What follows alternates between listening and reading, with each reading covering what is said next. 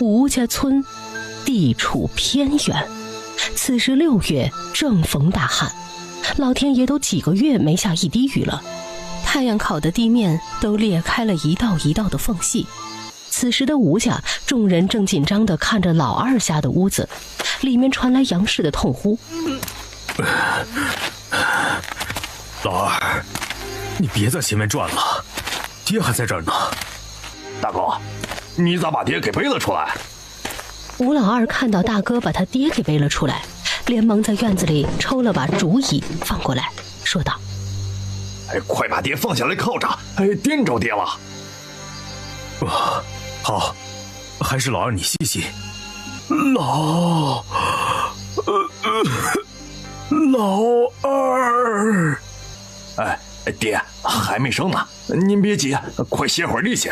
爷，朗儿。吴老爷子吃力地摸了摸大孙子的脸颊，本想慈爱地笑一下，可没成想屋里传来一声啼哭声，是个小孙女儿。于是手脚麻利地剪断了脐带，让大媳妇照顾好老二家的，自己想先抱小孙女儿给老头子看。这怎么不会哭啊？于是轻轻地拍打了一下。谁在打他？吴秀感觉到身体不可描述的地方被打了，又羞又臊地哭叫起来。乖乖不哭啊，不哭啊，来给你擦擦身子啊。随着慈爱的声音响起，对方好像用什么布把他给围了起来。本来他是想抗议的，再迟钝他也发现自己变成了婴儿，于是只好任由摆布。老二家的，快些喂下你这小闺女，怕是饿了。瞧这伶俐的样儿哦，哟，可稀罕了。老王是把襁褓递给杨氏，自己检查了门窗，关得严严实实的，就怕漏风。吴秀是窘迫得很呐，可是决定还是解决温饱问题要紧。乌黑的眼睛盯着眼前的妇人看，这就是他娘了吧？看起来秀气得很，虽然穿的是洗得发白的衣裳，但是让人瞧着舒服得很。娘。吴老二不好意思地站起来，见媳妇儿没啥问题，脸色也红润，便想着去山上寻寻运气。去吧。吴老爷子回到炕上，是止不住的大笑啊，满面红光的样子让吴老大的心里头直打鼓。他爹这是回光返照啊，不行啊，他得去找大夫给爹瞧一下呀。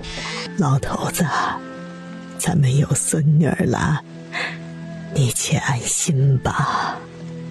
娘，我去找大夫给爹看看。老二家的，快些喂下你这小闺女，怕是饿了。瞧这伶俐的样儿哦，哟，可稀罕了。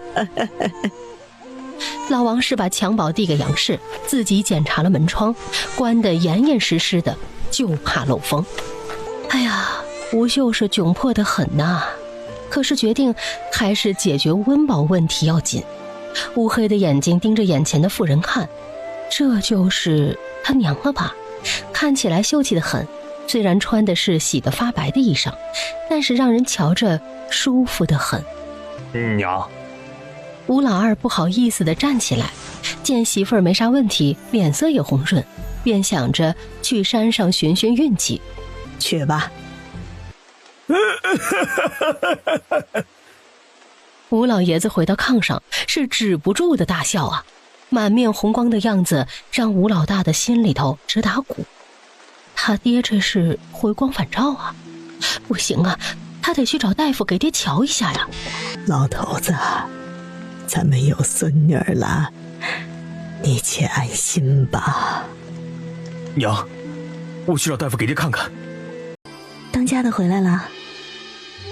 杨氏生得温婉，此时包着脑袋，露出水灵灵的大眼睛，见到自己丈夫回来了，心下的大石头落下了。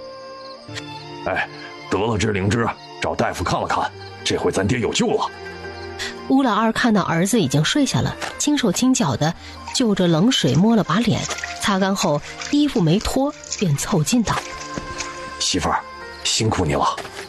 都是一家人，说啥呢？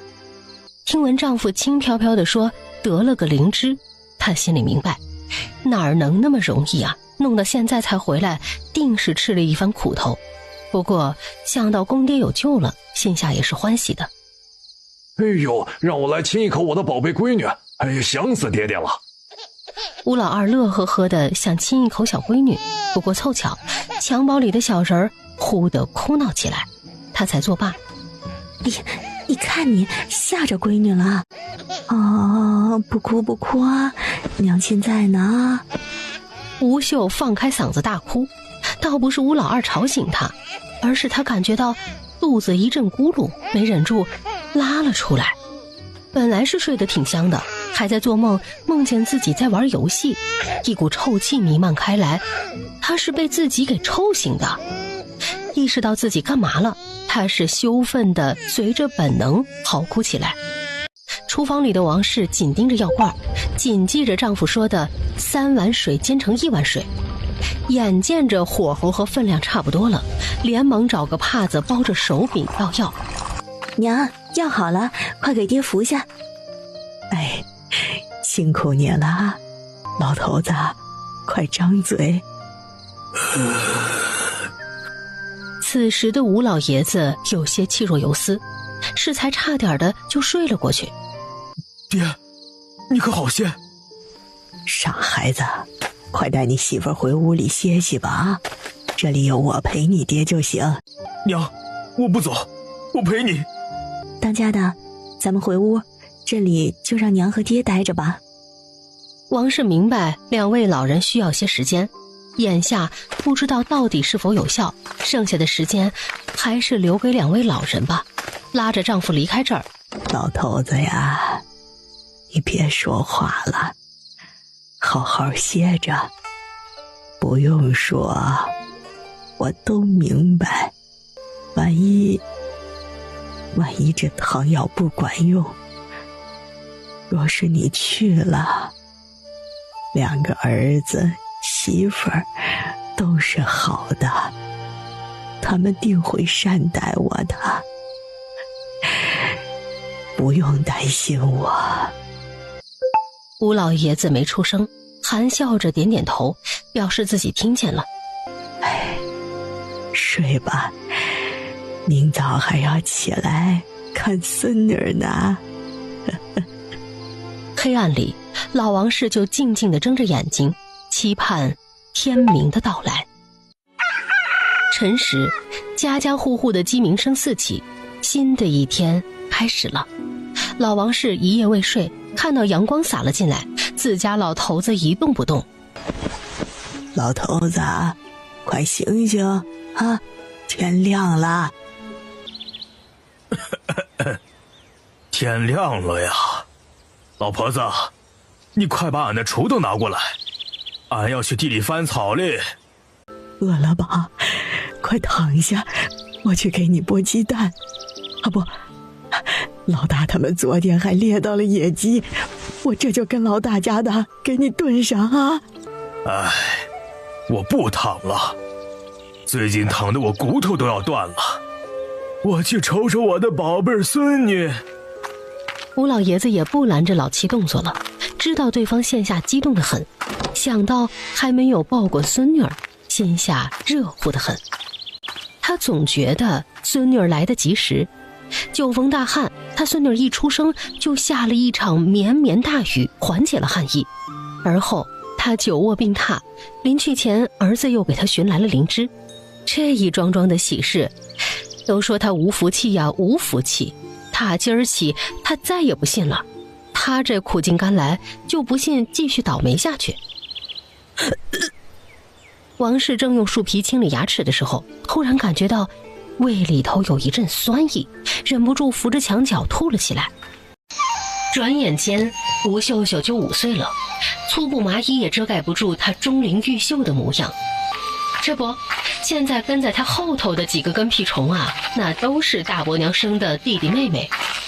秀秀姐，我们去哪里呀？4岁的吴俊生得虎头虎脑，长相遗传了大伯娘和大伯的优点。姐。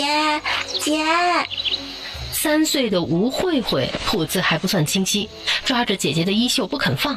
姐姐带你们去挖知了。吴秀秀拍了拍让他爹给编制的小竹篓。眼下正是夏季，知了繁多，无论是烤来吃还是炸来吃，那都是极好的。想到这儿，口水都要流下来了。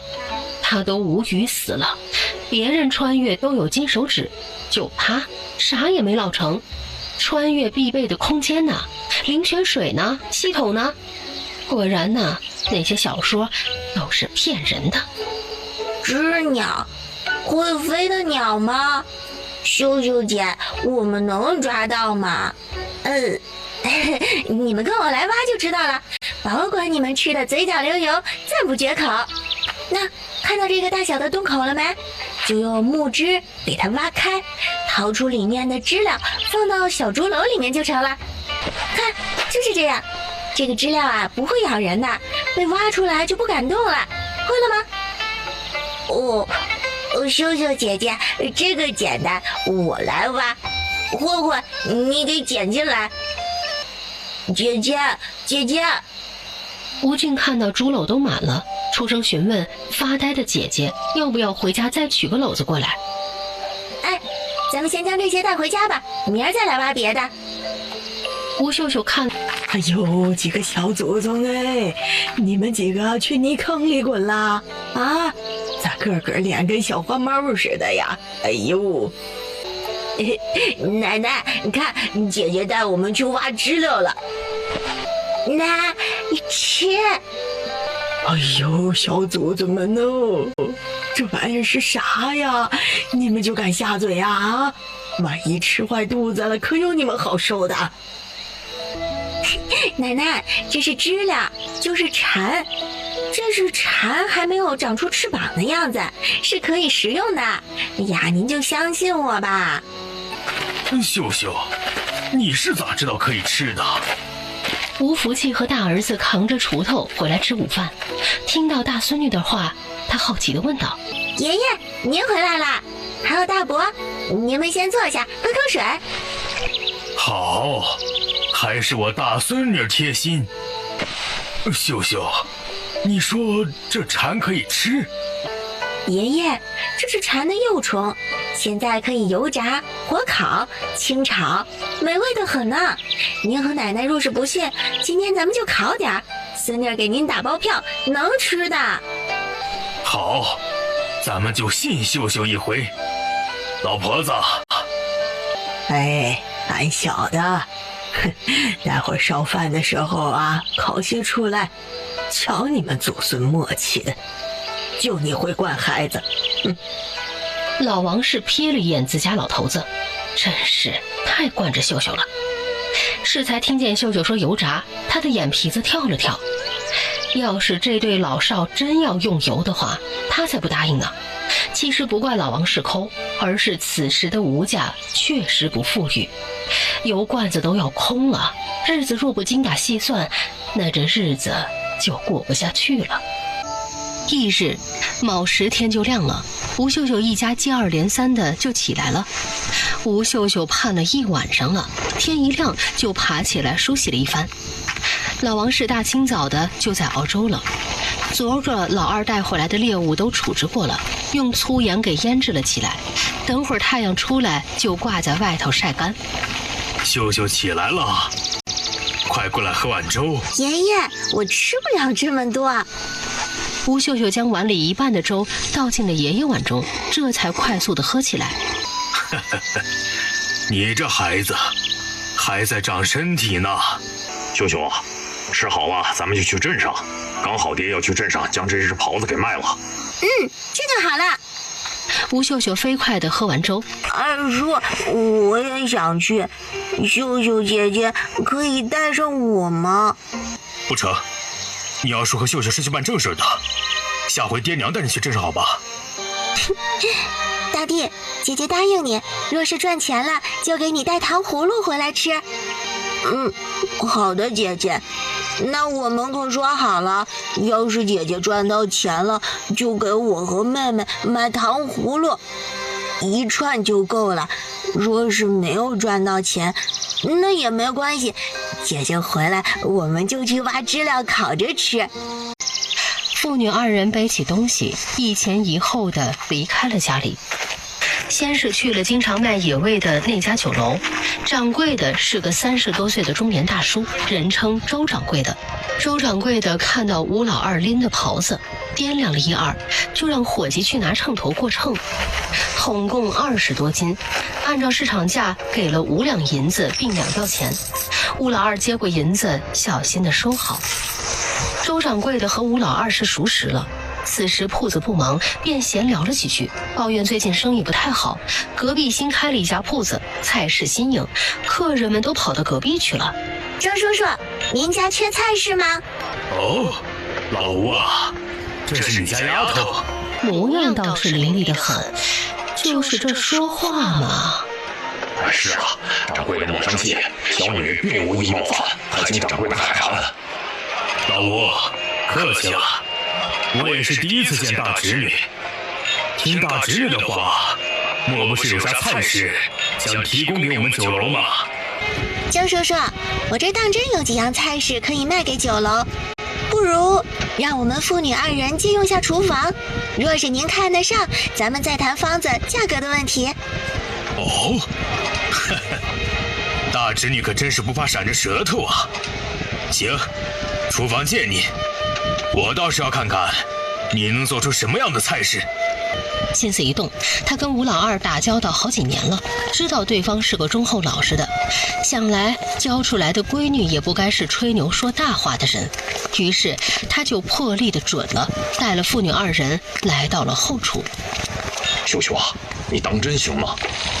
爹爹放心吧，女儿心里有数，定不会让周叔叔和爹爹失望的。掌柜的，你怎么带外人进来了？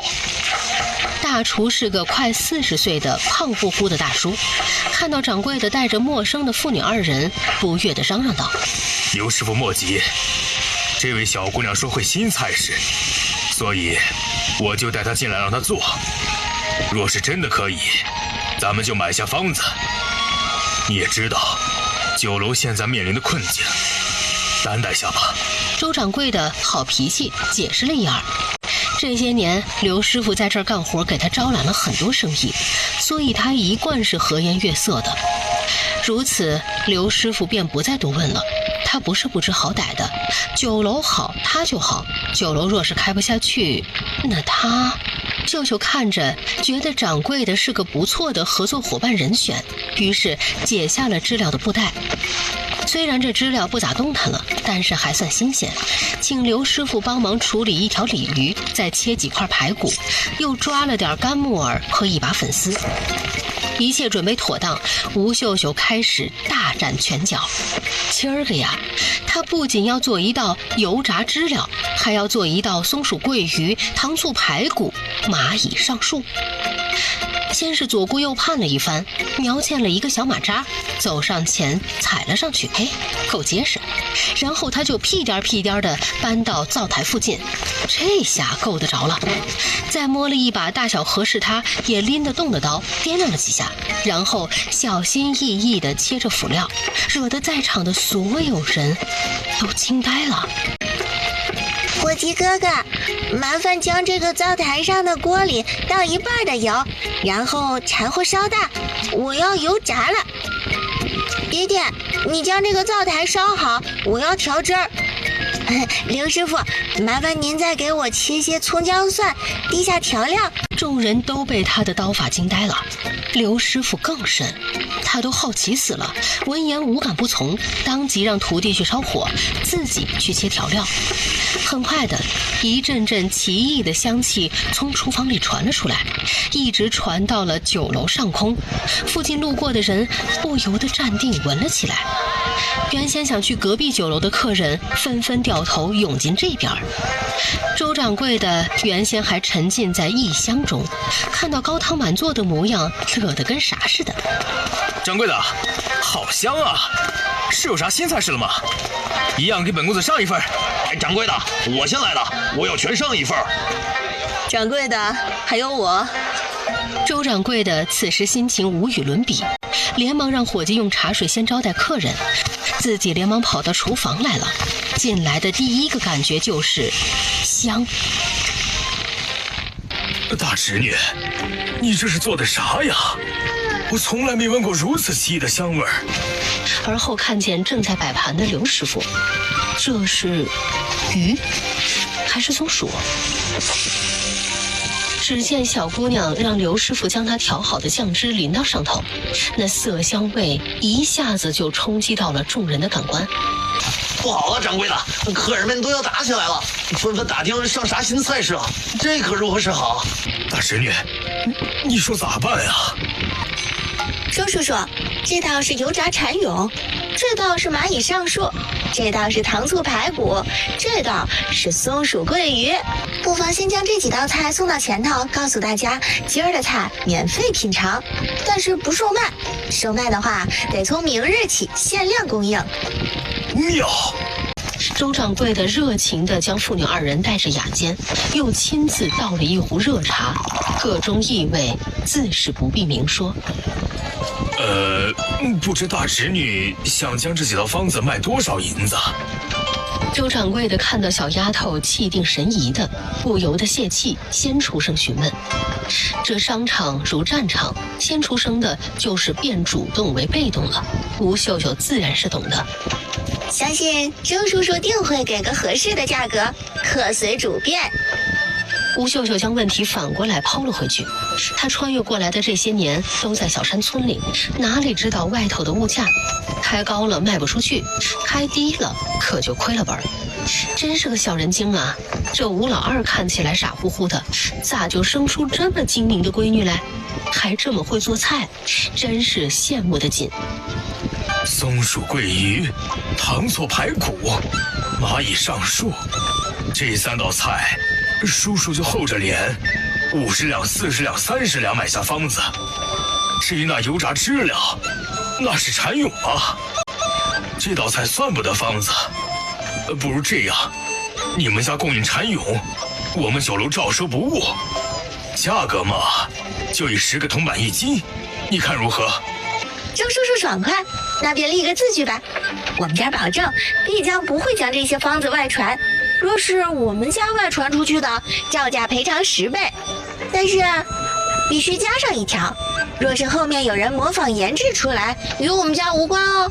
作为买方，周叔叔必须加一条保护卖方隐私一条。如此甚好。周掌柜的琢磨了一下，发现如此立字据，双方都是互相约束的，对他来说百利而无一害。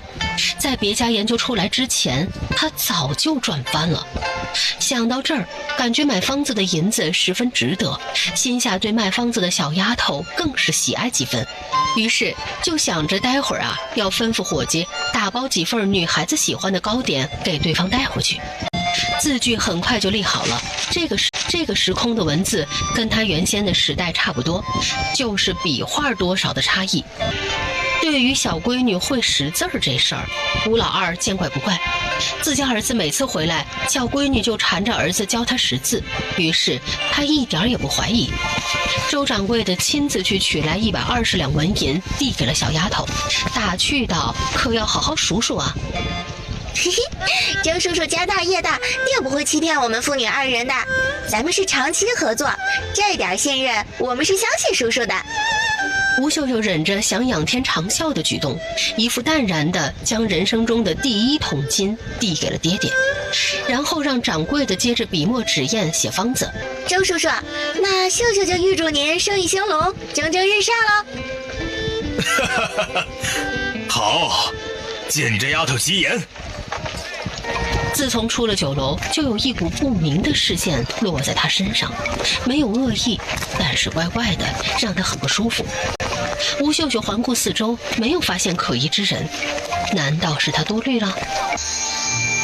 爹，你看这是什么？这是……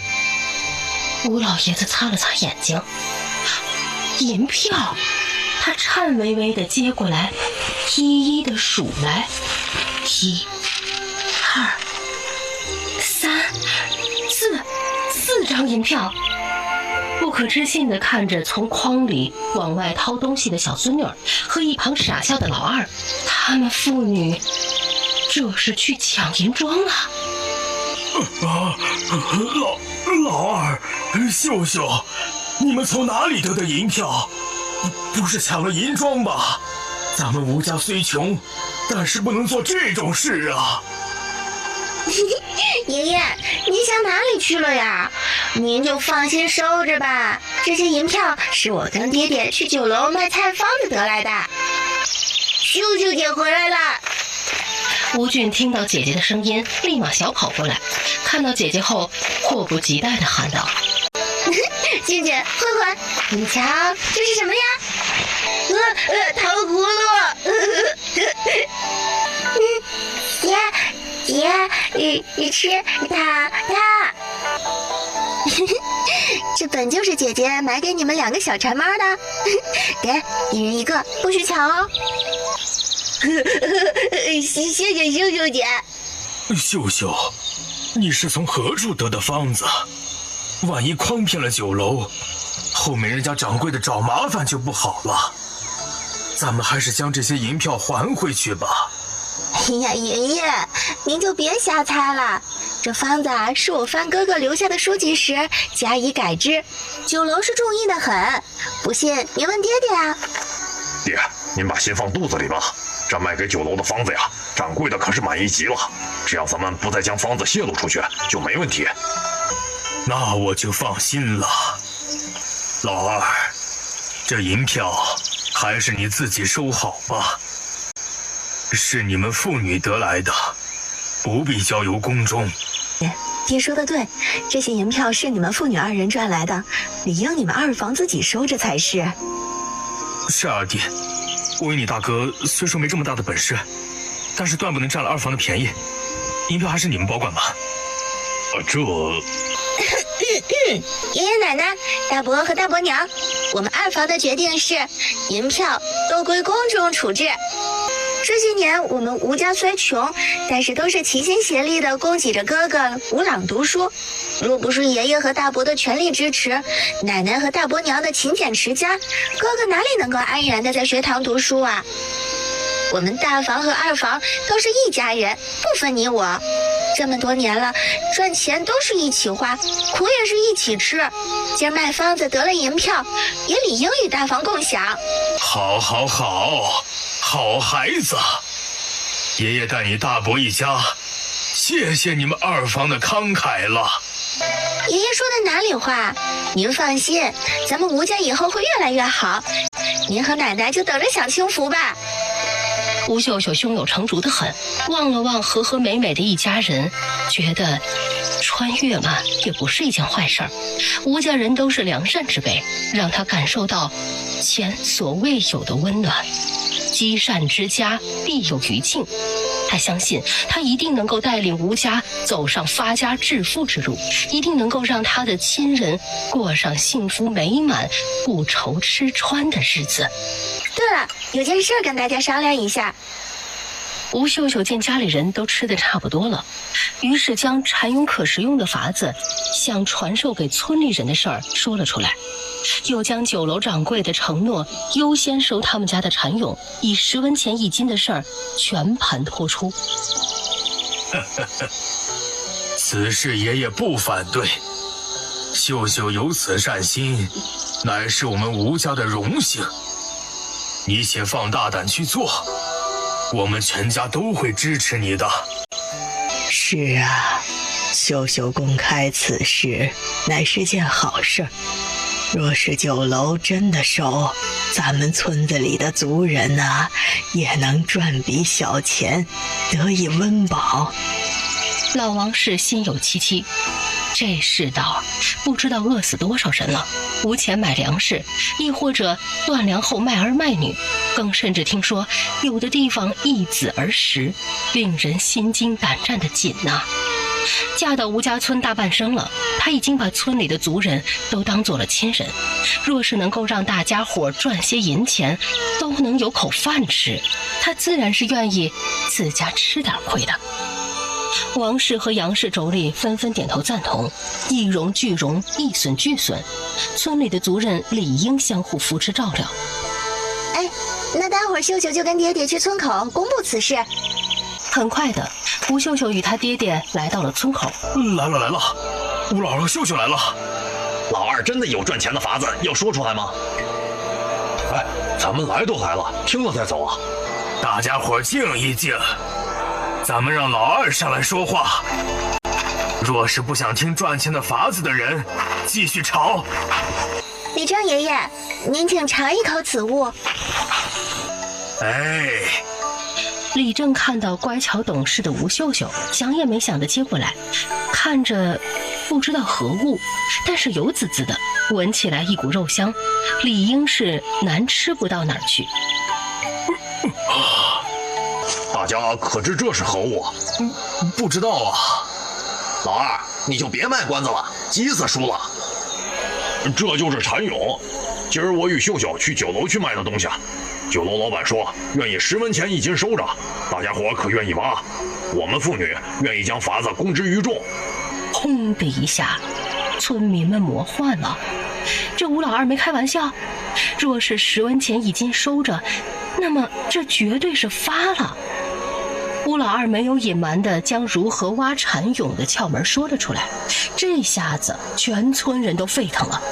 没想到往日里不起眼的洞口，竟然可以挖出味同肉糜的蚕蛹。没有人怀疑吴老二的话的真实性，都是一个村的，知根知底儿。吴老二老实，定不会蒙骗人的。一时间，脱贫致富挖蚕蛹，举村行动起来。翌日一早，吴秀秀起床，先是检查了蝉蜕的干燥程度。今天她打算去药铺碰碰运气，看看是否可以售卖出去。若是可以的话，那又是一笔进项。秀秀起来了，快过来洗漱，待会儿喝碗粥，吃个肉包子再赶路。娘亲，爷爷奶奶还有大伯娘他们呢。嗨，你爷爷奶奶还有大伯他们啊，连带着俊俊和慧慧都去树林里挖蚕蛹了。啊，这也太早了吧？他们都吃过了没？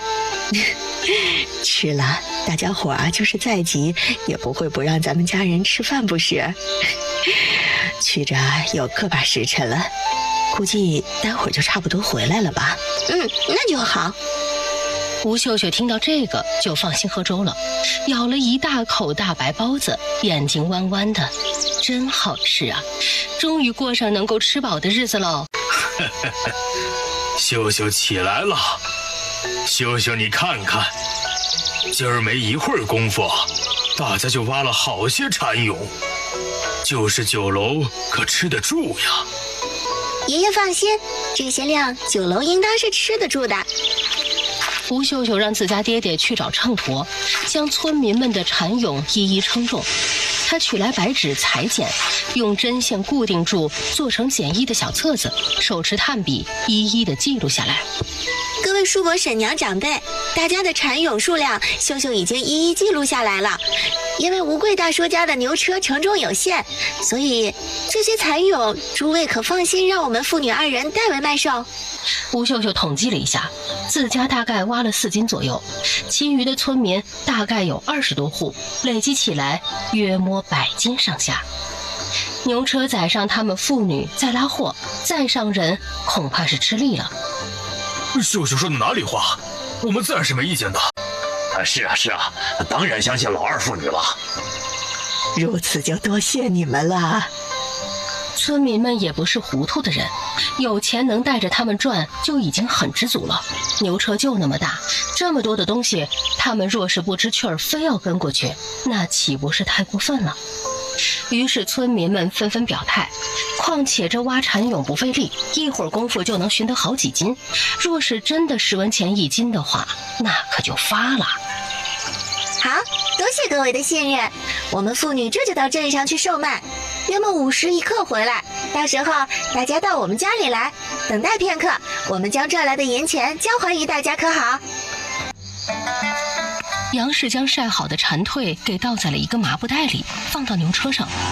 你们父女2人一路上注意安全，早些回家，知道吗？知道了，娘亲。这厢，吴秀秀父女因为牛车的速度比走路要快，比昨日倒是提前了些到镇上。客官，对不住啊，酒楼里已经没了位置了，得等上一桌客人吃好了才能上位。掌柜的陪笑道：“没想到生意好得一塌糊涂，今儿个来了好多慕名而来的客人，当真是让他喜出望外。”没事，我们等。客人们既然是慕名而来的，哪里会轻易离开？就是排队吗？排！掌柜的笑成了一朵菊花，脸都要僵了。秀秀姑娘，你们终于来了！掌柜的大喜啊！你2位可别客气了，快里面请。伙计，快将牛车拉到后头去看好。这么多蚕蛹，2位可是解了鄙人的燃眉之急呀！这车蚕蛹，掌柜的可都收下？那是自然。秀儿丫头呀，你可不知道，昨日那道油炸蚕蛹一出啊，我这店里的客人啊都抢起来了。掌柜的一边吩咐伙计去拿秤砣去称重，一边眉飞色舞地给父女2人讲述昨日的盛况。如此这般，那就恭喜掌柜，贺喜掌柜的生意兴隆啊！借你吉言啊！若不是今日太忙脱不开身，真想请你们父女2人好生吃顿便饭才是。东家，一共108斤多，您请过目。好，去账房那结账，10文钱1斤，快去！掌柜叔叔，这蚕蛹除了油炸，也能做菜哦。哦，秀儿丫头可是想卖其他方子与我？掌柜说的哪里话？秀秀在您心中就是如此贪财吗？是我说错话了。秀儿丫头，你且说说看。这做蚕蛹的方子呢，秀秀可以不求回报，全当合作愉快赠送于您。不过，我们吴家村穷苦如斯，还希望掌柜的可以保证，这近2年来只收我们吴家村的蚕蛹。当然，若是后期价格跌了，我们再协商定价，您看如何？说的，我便应了。若是后期价格跌了，可不能10文收了哦。明白，周叔叔您放心，这个自然。吴老爷子干完地里的活就回家了，此时正在院子里用丝瓜瓤刮洗锄头上的泥土，晾晒在院子一角。吴俊在篱笆那儿望了许久，今天秀秀姐又去镇上了，不知道会带啥好吃的给他们吃呢。二叔，秀秀姐，吃。吴老二将牛车停在自家门口。秀秀啊，你把这些钱交给你爷爷，爹爹先将牛车还给李正家哈。爹爹，你早去早回。吴秀秀将铜钱拎好，蛮沉的呢。等会儿吃完饭就去喊族人们来分钱。秀秀回来了，累着了吧？快进来喝口水。爷爷、大伯，今儿我跟爹爹去镇上，你们是没看见，今儿酒楼生意好得不得了，都是来吃饭的人。周掌柜的看到是我们妇女，啥话也没说，就带我们去了后厨。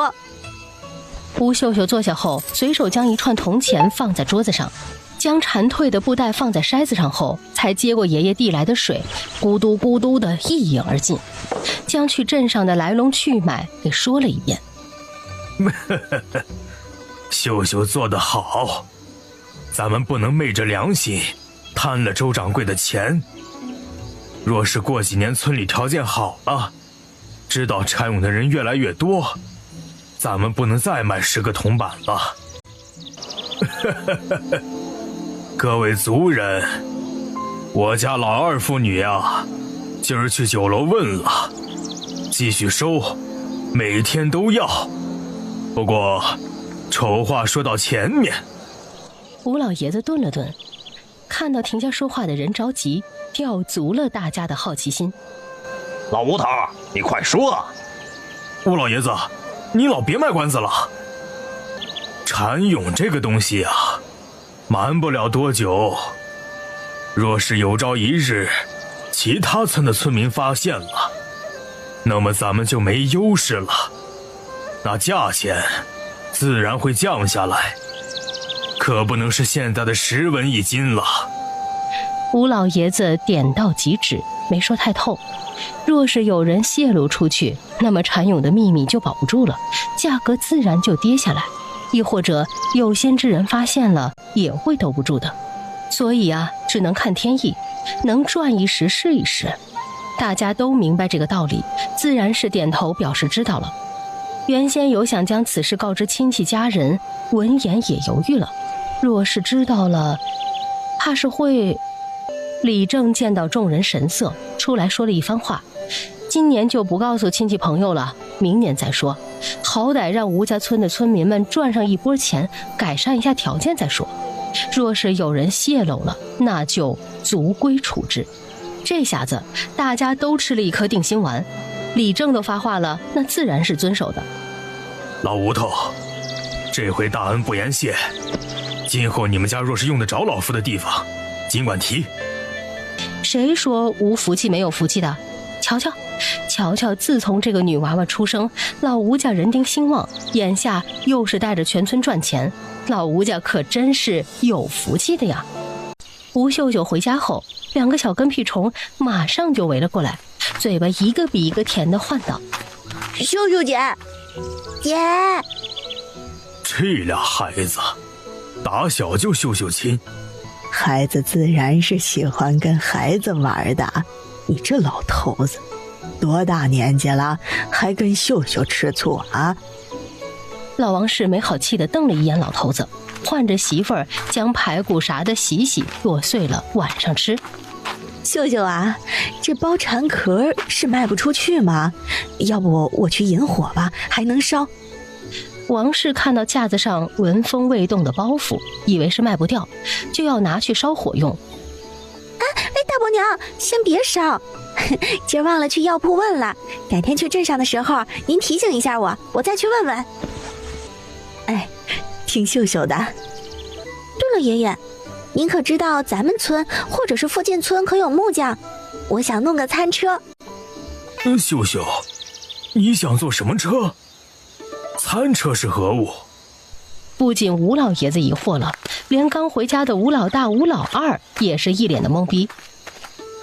爷爷，餐车就是这样，这样。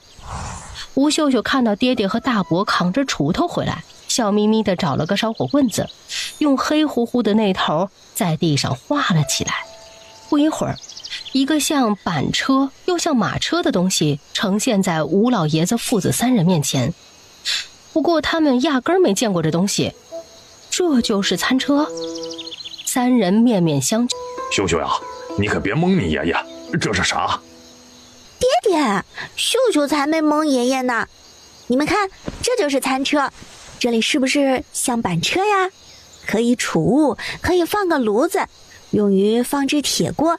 还有这里，咱们布置菜，让客人选择。然后呀，这里是放点菜的牌子，上面到时候等哥哥回来写上价钱。还有这里是车棚，咱们去买张油布，这样不管刮风下雨还是烈日炎炎，咱们餐车都无虞。妙呀！那爷爷可以帮秀秀去找木匠了吗？喊啥木匠？你爷爷我就是个木匠，只是多年没人找了。大家伙日子都这么穷，哪里会舍得找木匠打东西？所以手艺都搁置下来喽。爹，你老都多少年没做东西了，还能成吗？吴老大也是兴趣盎然道，他是家中长子，自然是学了这木匠的手艺，不过也是生活所迫，就没有再做了。但是这基础的手工活还是记得的。臭小子，还敢怀疑你爹？闲得没事干是吧？待会儿去后山砍几根木头回来，今儿老子就把话撂这儿了。这餐车，老子一定给秀秀做出来。好，爹你默契。孩儿呀，喝口水就去后山砍树。老大，别信你爹，你爹跟你开玩笑呢。还不快去！等餐车做好了，咱们就不用去挖蚕蛹了，不用跟族人抢这门生意。咱们先去镇上卖雪糕，卖冰棒。等夏天过了，咱们就卖麻辣烫、小火锅。雪糕为何物？冰棒是冰吗？这个季节哪里来的冰？吴老爷子不耻下问，他觉得孙女儿是个靠谱的孩子，定不会随意地说出一些胡话。但是对于这些东西，确实没有听说过。哎，爷爷，这雪糕不是雪，是呀，吴秀秀忘了，她作为现代人是知道这些常见的东西的，但是这个时代的人不知道啊。她纠结了半天，看日头仍然毒辣，决定还是做个样品给家里人尝尝吧。学好数理化，走遍天下都不怕。一时半会儿也买不到硝石，吴秀秀决定就地取材，自己制硝。望了望家里的一切，看到老墙，有了。吴秀秀找了个缺口的碗，又将菜刀从她娘亲手里接过来，蹲在墙角刮那片金白的东西。收集后，在院子里的水缸用葫芦瓢舀了点水进去，加水溶解，再去除泥沙，然后再放到灶台上加热蒸发浓缩，这样冷却析出，得到了硝酸钾晶体，这就是硝。趁着蒸馏的功夫，他又扒拉了一大盆草木灰。物理课堂上学了，这草木灰中含有碳酸钾，加水搅拌，加热让碳酸钾充分溶于水中，趁热过滤，蒸干水分就行。老王氏看着大孙女儿来来回回的在倒腾，有些不明所以。岂止是他，其他人也是一头雾水。不过本着相信秀秀不是个胡来的孩子，因此都未阻止，反而是询问了一二就过来帮忙了。终于在大家的齐心努力之下，草木灰中也提取了大量的白色晶体。大家看，此物就是硝石，遇水可结冰。吴秀秀从厨房搬出来2个罐子，大罐子中放入小罐子，将晶体倒在2个罐子的空隙中，然后从院子里的水缸中舀了一瓢水倒入了小罐子中，再扣上大罐子的瓦罐盖。接下来就是等待的时间了。他估计这些分量，估摸1个时辰后再看，应当差不多了。硝石制冰，如果直接倒入水中，后期还要重新提炼，而隔着罐子干净卫生，可以重复使用多次。当然，如果未结冰的话，他就打算逐步增加些量，摸索几次便好。这就成了。爷爷，还早呢，1个时辰后呀，咱们再来看。趁着还没结冰，咱们再做些冰棒的其他材料。吴秀秀笑了笑，想到甜甜的冰淇淋和冰棒，怀念的咽了咽口水。哎呀，只是眼下呀，牛奶难得，不得不暂时放弃冰淇淋，先做冰棒吧。那秀秀，你说需要啥？老王氏瞥了一眼老头子，嘿，抢他话，哼！奶奶，昨儿买的白糖您放哪儿了？爷爷，咱们家的绿豆您帮着煮熟些可好？吴秀秀看到长辈之间的互动，心里有些好笑，知道老人就爱找存在感，于是故意将老人都提及了。哎，白糖我放屋里橱柜搁着了，这就给秀秀拿。哎，绿豆呀，我这就去煮，1把够吗？够了，奶奶，在爷爷煮绿豆的时候多舀几勺糖进去。秀秀啊，你要这么金贵的物件做甚？可别糟蹋了。娘，您放心吧，保管不糟蹋，晚些您就知道了。吴秀秀脑袋划过黑线，咋的呀？他娘就这么不放心呢？得了，等会儿啊，他一定做好绿豆冰棒，给他娘亲吃吃看看，看他还会不会这么想了。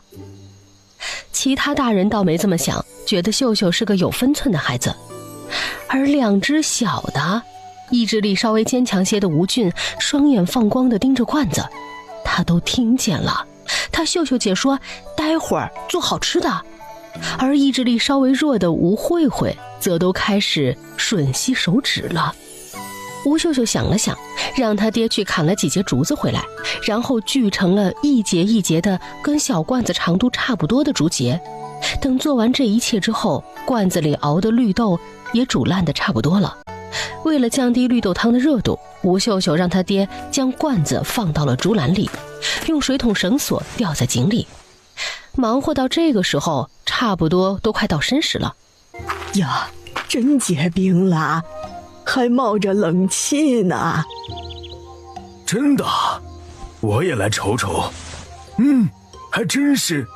哎呀，这大孙女不得了了。原本呢，他们没抱多大希望，在熬绿豆汤的时候还想着如何安慰孙女儿，可没想到这冰都能出来了，神了！爷爷奶奶，这就是书上说的消食治冰，总之很简单啦。哎，真是神奇。那秀秀啊，这冰棒什么时候可以食用啊？估摸着隔把时辰吧，毕竟是隔着罐子，咱们就先用晚饭，然后差不多就可以食用了。好呀，有好吃的喽！吴俊一直守在这儿，看着姐姐怎么弄好吃的。虽然他知道冰没有味道，也不好吃，但是莫名的对姐姐信任。姐姐说好吃，就一定是好吃的。好了，放好便行了。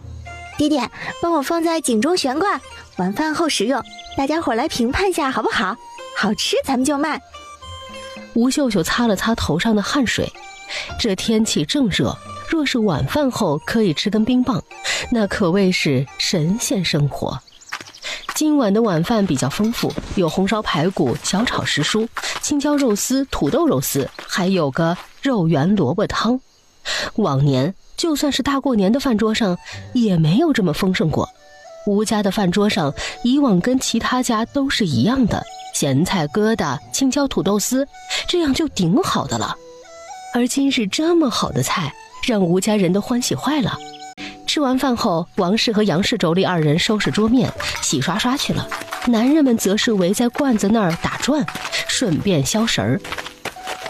好啦，既然大家伙都想看看成品，咱们就掀开盖子吧。哎，那咱就揭开了。吴老爷子闻言，笑眯眯地掀开罐子上的盖子，扑面而来的白气让他感觉凉爽极了。呀，还真结冰了呢！乖乖，这消食可真神奇，竟然可以治冰啊！吴老大、吴老二2兄弟在旁边看着直咂嘴，像是小孩子般捡着稀罕玩具瞧个不停，时不时的交头接耳。绿豆冰棒做好了，咱们1人1个尝尝看。吴秀秀挤进来，拿起2根竹节，轻轻一转，那冰棍就出来了，递了1根给爷爷，又递了1根给奶奶。吴老爷子他们活了半辈子了，都不知道煮熟的绿豆和白糖可以做出绿豆冰棒来。当然，最主要的是原材料是那见所未见、闻所未闻的消食。姐姐，我还要吃。吃。同样吃完的慧慧也是眨巴着大眼睛，眼里的渴望明晃晃的。俊俊、慧慧，你们还小，不能再吃了，再吃啊就闹肚子了。姐姐会的可多了，明儿改做别的给你们吃，好不好？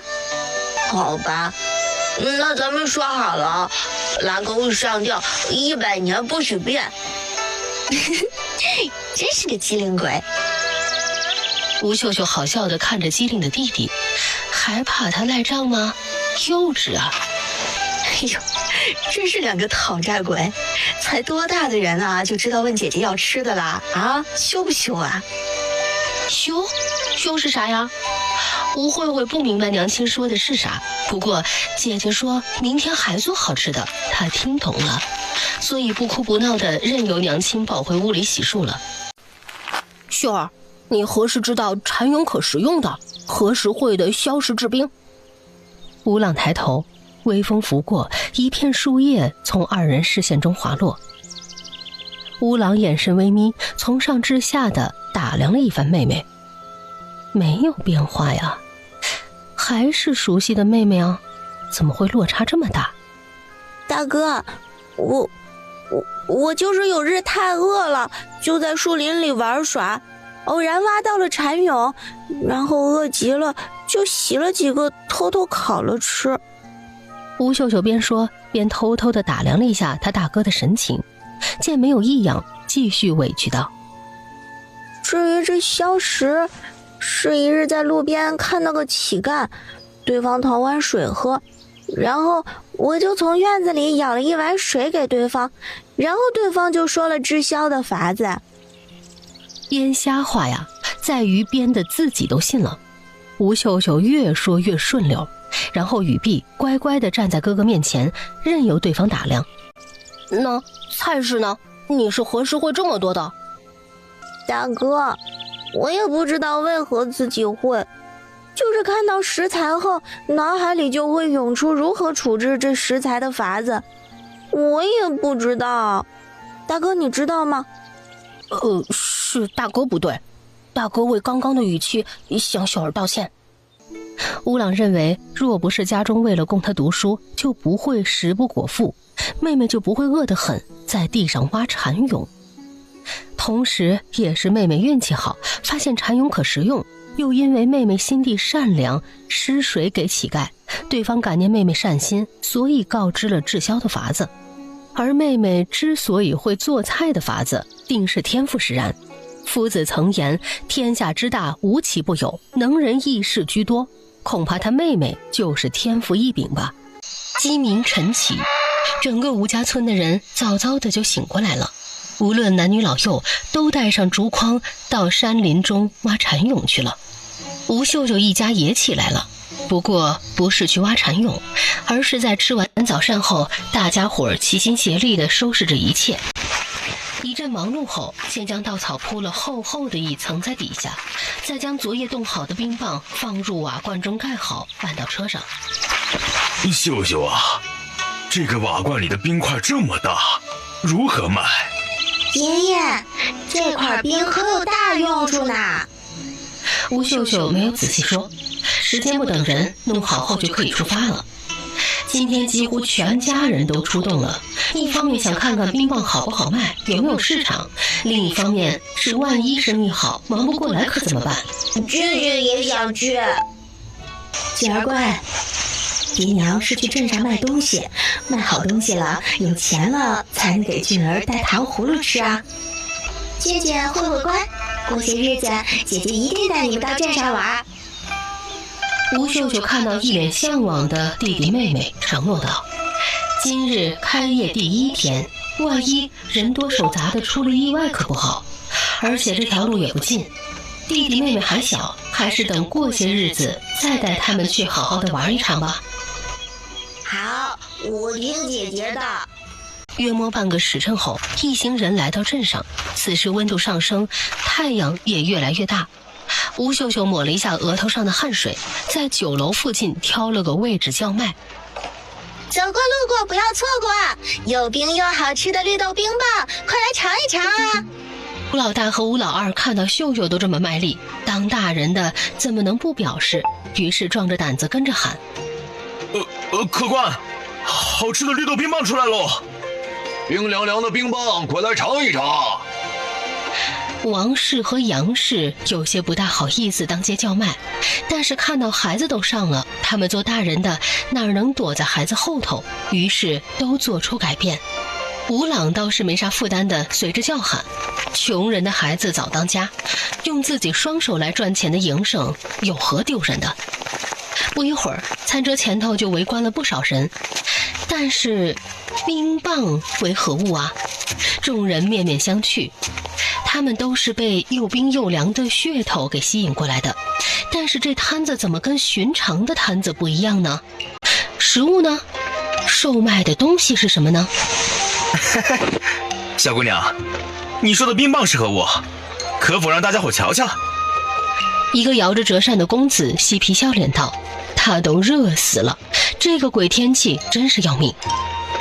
哎呀，就是，看你这摊子上也没啥东西，何来的又冰又凉啊？小姑娘，这些是你家人吧？就任由你这么胡闹吗？各位客官稍安勿躁，大家请看，摊位上有冰棒的价位，若是想吃，可以根据牌子上的品类来点单。不过借时间匆忙，只做了些绿豆冰棒和水果沙冰。若是有人想吃，可以点单付款后再供货。毕竟这是冰嘛，可是金贵的物件，这么大的日头，我们可不敢随意就取了出来。点单付款，就是先付钱，哪有这么做生意的？真的有冰吗？来，给本公子来一根，不过10文钱，这点钱本公子还是吃得起的。好嘞，这位客官，不过小店刚刚开张，还未曾准备散银，请先吃根冰棒，待会儿给您找现。这位公子原本抱着怀疑的心态，大夏天的哪儿来的冰啊？接过后却仔细地打量了一下，这绿滋滋的透明的模样，棍身有些绿豆在上头。原来起名绿豆冰棒是这么回事啊！热死他了，管他呢！他迫不及待地放入口中。呀，怎么样，好吃吗？真的是冰！哎，还在冒着凉气，这是怎么做到的？笑话！人家做买卖的方子怎么会同你说？10文钱吧，给我来一根。10文钱吧，给我来一根。我也要。没有人问那位公子好不好吃，没看见人家都顾不得同他们说话了吗？秀秀，冰棒没有了，这沙冰如何处置啊？爹，您用这把菜刀像切菜一样剥些冰碎出来。娘，您将这个西瓜切成小块。沙冰很简单，只要有碎冰块和水果，再撒些冰糖即可。略微一说，吴老二夫妇就知道如何做了，各自忙活开了。小姑娘，本公子那碎银不用找了，如果你能答应，往后出的冰沙也好，其他品类的冰棒，可以优先通知本公子品尝吗？好呀，那多谢公子了，以后我们家就在这儿摆摊，若是公子前来，我们家优先供应公子的要求。不过公子，此物虽好吃，但是毕竟是生冷之物，一日吃2回就成，吃多了对肠胃不好。多谢小姑娘提醒，姑娘还懂要理。这位公子闻言倒是高看了一眼对方，行的人做生意啊，是巴不得客人多买，这下倒是稀奇的紧。不仅大人们隐隐以这个小姑娘为主心骨，而且对于小姑娘的话也不曾反驳。公子说笑了，小女不会医，只是家里长辈教育的好。抢方子吗？似是看出来小姑娘的防备，看来对方是误会她想抢方子了，于是急急忙忙地解释道：秀秀，不得无礼，知县大人是个好官儿，相信周公子不会为难我们。哦，抱歉，是秀秀多虑了。无县衙处，少爷，您这是？王大哥，这是贵客，父亲可在书房？啊，在的，大人此时在书房。王大是县衙的捕快之首，生得孔武有力，心想着小少爷平时也不是不靠谱的，怎么今日带着几个村民说是贵客？那就好，还请老爷您让家里人将餐车停在衙门口即可。周某带诸位贵客去县家赴。周少爷客气了。好。都说衙门是个是非之地，吴老爷子一辈子也没有进来过，可没想到今日却是被奉为上宾迎进来的，真是造化弄人。父亲，孩儿有事禀告。周胜示意吴家人稍等片刻，他先进去同他父亲交涉一二，防止待会儿场面像训话似的。他父亲那个气场啊，那可不是谁都能顶得住的。乖乖，这知县大人的县衙可真好看。那可不，人家可是青天大老爷，哪里会跟咱们这些村民一般？吴朗看到庄严的县衙，心里的梦想越发加深。他要考上举人，这样就有做官的资格，不求步步高升，只求保一方百姓，保护自己的家人。各位久等了，请进，家父在里头。见过知县大人。见过知县大人。快快免礼，犬子鲁莽，怠慢乡亲了，快请坐。周知县是一个国字脸的中年男子，浑身给人的感觉是浩然正气，瞧着面相倒是个不错的。吴秀秀小心翼翼地打量了一二，得出结论。听犬子说，相信您老懂治兵之法。若是这户人家真的会，那天下的百姓可就有救了。回禀知县老爷，小老儿子是不会的。此法是我家孙女偶然看到一本书籍上有。吴老爷子将前因后果说了出来。这周知县在临安县已经上任了7、8年了，在职期间做了不少利国利民的好事儿，因此他是信得过的。消食，此物如何获得？难吗？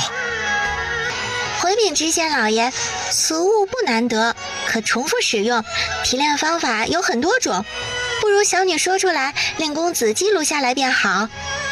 穷苦人家的日子他也过了5年左右了，深有体会。既然这位知县老爷是好人，那他就大公无私一回吧，左右也不损失什么，少一笔银钱，但是能让更多的人家免受赋税，那也是功德一件。本官代临安县的村民与天下受苦受难的民众，多谢吴家高义。他心里盘算着，若是呈上此法，朝廷若有赏赐，定会悉数交由吴家人处置。周大人客气了，都是草民一家应该做的。消食还可以。吴秀秀在案底边踮着脚尖说了几个他知道的治消的法子。粉末就是消，遇水可结冰，神奇啊！周胜兴奋地吹了吹纸张，上头笔墨烧干，连忙递给父亲。小姑娘，此物可能批量制作。回禀知县老爷，此物这几样方子都易得，批量制造倒也容易，相信工部应当可以解决原材料，就是土壤的问题。好，若此事行得通，节约国本，本官必定奏请圣上，给予吴家表彰。周知县看到面对他的问话而不退却的小姑娘，心里赞赏得紧。可惜啊，是个女儿身，若是男儿身，假以时日，对方必定会飞黄腾达。多谢知县老爷。哈哈哈，小姑娘放心，本官定竭力而为。知县收好方子，打算待会儿就让师爷带人试制一番，若是可行，明日他就上奏朝廷，这样天下的百姓就不必被征税了。如此，草民一家就不叨扰知县老爷了。时辰也不早了，草民一家先行告退。招待不周，来日本官再好生宴请各位。生儿，送客。周知县心里装着事儿，见状也不多做挽留，吩咐自家臭小子送吴家众人出县衙。周胜知道父亲的心思，当即带着吴家众人出了县衙，边走边感谢着。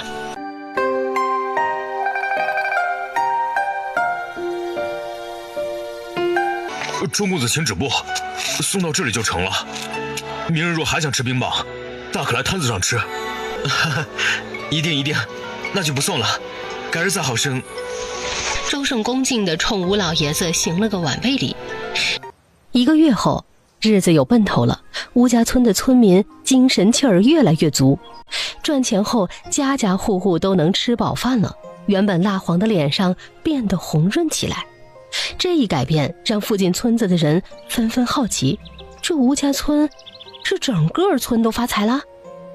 面对旁的村里的人如何旁敲侧击，吴家村的人都闭口不谈，说他们自私也好，目前的光景世道难，赚钱不容易，再等等，等他们攒笔钱后，就将此物告诉其他村的亲戚朋友。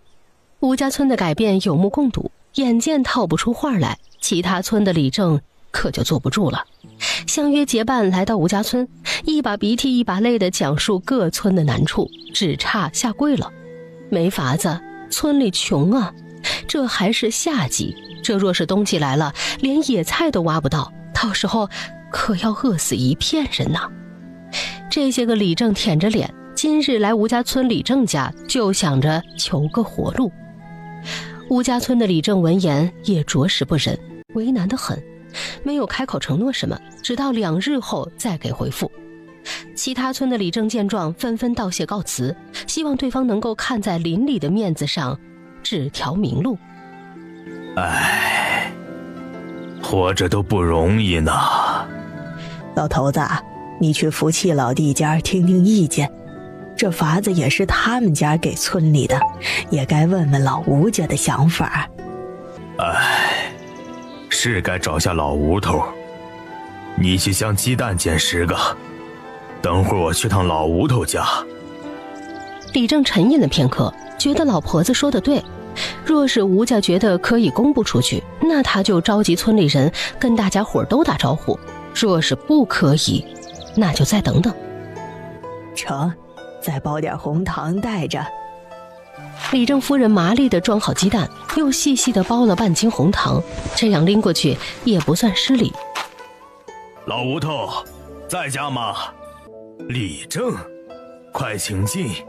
哎，老吴头，别客气了，坐，我来是有事跟你商量。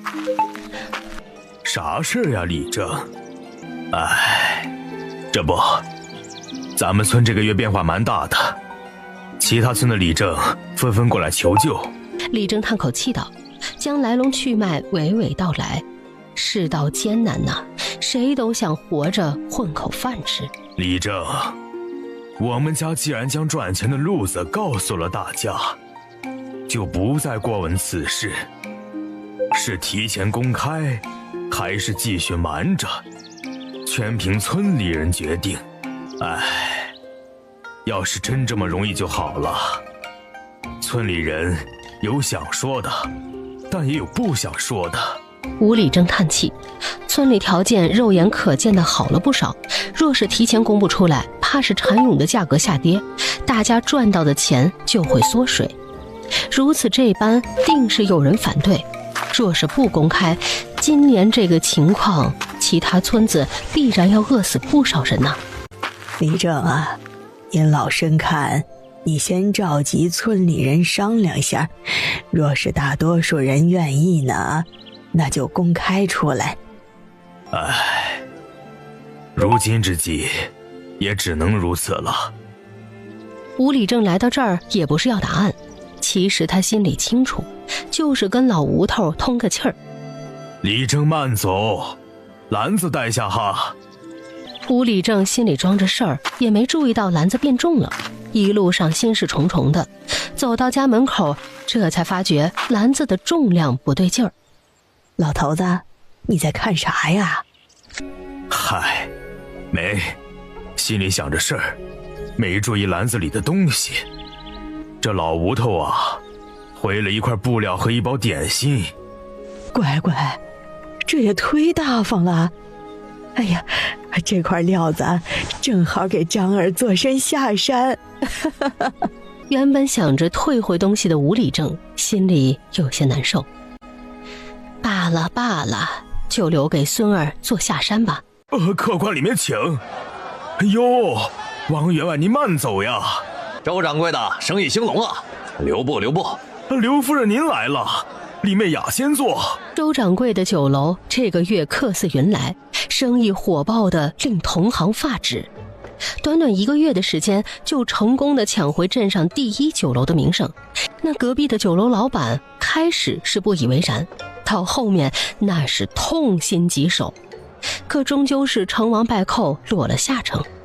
眼看生意越发难熬，隔壁酒楼的老板徐掌柜的终于坐不住了，问周掌柜的：“同商业对手摇尾乞怜？”当然不是。他观察了许久，发现前面的冰棒摊子人家与周掌柜的来往密切，难不成这家人就是周掌柜幕后的推手？无奸不商，无商不奸。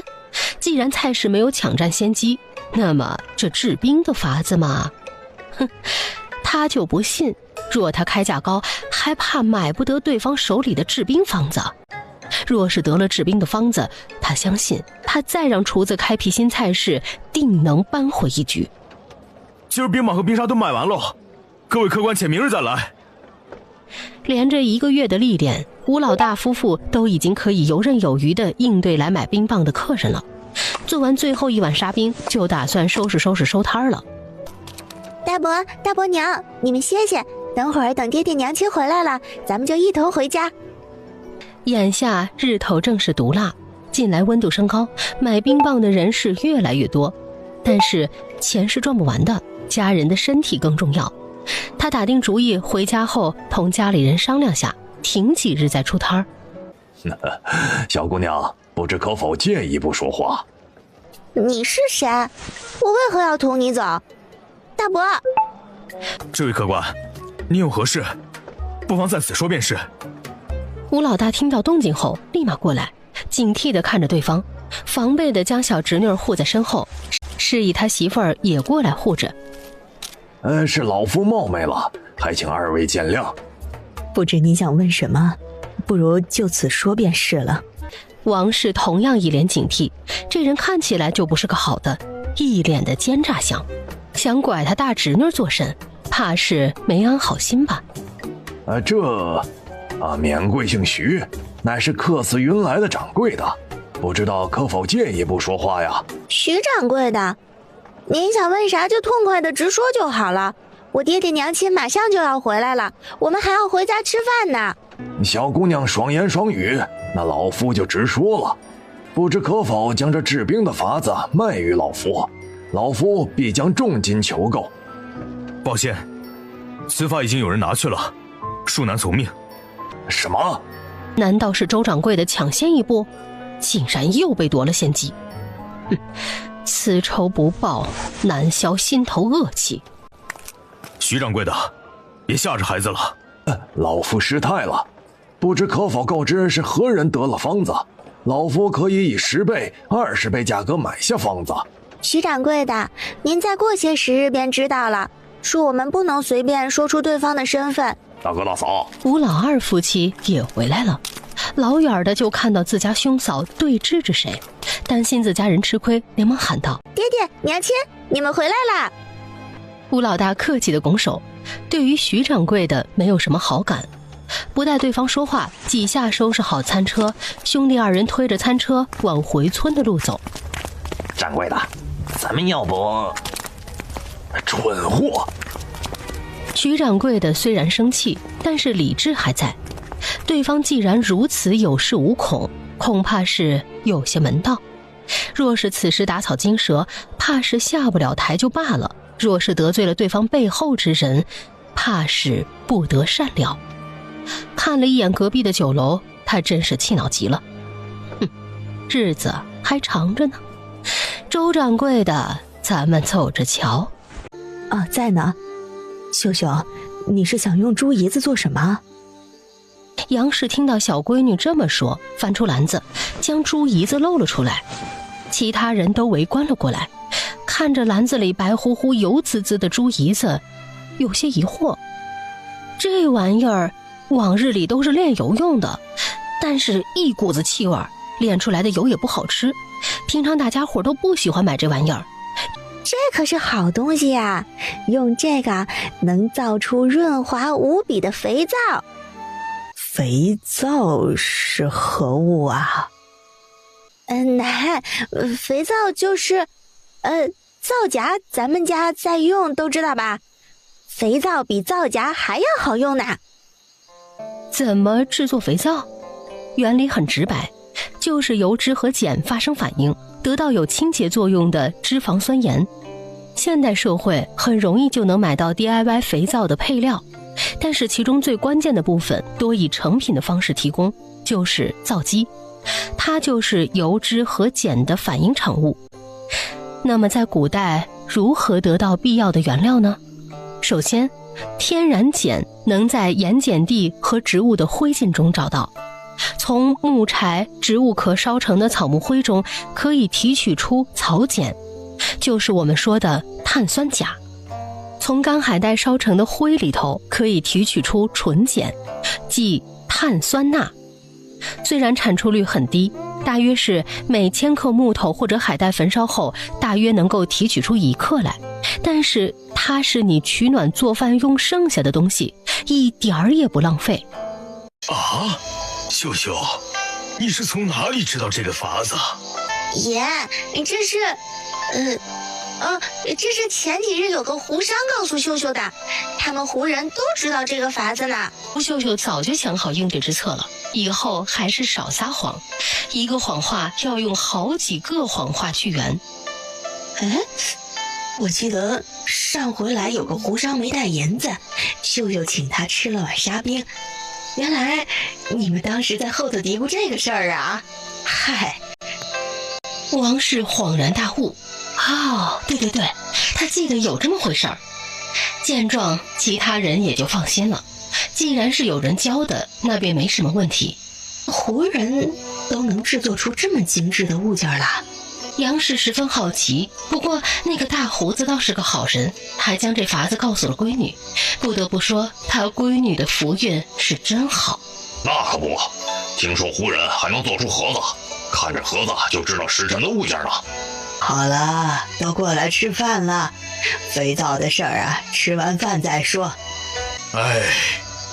吴老爷子应道，有啥事儿啊，吃饱饭以后再说，一家子齐心协力，好日子还在后头嘞。饭后，吴秀秀将思绪与家里人说了一下，接下来他们家就不去镇上卖冰棒了，明日让他大伯去趟镇上，将配置好的硝石供应给周掌柜。另外呀，别以为他们家在镇上卖冰风生水起，其实啊，那背地里打坏主意的可不少。若不是周知县在暗中派了衙役保护，恐怕事端不少。周公子今日特地带来消息，制销的法子已经献了上去，不日恐怕就有赏赐下来。吴家村与旁的村子友好共处了数代人，几个村子都有通婚，只是吴家村温饱富裕，那其他村呢？于是他想了很久，想到了制作肥皂。现在市面上压根儿就没有肥皂，他也打听了，那富贵人家也不过是用皂豆子，不仅贵还不耐用。自家要在村里起一个制肥皂的厂，就是作坊。有了作坊，那就要雇人。雇人的话，先是紧着吴家村的人，然后再是其他村落的人。一旦有了活计，那么村民们的收入就提高了，就不会出现饿死人的局面。这是他想到能够解目前燃眉之急局面的法子，自家能够得到利益不说，还能够带动这一代村民发家致富，有何不可？万事俱备，只欠东风。吴礼正吃过饭后苦思冥想，决定还是召集村里人开会。李正爷爷在家吗？吴秀秀站在篱笆外头喊道，身后是他爷爷和爹爹。在呢。李正夫人听到声音后，立马就过来开门，看到是吴老爷子几个人，笑着招待说：白头山，快请进屋里来。谢谢老嫂子了。吴老爷子客气地寒暄了两句，然后踏进了李正家。老吴头，你们这是？吴礼正正在擦拭着铜锣，他都想好了，午饭才过去，大部分村民都在家，召集大伙商议一下蚕蛹的事儿要不要提前公开。我家老二想了个法子，可解燃眉之急，这不就火急火燎的过来同你商议。哦，老二，你想到了什么法子？李正叔，我们父女二人得了个房子，打算接下来在咱们村盖个作坊，生产肥皂。来之前，吴老二父子几个都商量好了怎么说，对外统称是老二他得了法子，然后说服李正买块地盖作坊，只要作坊盖好，那么随之而来的就是雇人制作肥皂。期间这些日子啊，就让大孙女儿试试配方，一旦成功，眼下众人的燃眉之急不就解了吗？肥皂？可是皂豆子？吴理正有些狐疑地望着吴老二，毕竟是做理政的人，他年轻的时候也走南闯北过，见过大户人家使用过此物，第一反应就是皂豆子，这么稀罕的玩意儿，吴老二会吗？李正叔啊，肥皂可比皂豆子好使多了，待此物治好之时，您就知晓了。是啊，李正爷爷，您就放心吧，给我们家丈量一块地，我们买了，然后就等着我们家的肥皂厂，肥皂作坊开业。哟，这秀秀丫头可真伶俐的紧呐！老头子，村口前面池塘那块地，不是空置了很多年吗？就把那块地卖给老吴头吧。李正夫人坐在一侧，听了一会儿，也听出苗头来。若是肥皂作坊开了，那不就是得雇人吗？雇人的话，都是一个村的，还不是先雇自己村的？这老吴头一家呀，是个仁义的，想的是如何拉一把大家，给大家一个稳定的营生。他倒是不会怀疑对方说的是假的，都要买地盖作坊了，这钱难道是大风刮来的吗？定是有把握了才会如此说。老吴头啊，你可想清楚了，这地儿可不便宜呀，可当真是要盖作坊，那是自然。买盖作坊的事儿，还得劳烦李正给问问人。池塘附近的那块地呀，大概有2亩，现在1亩良田是8两银子，这块地也算不得是良田，就按照6两银子1亩吧，成，那就是作坊。这作坊房梁和瓦片自然是要买好点的，打上基，围个院墙，还有雇人。按照市面上的价钱，没有24、5两是打不住的。这是自然，您老放心，这银子我都带了，这是50两整，此事就劳烦李正叔了。吴老二不禁想给闺女竖起个大拇指，来之前就从家里拿了50两的碎银过来，当李正叔报出价格后，简直绝了，跟闺女猜测的差不了多少。哎，成，那老夫就先保管了。地契写谁的名字？50两银子，那可是平常人家好几年的开销啊。看来老吴头家卖冰棒啥的，确实赚了不少钱。地契上就写吴秀秀吧。这是他来之前跟老七和老大一家就商量好的，法子是大孙女想的，这间肥皂作坊自然是归大孙女的。爷爷，这不妥吧？是啊，爹，这地契该写您的名字才是。吴老二想的是，自家爹还在世呢，他跟大哥还没有分家，这地契落闺女的名字，等于这作坊就是闺女的私产啊，这让他如何跟大哥大嫂交代？都是一家人，若是伤了感情，那可如何是好？老二啊，秀秀，放心吧，这事儿就这么定了，老大一家都没意见的。谢谢爷爷。吴秀秀心头一热，这里是古代，重男轻女的思想观念还是有的，哪怕是现代，他父母也是在他5岁之后生了2胎弟弟的。对于全家将地契落在他名下的事儿，他真的没想过。行，那明早老夫就去府衙办理下，那就这么定了。吴家村好多年都没这么热闹了，李正召集大家，同大家说了其他村里的李正过来所求之事。村里大部分人都是淳朴的，对提前公布蚕蛹的事儿，大多数都是同意的。毕竟这饥荒可不是开玩笑的，附近哪个村子没有亲戚？虽说自家是吃饱了，可娘家呢？外祖家呢？哪个不是面黄肌瘦的呀？嗨，如今可以公开，自家是少赚了，但是好歹还是能温饱的。我们没有意见。李正您老要说的第2件事是何事啊？那大家伙没有意见，那老夫就说第2件事了。这第2件事嘛，就是老吴头家要买下村头这块荒地，准备建个肥皂作坊。接下来哪家老李得空，来老夫这里登记，盖作坊要人喽。真的啊？那岂不是又有活计干了？哎呀，太好了，可以在作坊里干活了。哎呀，好了好了，大家可以奔乡告知亲朋好友这蚕蛹的事。吴老爷子带着老二和大孙女回家后，便让老婆子收拾出2份礼出来，明儿个让老大媳妇儿和老二媳妇儿都回娘家看望一番。老王是不偏不倚，2份回礼都是同样的规格。想了想，又取了20两银子出来，明儿个他给2个媳妇儿1人10两，补贴给亲家的家用。老婆子，再把那笔布分成2份，给2家亲家各做身衣裳吧。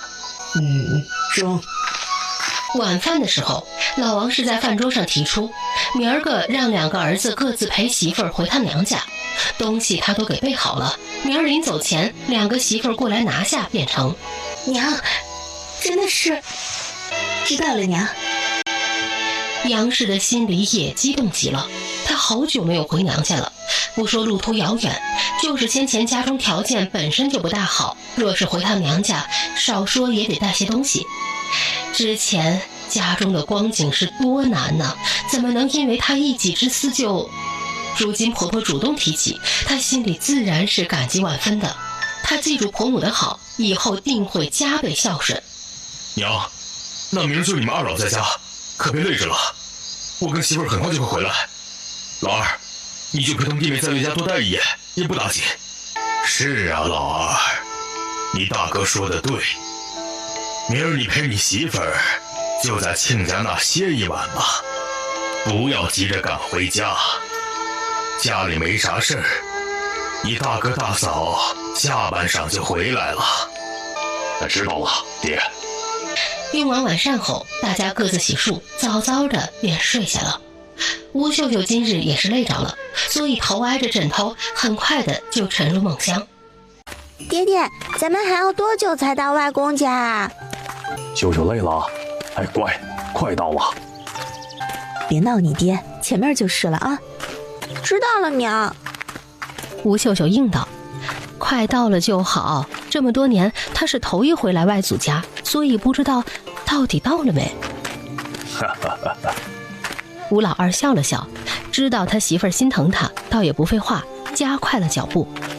不一会儿，一个破旧的村落显示在吴秀秀面前。这里的村落看起来就比他们吴家村更穷，偶尔见着的村民那都是衣裳破旧不堪，甚至都没见着家禽家畜。临近午膳时间，竟然未曾见到炊烟缭绕之际。吴秀秀心里吐槽，这都跟原始部落有一拼了，他娘以前就是在这个村子里生活的，可想而知他外祖家得有多穷了，而他一直却没有过问，实在是不应该。若是在赚到钱后早点过来就好了。翠云，你是翠云？村长伯伯，是我，您老进来可好啊？哎呦，好好好，老头子身子还重。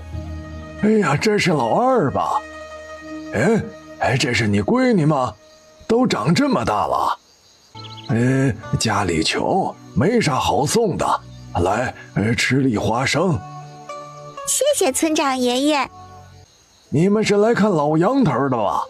快回去吧。老杨头前日进山找吃的，摔了个跟头。啊，我爹受伤了。那村长伯先不说了，改日再好生答谢您。杨氏闻言慌里慌张道：“他爹摔了，这可如何是好？他这身子骨……”村长爷爷再见。吴秀秀挥挥手，心里头也是急得不行。他外公摔了，还是进山找吃的，看来外祖家条件不好。等会儿啊，他得好生的瞧瞧。看到破旧的屋舍，杨氏百感交集。大夫，求求您给我爹先开药吧，我们凑到钱一定给您送过去。我只是大夫，这诊费我都没收，但是开药是万万不可。东家知道了，我可交代不了。屋里头传来说话声，吴秀秀听了个大概，示意他爹放他下来吧，然后牵着他娘踏入了简陋的屋舍。爹！杨氏自然也是听见了谈话，他家都没钱给他爹看病抓药，而他现在才来，他真是不孝。翠云，翠云，你来了，还有女婿。妹子，大夫，请问我外公的医药费是多少？小丫头，你说的医药费可是诊金和药钱啊？是的，是的。约1两银子。大夫左右都耽搁了这么长时间，对于家徒四壁的这户人，他是心有余而力不足啊。他也是要养家糊口的，若是人人都这么赊账，他还能保住饭碗吗？看到着装只是稍微好一些的夫妇，想必这是这一户人家的女儿女婿吧。这小丫头估计是夫妇2人的闺女，只是1两银子，又不是一个铜板，哪里这么好拿的？哦，还好，爹给大夫1两银子，然后，这是舅舅吗？吴老二自是没有犹豫的就掏银子了，这是他爹临出门前给他和他大哥1人1份的银子，让他们别小气，去岳家记得买些粮食啥的带着。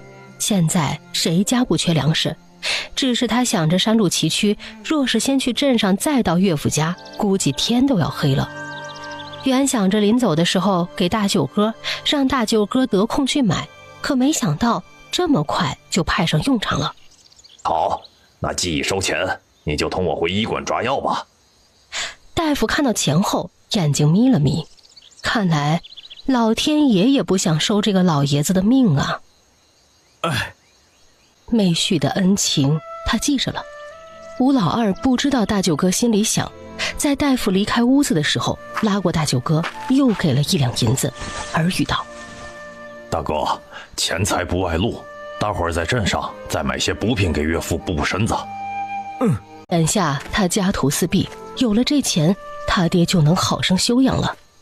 翠云啊，你们哪里来的银子呀？杨老爷子是又惊又喜，蜡黄的脸上露出了复杂的情绪。他又给家里添乱了，怎么不摔死他呀？岳父，您放心，这银子是俺爹给的，他老人家牵挂您和岳母，临出门给了2两银子，交代女婿买些粮食过来。只是时间不早了，原本是想让大舅哥得空买便是，哪成想……爹娘，你们放心，这里是10两银子，是婆婆交代给您2老送过来的，还有这些东西。哎呀，这哪里使得呀？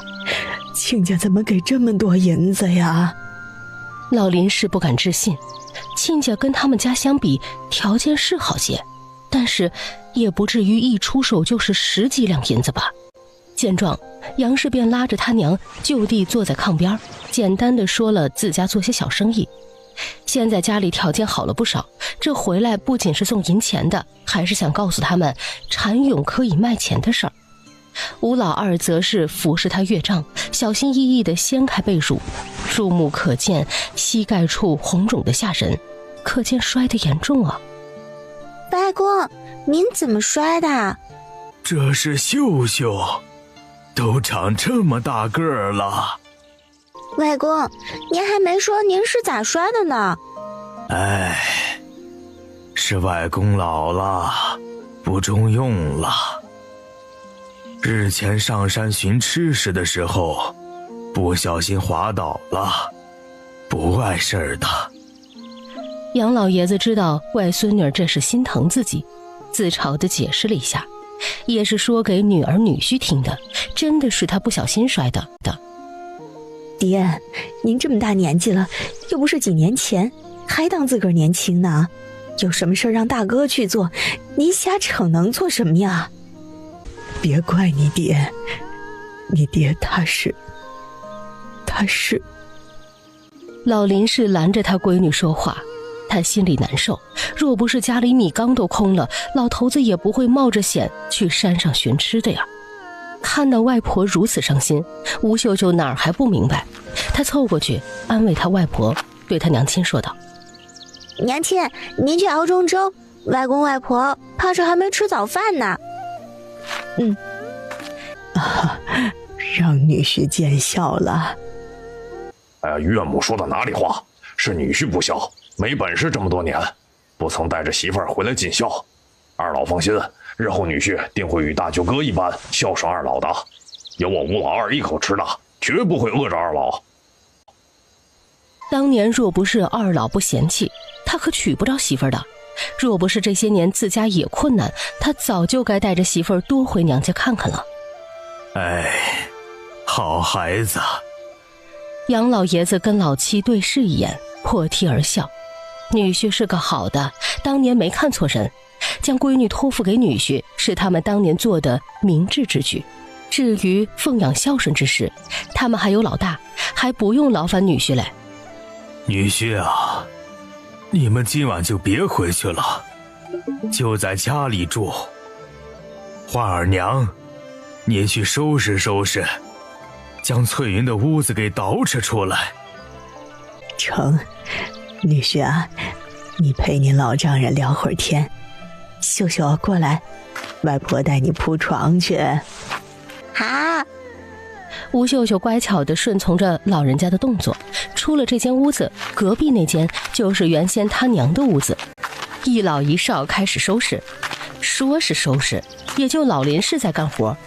吴秀秀有心帮忙，可奈何帮不上什么，只好在一旁有一下没一下的搭话。外婆，既然家里都这么难了，为何不来吴家村寻咱们家帮忙啊？哎，世道都难，外公外婆老了，不想给你娘跟老吴家添麻烦。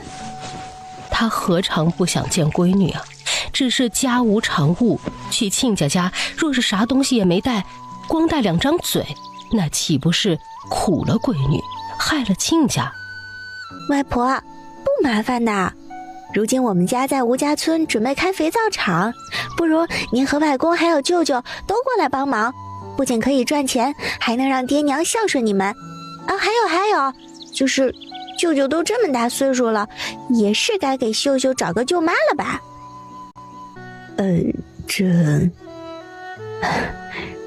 容外婆想想。老林氏心动，那是自然心动的，但是他犹豫不决。儿子的终身大事一直是他的心头的痛，眼看着村里其他差不多大的小伙子早就成婚了，孩子都满地跑了，当初也是有人家想换亲，但是为了女儿的幸福，他与老头子自然是回绝了。但是家里穷啊，儿子的婚事就一直搁置到如今了。若是外孙女说的是真的，那确实是天大的好事。这边一老一少心思各异，那边杨老爷子忍着痛意询问女婿亲家2人身子骨如何了，如此云云的话。杨氏则是在破旧的厨房按照记忆里的地方找到了瓦罐，抓了几把米进去，淘完米后开始煮粥。忽然想到什么，杨氏起身将放米的米缸盖子打开，果然里面空荡荡的。家里怕是无米无食物了，所以他爹才敢冒险上山。翠云呐！屋外传来他娘的声音，杨氏连忙将盖子放回去，坐在灶间，假装什么也没发现的抬起头来，说道：哎，娘，咋的了？没咋的，娘就是想换你。娘，这是10两银子，是婆母特地交代给您的，您且收好了。亲家他……老林氏倒吸一口气，适才听见闺女说10两银子，这可是雪中送炭呐。想到家中光景，老头子的情况，他没法拒绝，便收下了。这个恩情他记住了。娘，待爹伤好了，你们和大哥不如搬到肥皂厂住，那边需要人看着呢。哎，秀秀跟娘说过了，娘想着等你大哥回来，一家人都合计合计。成，娘，您去屋里陪爹吧，等粥好了，我便端去给你们用。哎，吴秀秀同他爹打了声招呼，便在杨家村晃悠起来。此时早就到了午膳的点儿，偶有一户炊烟缭绕，很多情况都是不容乐观的，甚至他竟然看到有老人在啃树皮。哎，村长爷爷，您在这里做甚？呀，是翠云的闺女啊。你叫什么名字？村长爷爷，我叫秀秀，今年5岁了。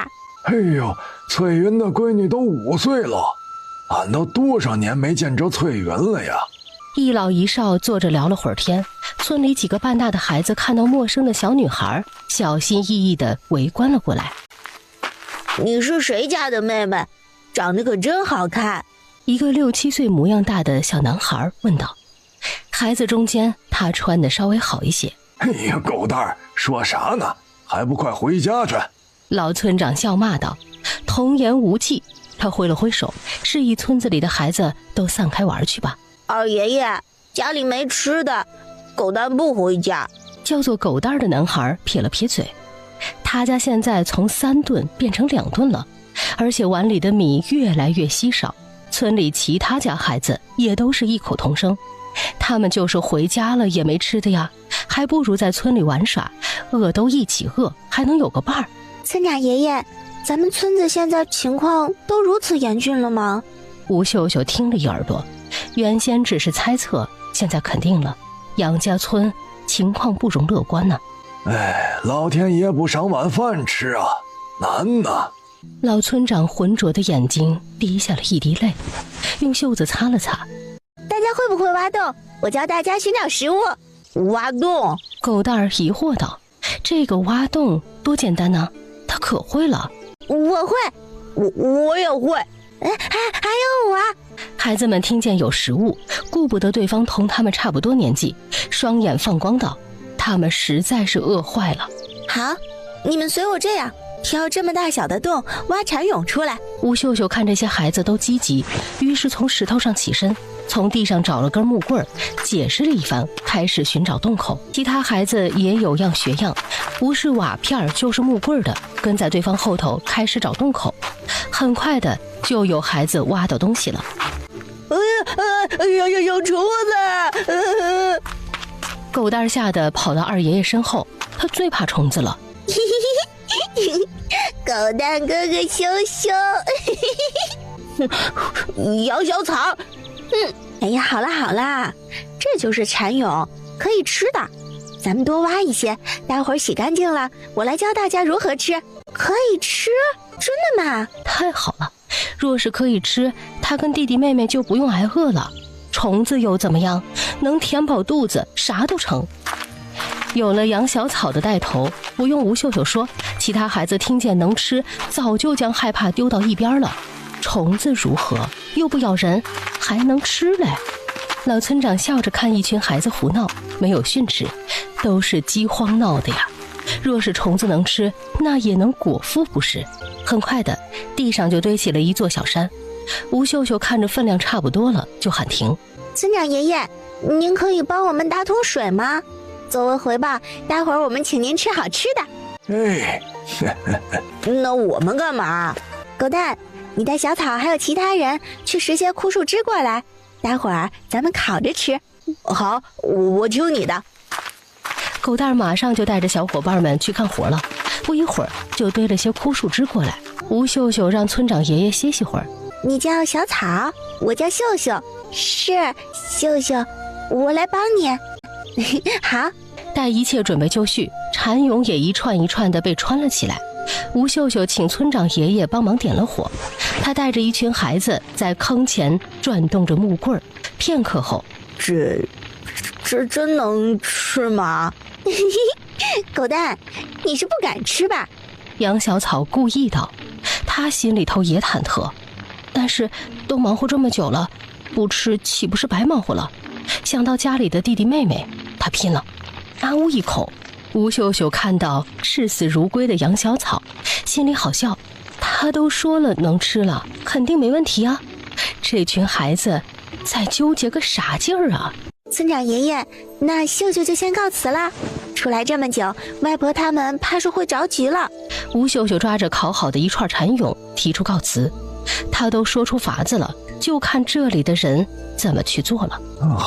好孩子，你先回家吧，这里交给我。老村长点点头，心里感激不尽，大恩不言谢，待他们村子起来了，再好生感谢人家。吴秀秀回到外婆家，她娘亲正在给外公喂粥喝，顺势将手里的蚕蛹递给他外公道：“外公，您尝尝这个，可好吃啦！”哦，杨老爷子笑了笑，外孙女儿递给他的东西是一串黑乎乎的物件，一时半会儿的分不清是啥。不过既然是孩子的好意，那他自然是受着。杨氏看到熟悉的蚕蛹后并未阻拦，确实是好东西。原来秀秀出去玩是给他爹烤蚕蛹去了。岳父，您吃看看，这是蚕蛹，我们吴家村的人挖着卖钱，是能吃的。吴老二笑呵呵道：“啊，当真不错。”老爷子尝过后睁大眼睛，这不就是芥络子吗？没想到幼虫是这般的美味。女婿啊，这芥络子当真可以卖钱？老林氏也尝了一个，瞧着乌漆麻黑的，没想到吃起来外酥里嫩的。岳母，此行我带媳妇儿和闺女过来，不仅是为了看望您们二老，还是过来告诉杨家村的人，此物镇上酒楼的掌柜的都开始收了。吴老二将此行的目的说与二老听，他还是希望二老能够搬到吴家村去。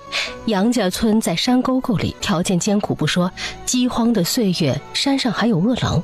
这回他趁机游说一二，将岳父岳母接到吴家村安置，待肥皂作坊建好再做安排。他爹娘那头啊，他来说，不会让他媳妇儿为难的。那可是天大的好事呀！这下杨家村的人能够过活了，快去请村长过来，快！杨老头子激动地说，他恨不得马上下地跑去找村长合计，奈何腿摔折了，行动不便。外公，您别激动，秀秀已经告诉村长爷爷了，村长爷爷让狗蛋找他爷爷过来合计了，相信明儿开始，村子里的人就开始挖蚕蛹了。好，太好了！杨老爷子听到老伙计去了，心里大定。这些日子何止是他一家无米下炊啊，整个杨家村情况堪忧，他们老不死的活得也够久了，吃不吃得饱都不打紧。而杨家村的子子孙孙辈的，他们还小啊，稚子无辜。这下好了，老天爷开眼了，吴家村仁义将赚钱的路子告诉了大家，这下子杨家村有救了。爹娘，屋外响起了杨焕的声音。吴老二让媳妇儿照顾好岳父，自个儿率先出去帮忙了。大哥，这么多东西你咋背回来的？吴老二出来一看，好家伙，只见大舅哥浑身通红，汗流浃背，肩膀上扛着一袋子东西，瞧着分量不轻，左右手上都拎着物件，一边是2只扑棱扑棱的老母鸡，一边是药包，连忙过去接过物件。妹婿，多亏了你的银子呀，咱家米缸都没米了，这不扛了一麻袋回家，买了2只老母鸡给爹炖汤喝，还有这药包，我待会儿去煎药去。大哥，你休息休息，我去烧水。爹娘刚吃过了粥，这里有2个烙饼，你先吃着。我不饿，你们吃便是。大哥，我们都吃过了，你先吃，垫个肚子，晚些时候我来做晚饭，到时候啊，咱们都吃个饱可好？好，听妹子的。杨焕闻言接过烙饼，大口的嚼着，好吃啊，真好吃。不是他嘴馋，实在是最近几日都是挖野菜充饥，腹中早就咕咕作响了。媳妇儿，我来烧水，这里热，你去屋里陪岳父岳母说话就成。好，烧开了喊我，咱们杀只老母鸡，用着热水拔毛。秀秀啊，你说的冰棒是何物啊？真的是冰吗？是真的，外婆。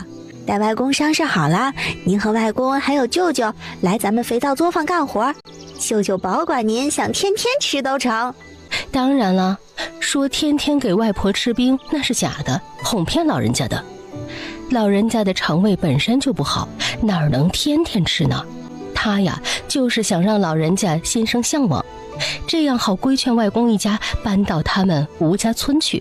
申时过后，杨氏忙碌着晚膳，早间的药也熬好了，倒到碗中送给他爹服下。老林氏则是蹲在地上处理着鸡的内脏部分，这里面阿扎得很，气味大，他来做。外婆，我来帮您拔鸡毛。哎呦，别弄了，气味太大了。秀秀啊，你去玩吧啊，这些脏活啊，外婆来弄就成。好吧，那外婆我就在附近转转，有事喊一声我就回来。吴秀秀环顾四周，也没有适合自己干的活呀。嗨，那就不添乱了，他去转悠转悠总行吧？好，别走太远了啊。知道了，外婆。秀秀。梳着羊角辫的杨小草看到举动奇怪的吴秀秀，热情地打着招呼道：小草，这是你的弟弟妹妹吗？是啊，这是我弟弟妹妹小树、小花。吴秀秀听到这些名字有些意外。草、树、花，这名字起的也忒随意了吧。今儿谢谢你告诉我们蚕蛹可以吃，太感谢了。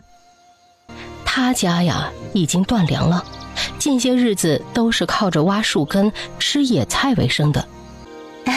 不打紧，这个点了，你们姐弟妹3人才准备回家吗？是啊，小的蚕蛹可以吃，挖了不少，准备晚上烤着吃。那我们先回去了，改日再说。啊，娘亲，好香啊！吴秀秀进来就看到她娘亲忙个不停，灶间传来一股股的香气。再等会儿，去洗个手，马上就可以吃了啊。好，闺女啊，咱们去洗洗，马上就可以吃了。刚进来的老林氏瞧着怪心疼的，女婿累了一天了，好不容易来一趟，尽让对方干活了。娘，弟喝完药可好些了。哎，傻孩子啊，哪有这么快就看到成效的？娘，明日我们就离开了，有些话女儿不得不说，您且听听看。他适才也同当家的通过气儿了，两口子都觉得不能放任杨家人这么下去。肥皂作坊缺人，到时候必定是要雇人的，雇外人也是雇，那么雇自家亲戚帮扶下娘家人又有何不可？他爹娘和大哥老实本分，定不是胡作非为的人。待他们回去，就同公公婆母说：好，娘答应你，若是你爹腿好了，咱们就去吴家村，到肥皂作坊做工。娘，你放心，婆母那边我和当家的会说清楚的。大哥，你别去铁铺了，你先在家里侍奉好岳父，待岳父伤好了，你就带着岳父岳母来我们吴家村。我们家的肥皂作坊在找人做事，你与其在那铁铺里干粗活，不如来肥皂作坊。你放心，我们老吴家不会亏待你们的。妹婿，大哥不知道如何感谢你才好，只是此事，妹婿你还是先与吴大叔、吴大娘说好才是。杨焕心动自是不必说，但是心里头也是担心着妹婿擅作主张，影响吴家和睦。翌日，吴秀秀是在一阵鸟语中醒过来的，睁开眼睛就看到晨曦的余光落入窗前。醒来了，秀秀。杨氏端着木盆过来，看到闺女醒了，取笑道：娘亲，咱们啥时候回家？吃过早饭就走。怎么，秀秀是想家啦？是啊，外公家也好，可是秀秀想回家，咱们什么时候回去啊？好，快起来漱口，吃完了早饭咱们就回家。秀秀醒了，快过来吃早膳了。外公，秀秀啊，晚上睡得可好啊？睡得可香了，那就好，以后秀秀常来看看外公外婆可好啊？外婆，都说了我们家要开肥皂作坊，您和外公还有舅舅，不如等外公腿好了就搬过来嘛。好不好呀？吴秀秀摇了摇外婆的手臂，撒娇着，惹得两位老人家都乐个不停，连声道好，这才作罢。吃过饭后，吴老二表示要带媳妇儿和闺女回家了，待过些日子他再过来请岳父岳母过来肥皂作坊做工。女婿啊，此事还需从长计，亲家那边就算没问题，也要顾及到你大哥大嫂那边的想法，知道吗？岳父，您请放宽心，兄嫂都是讲理的人，相信他们不会有什么成见的。您就等过些日子，女婿我来接您便是。不用送了，大哥，爹娘就交给你照顾了。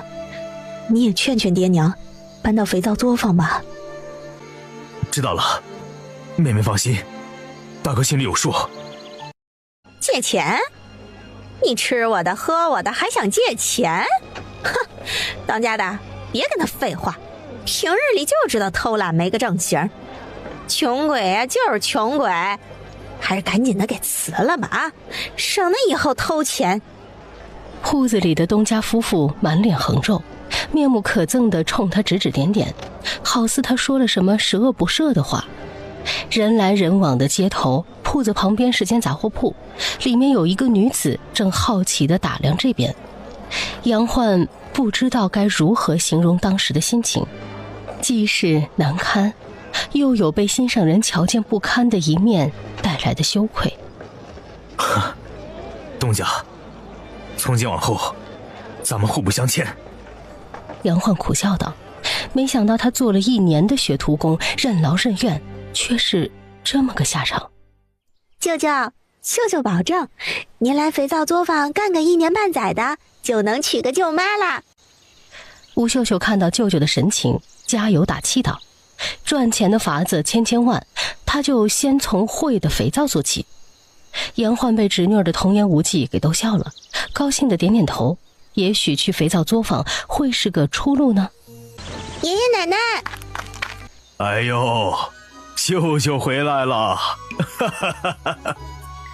秀秀肚子可饿呀，奶给你留了词吧。爷爷奶奶，秀秀可想死你们了。爷娘，我们回来了。爹娘，让你们担心了啊。杨氏不好意思地走近道，他回娘家也没带什么回来。人安全回来就成，快坐下歇歇，娘去给你们拿糍粑。然后转身去厨房，锅里还热着一碟糍粑。他跟老头子都想着，老二和老二媳妇儿还有大孙女儿，估摸着时辰也该回家了，因此特地留了糍粑。这不，亲家可还好？爹，岳父他怎么了？可是亲家遇到什么难事儿了？吴老爷子见儿子媳妇儿神色不对，焦急道，除了杨家出事儿了，他想不出来儿子媳妇儿做如此表情是为何。爹，岳父他前些日子摔了腿。吴老二面色沉重地同他爹说了事情的来龙去脉，此事早些与他爹娘通气儿也好。老王氏端着糍粑听了一会儿，心里叹气，这老二媳妇儿家里啊，太苦了。此事老二你做得对，老二媳妇儿，你放心，既然我们老吴家如今日子过起来了，那么亲家这事儿你不必忧愁，交给爹娘。等亲家身子骨好了，肥皂作坊的活计呀，咱们先紧着自家的人来。吴老爷子承诺道，当年若不是亲家开明舍弃给儿子换亲，他家老二如何取得贤妻？那他又如何有2个聪明伶俐的孙儿孙女儿？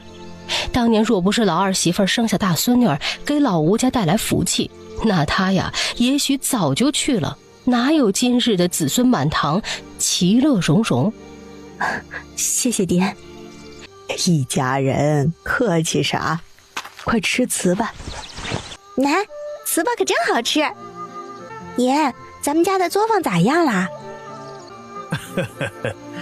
李正找好人了，明日就打地基，约莫1个月后，作坊就起了。吴老爷子高兴地摸了摸胡子，李正今儿一早就过来送地契了，上面写的是大孙女的名字。老大跟老大媳妇儿也是知道的，他趁老二一家不在，特地关起门来，同老大夫妇2人说了良久的话。他们家有今天，其实是秀秀这孩子的功劳。不说旁的，这卖菜的方子就有400多两银票在宫中，而后又是发现了消食的方子，带着家里人卖棒冰卖沙冰，赚了一波钱。如此种种，若不是老二家的秀秀，怕是自家还在饿肚子的道路上挣扎着。1个月，那时间挺宽裕的，正好可以在这个期间做好器皿和原材料了。老二，你跟杨氏也在，爹娘有件事要同你们说。爹，您跟娘想说什么，大可直接说，不必这么严肃。老二，爹跟你兄嫂已经通过气儿了，决定分家。什么？分家？爹，娘，是不是媳妇儿哪里做的不好？怎么突然就要分家呀？哎呀，老二媳妇儿啊，你这是做甚呢？快坐好。老王氏扶起了老二媳妇儿，瞪了一眼老头子，咋说话的？把媳妇儿都吓坏了。是啊，爹，您怎么忽然要分家呀？是孩儿哪里做错了？吴老二心里头难受，这年头父母健在，怎可分家？他们夫妇是哪儿没做好，惹得爹娘生气了？吴秀秀闻言也是惊讶得很，他爷爷怎么会想起来分家呢？纵观整个吴家村，没有爹娘健在的时候就子女分家的呀。你们呀，莫多想了，是爹娘思考了良久，才这么决定的。是啊，咱们家这不是在做作坊，正好在屋子两边啊多起几间屋子，然后用院墙隔起来。现在我跟你爹还在，咱们这老屋子就不动了。等我们100年之后啊，你们兄弟2人再平分。但是这厨房啊，你们2家得重新另起做。娘，咱们不分家不成吗？老二，爹知道你跟杨氏都是好孩子，不在乎钱多钱少，吃不吃亏。可是这不是长久之计，朗儿以后必将走上仕途，秀秀又是极为聪慧伶俐的，家里这变化，秀秀是占头功的。可爹娘不能太偏心了，让老大一家的跟在你们后头捡漏。若是有一天人心变了，那可就再也说不清了。爹娘没旁的本事，这回分家就对不住你们夫妇还有秀秀了。爹想了想，宫中约有430多两银子，留30两爹娘身上备着，其余的400两就给你们兄弟平分了。分家后呀，你们就拿分得的银子去砌墙，去盖新屋子，而这肥皂作坊和地契都该是秀秀的。以后作坊的一切都是秀秀的，与老大家无关。此事老大家的同你们一样的心情，甚至表示不要这银钱。但是爹娘心里有把尺子，这回你们家就吃亏吃亏。以后呀，咱们就是两家，你们有你们家的日子要过，老大家也该是他们夫妻来过活的。吴老爷子说了良久的话，说完后浑身轻松得很。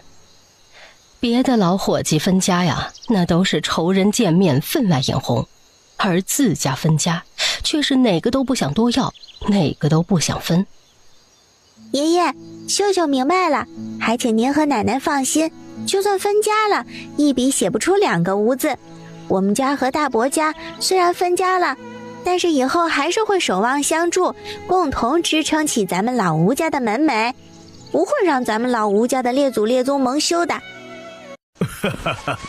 好，秀秀虽然年纪小，但是说话跟小大人似的，句句说到爷爷心坎里了。一笔写不出2个无字。老二媳妇儿，你们教得好呀。爹娘，既然您二老都想好了，那我们夫妇没有意见，还请二老放心，我们跟大哥一家永远是一家人。稍微晚些的时候，吴老大夫妇带着儿女回来了。原本计划昨天就回来，结果王氏爹娘太热情，硬是拉着女儿女婿在家里歇了一宿。爹娘，我们回来了。爷爷奶奶姐姐，俊儿慢点跑。哎呀，你这皮猴又闹你爷了。亲家可还安好？吴老爷子看到大媳妇手里的酒，就知道是亲家让带的。王老爷子知道他好酒，逢年过节的都给他攒上一壶。还成，家里人身子骨都还不错，还念叨着想得空了来看望爹娘你们呢。灶间还有几块糍粑，简单垫个肚子，待会儿就烧晚饭了。老王是知道亲家安好，心里也高兴，接过酒壶后示意媳妇儿和老大去取。知道了，娘。秀秀姐，你是去山里了吗？山里有老虎吗？没有吧，我没看到，山里都是柴火。那山里有什么好玩的吗？山里哪有好玩的，还是咱们吴家村好。大人们笑看着孩子们的唠嗑，各自忙活开了。吴老爷子想了想，晚饭吃完后，他就宣布分家。用完晚膳之后，除了睡着的小孙女儿，吴老爷子将全家老少都召集在堂屋里。见天色暗了，就点燃了油灯。老婆子，将家当给拿出来。吴老爷子端坐在主座上，郑重的脸色让众人都不由得严肃起来。吴老大夫妇面面相觑，不知道接下来要发生什么。好端端的爹娘拿家当做甚啊？吴老二夫妇因为下午爹娘通过气儿了，因此知道接下来会发生什么，面色严肃地坐在下头，等待他爹的说话。很快的，老王氏就捧了个匣子出来，将匣子打开放在桌面上，里面的物件逐一地展示在众人面前。今儿孩子们都在，老头子我就当着大家的面儿说件事情。还成，家里人身子骨都还不错，还念叨着想得空了来看望爹娘你们呢。灶间还有几块糍粑，简单垫个肚子，待会儿就烧晚饭了。老王是知道亲家安好，心里也高兴，接过酒壶后示意媳妇儿和老大去取。知道了，娘。秀秀姐，你是去山里了吗？山里有老虎吗？没有吧，我没看到，山里都是柴火。那山里有什么好玩的吗？山里哪有好玩的，还是咱们吴家村好。大人们笑看着孩子们的唠嗑，各自忙活开了。吴老爷子想了想，晚饭吃完后，他就宣布分家。用完晚膳之后，除了睡着的小孙女儿，吴老爷子将全家老少都召集在堂屋里。大家先看匣子里的物件，里面有咱们家的地契、房契，还有这些日子以来家里赚到的银钱。爹，你这是要干嘛？老大，老二，爹决定了，分家。爹，万万不可呀！您跟娘都健在，我们兄弟二人怎可分家？是他做的不好吗？惹他爹生气了？爹，是不是媳妇儿哪里做的不好，让您和娘失望了？您大可说出来，媳妇儿保证会改的。王氏也急了，她跟丈夫一样的心思。如今公婆都硬朗得很，家里头里里外外的还要仰仗二老呢。这时候二老说分家，难道是他哪儿做错了吗？爷爷奶奶，俊俊会听话的，不会惹你们生气的。爹娘，大哥大嫂也是这么想的，咱们能不能就不分了？吴老二开口，他跟媳妇儿也并未想过分家的事儿，也不曾算计过什么，都是亲兄弟，一家人分彼此作甚。话不必多言，这个家必须分。吴老爷子坚决道，心里想的是长远，与其以后，还不如如今就快刀斩乱麻，将两个儿子分家，以后的造化都是各自的，谁过得好，念在亲兄弟的份上，拉扯对方一把便成。爹，兄弟二人齐齐喊道，互相对视一眼，摇了摇头。罢了，就顺从爹的意思吧。咱们家的屋子就按照现在你们各自住的分了，至于我跟你娘的屋子，待我们100年之后呀，你们兄弟二人便平分了吧。咱们家里的地总共2块，你们兄弟二人一人1块，地契收好了。宫中目前有435两2钱银子，大部分的银钱都是秀秀卖菜坊子得的。秀秀，爷爷将你赚的银子平分给你大伯家，你可有旁的想法？爷，秀秀没想法，听爷的。哎，成。那宫中这400多两，零头由我跟老婆子收好，用作家用，400两整，就分成2份，老大家的，老二家的，各拿200两。老大家的，这是200两，你且收好了。爹，这太多了，我们大房受之有愧，使不得呀。老大媳妇儿啊，你收下，记得二房的好，记得秀秀的好，以后好生对秀秀。与二房就算分家了，也牢记你们是一家人。老王氏见到大媳妇儿的样子，心里明白对方是为何犹豫，这才是他的好媳妇儿。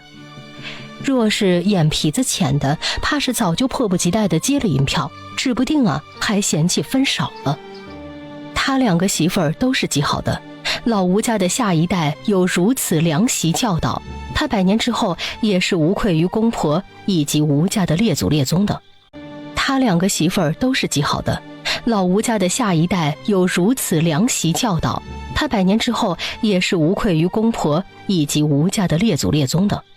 娘，王氏手里头是婆母硬塞的银票，别看只是2张薄薄的纸，那分量却是1000斤重。望了望慈眉善目的公婆，又望了望妯娌一家，对方笑着鼓励他收下。收下吧。吴老大见到此情此景，心里感慨万分，明白此事没有回旋余地，只好厚着脸皮让媳妇儿收下了。还有这肥皂作坊的地契，以及肥皂作坊。老大一家，还有老二一家，你们都听好了，肥皂作坊就是秀秀的，不是其他人的。就算是我们2个老的去了，你们做长辈的也不得打肥皂作坊的主意。爷，吴秀秀没想到他爷爷会这么安排，他从未想过要独占肥皂作坊，爷爷为他想得深远，令他感动不已。秀秀，你是咱们吴家的福星，是爷的宝贝孙女，爷还没老糊涂。你现在年岁还小，肥皂作坊的一切可以由你爹娘、你大伯和大伯娘帮着做，但是你们都记住了，肥皂作坊的一切进项都是秀秀的。以后秀秀长大了，这作坊就是秀秀的陪嫁，任何人不得插手。以后秀秀的夫婿，无论是招婿还是秀秀嫁过去，都以秀秀的心意为准。听明白了吗？明白了，爹。媳妇儿醒的，明白了，爹。儿媳谨听教诲。4道声音响起，无论是吴老大夫妻还是吴老二，对于老爷子的安排无一不应，无一不服。特别是吴老大夫妻，他们都知道家里能有这么好的日子是因为谁。听完老爷子一番话，明白了老爷子在顾忌什么。他们呐，都不是贪慕荣华富贵的人，但是谁也不能保证哪一天家大业大之后起了争执，做出了有伤感情的事儿。老爷子说的对，不如趁现在就把家分了，大房二房过自己的日子。就算是分家了，但是现在还在一个村，互相就隔个门而已。比起旁的人家，分家几个兄弟争得你死我活，头破血流的，他们家呀，算是极好的和睦的了。老爷子想得深远，他们夫妇也羞愧不已。与其以后2家生分，不如如今就分家也好。想通这些事儿以后，吴老大夫妻跪下，冲2老磕头道：爹娘，你们放心，我吴大虽然没什么本事，但是也绝对不会做出兄弟相残之事。就算是分家了，我们也是一家人。媳妇儿跟当家的一条心，以后必定教好2个孩儿，必定与弟弟弟媳和睦相处。好好好，老二，你们也听见了，若是你们哪家起来了，不说提携另外一家，但是要守望相助。记住，你们是兄弟，是一家人。吴老爷子算是了却了心事，心情愉快得很，让老妻收好剩余的银钱匣子。也没想到你爷奶会把银票一视同仁分给我们大房二房，家里家外的都由你爷奶操持。若是分家了，娘不知道能不能打理好家里的活计啊！还有那肥皂作坊，你爷奶待你不薄。虽说主意是你想的，但是这里里外外都是你爷还有你大伯走动，他们可出了不少力呢。娘，爷爷定是思量了很久才决定分家的。既然他老人家都决心分家了，咱们就配合，银票给大伯家一半，秀秀觉得应该的。我们是一家人，荣辱与共，有福同享，有难。吴秀秀宽慰他娘，说了一通，还没有说完话，门口一道声音响起：有难个子高的承担，有爹爹跟你大伯，你放心吧，天塌了由我们顶着。爹，你怎么偷听我跟娘说话呀？秀秀，银票给大伯家一半，秀秀觉得应该的。我们是一家人，荣辱与共，有福同享，有难。吴秀秀宽慰他娘，说了一通，还没有说完话，门口一道声音响起：有难个子高的承担，有爹爹跟你大伯，你放心吧，天塌了由我们顶着。爹，你怎么偷听我跟娘说话呀？秀秀。晌午的时候，李正登门了。吴老爷子热情地招待着对方坐下。老吴头，好端端的，怎么想分家？李正，来，吃碗沙冰，尝尝看。前些日子我们家老大和老二就在镇上卖这玩意儿。哦，那老夫还真得好好尝尝看。吴礼正笑眯眯地端起滋溜着凉气的碗，好家伙，这当真是冰啊！尝了几口，然后竖起大拇指道：“不错不错，真是消暑的紧。哈哈哈，此物虽好，但是不宜多食，莫贪凉了才是。今儿喊老哥哥你过来，是为了分家的事儿。”什么？分家？老吴头，你开什么玩笑？他们这群老伙计里，谁不知道吴福气这老家伙的命好？都到吴福气时来运转，子孙孝顺，日子越来越好，怎么这个时候忽然要分家？实在是令他诧异万分。老哥哥，没有开玩笑。我们家的情况你也是知道的，孩子都是好的，不关孩子的事儿。这回说分家，也是老夫提出来的。2个儿子和媳妇儿都是极力不想分，但是吧，这儿孙自有儿孙福，现在分家，就想请老哥哥写份契书，见证此事。东西都分清楚了，孩子都没问题。吴老大和吴老二走了进来，听见他们爹如此说，都点点头。分家后，2家各过各的小日子，但是还是一家人，又这么近，他们又不是老死不相往来了。既然你们父子3人都商量好了，老夫就不多劝了。家里有笔墨纸砚吧，取过来，老夫这就给你们立契约。吴礼正闻言便放心了，既然老吴头都想好了，那他就不必多言了。吴老二闻言便回屋去取笔墨纸砚了。老二上回留下了一套旧的给秀秀练字，正好物件都齐全。吴礼正主持过分家仪式后，就被老吴头拉到了饭桌上，对方非要留他吃顿便饭，怪不自在的嘞。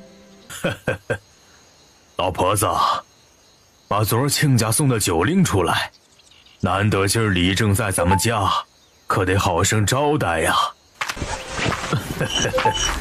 老吴头，说好了只小酌几杯，不兴灌醉呀。拢共也没多少，吃不醉哦。咱们老哥俩来吃足矣。吴老爷子取笑道，一时间场面热闹得很。待2个媳妇儿上好菜后，他亲自给李正斟酒道：“今儿请老哥哥你来，一是为了见证分家，2是真心实意想请你来吃顿便饭。肥皂作坊的事，还有劳老哥哥帮着看着点了。哪里的话，以后村里人还得仰仗着你们老吴家的肥皂作坊做活计。待肥皂作坊盖好了，可得紧着咱们村里的人顾呀。”哈哈哈！快坐下吃菜吧，等菜凉了就不好吃了。哎，吴老爷子坐定，见人都到齐了，开始动筷。一顿饭吃得主宾尽欢。吴礼正摸了摸肚子，感叹老吴头家的饭菜可真是硬堂。老吴头，时间也不早了，老夫得回家了。老哥哥你回家睡会儿，老二，你将你叔给送回家再回来。吴老爷子分家的事儿不消几日便传开了。这不，老王氏领着小孙女儿在村里晃悠的时候，几个老姐妹围了过来，说道：“老姐姐呀，你们家当真是分家啦？”“是啊是啊，你们家老大老二媳妇儿不都挺孝顺的吗？怎么，是谁提分家的呀？”这分家了，谁家养你们老夫妻呀？哎呦，好了，都站开些，别吓坏我家孙女了。哎呀，老姐姐呀，你这心可真大！我听李婆子说，你们家老大老二将家产都给分了去，那你们两个老的可如何是好啊？就是，老姐姐，你们家2个媳妇儿就这么对你们呐？哎，大家都别乱说，听老姐姐咋说的。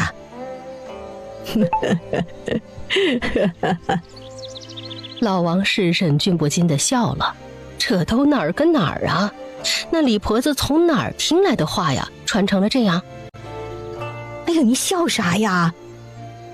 一直与老王氏交好的周氏可急了，她这老姐妹怎么一点也不急呢？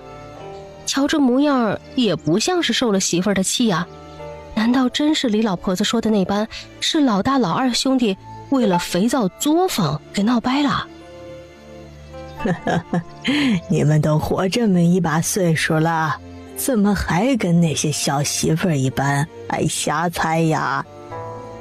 我们家分家，那是因为觉着孩子们都大了，是该搬出来各家过各家的日子，才不是外头传的那般呢。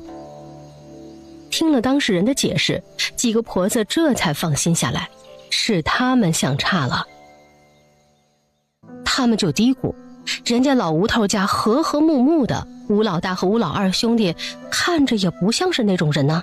看来呀，就是李婆子妒恨老王氏当年，所以才散播出来这样的谣言，想着看老王氏的笑话罢了。哎呀，老姐姐呀，听你这么一说，我倒是放心了，还以为是咋的了呢。就是，下回看到李婆子，我就当面给冲回去。老姐姐，你继续带孙女逛悠吧啊，我们就先去山坡上挖野菜了。几个婆子纷纷告饶，然后结伴而行，去村里1里路外的小山坡挖野菜去了。那回家。吴慧慧撅着嘴，想回家了她想姐姐和哥哥了。哟，慧慧会讲话了，晚上奶给你蒸个蛋羹吃。姐，哎呀，慢点儿，别闹你姐姐了。大伯娘，没事的，您忙您的，妹妹就交给我看着吧。吴秀秀主动请缨，他大伯和他爹去镇上卖冰了，说让他们歇段日子也不肯，只好由着他们。而他爷爷和大伯这几日赶制出来的器具都弄好了，他打算先做些试验。秀秀办事儿，大伯娘自然是放心的。老大媳妇儿，今儿晌午吃啥？吴老爷子从外头回来了，进了院子后笑眯眯地问道：爹，您回来了啊，今儿晌午烧条鲈鱼，再炒上几道素菜，您看可行吗？成。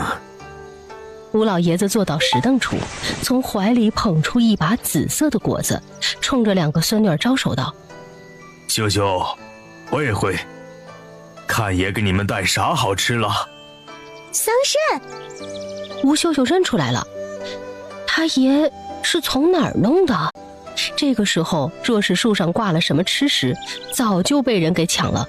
依他爷爷这身手啊，哪里轮得到啊？吃。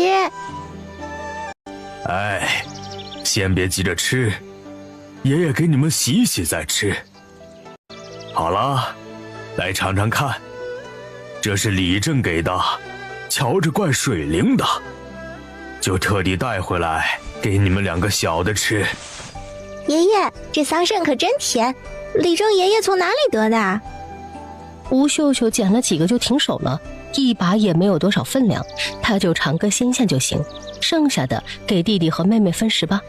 吴慧慧见姐姐吃了几个就不吃了，歪着头想了想，也停下了手。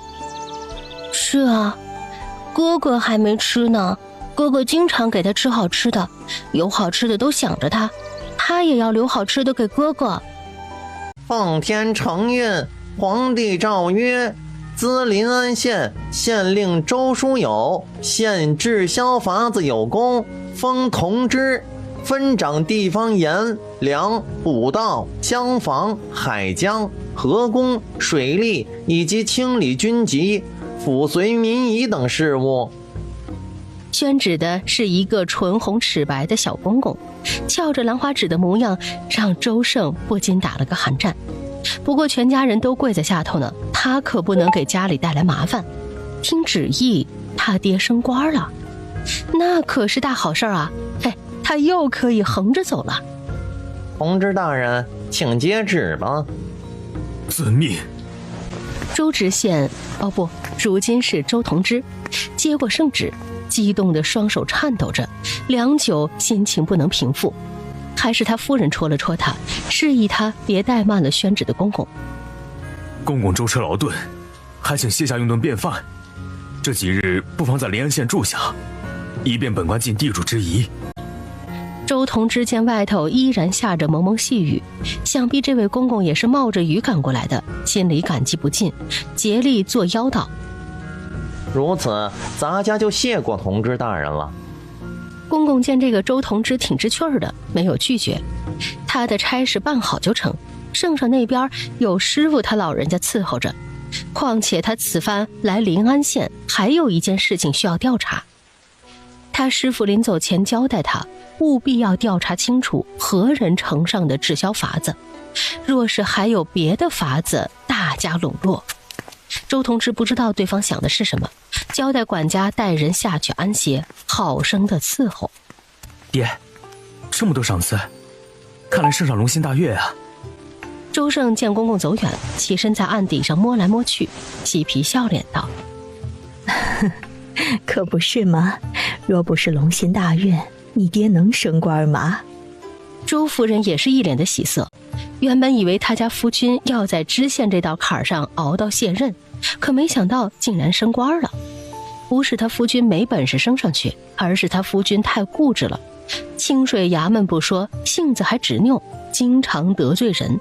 此次他可真得感激那家农户，若不是将此法呈上，他夫君恐怕……此事多亏了吴家人。胜儿，待天晴了，你将这些赏赐代本官送与吴家人，这是吴家应得的。他这回能够升上去，多亏了吴家人呈上的制销的法子。临安县虽然贫困，但是胜在民风淳朴。他继任同知，吃水人不忘挖井人，滴水之恩定当涌泉相报。老爷，这些是圣上御赐的，这些绫罗绸缎，怕是吴家用不上，太打眼了。周夫人闻言阻止道：不是他小气，而是真心实意的为吴家人考虑。夫人有何见解？今儿个天气放晴了，积攒的活儿也开始继续做了。他特地来作坊这儿监工，看到老吴头在这儿，拉着对方询问一二。近日来，可是有不少村民来寻他问老吴头家何事故人之事，他也是以作坊还未完工，暂时拖延回复。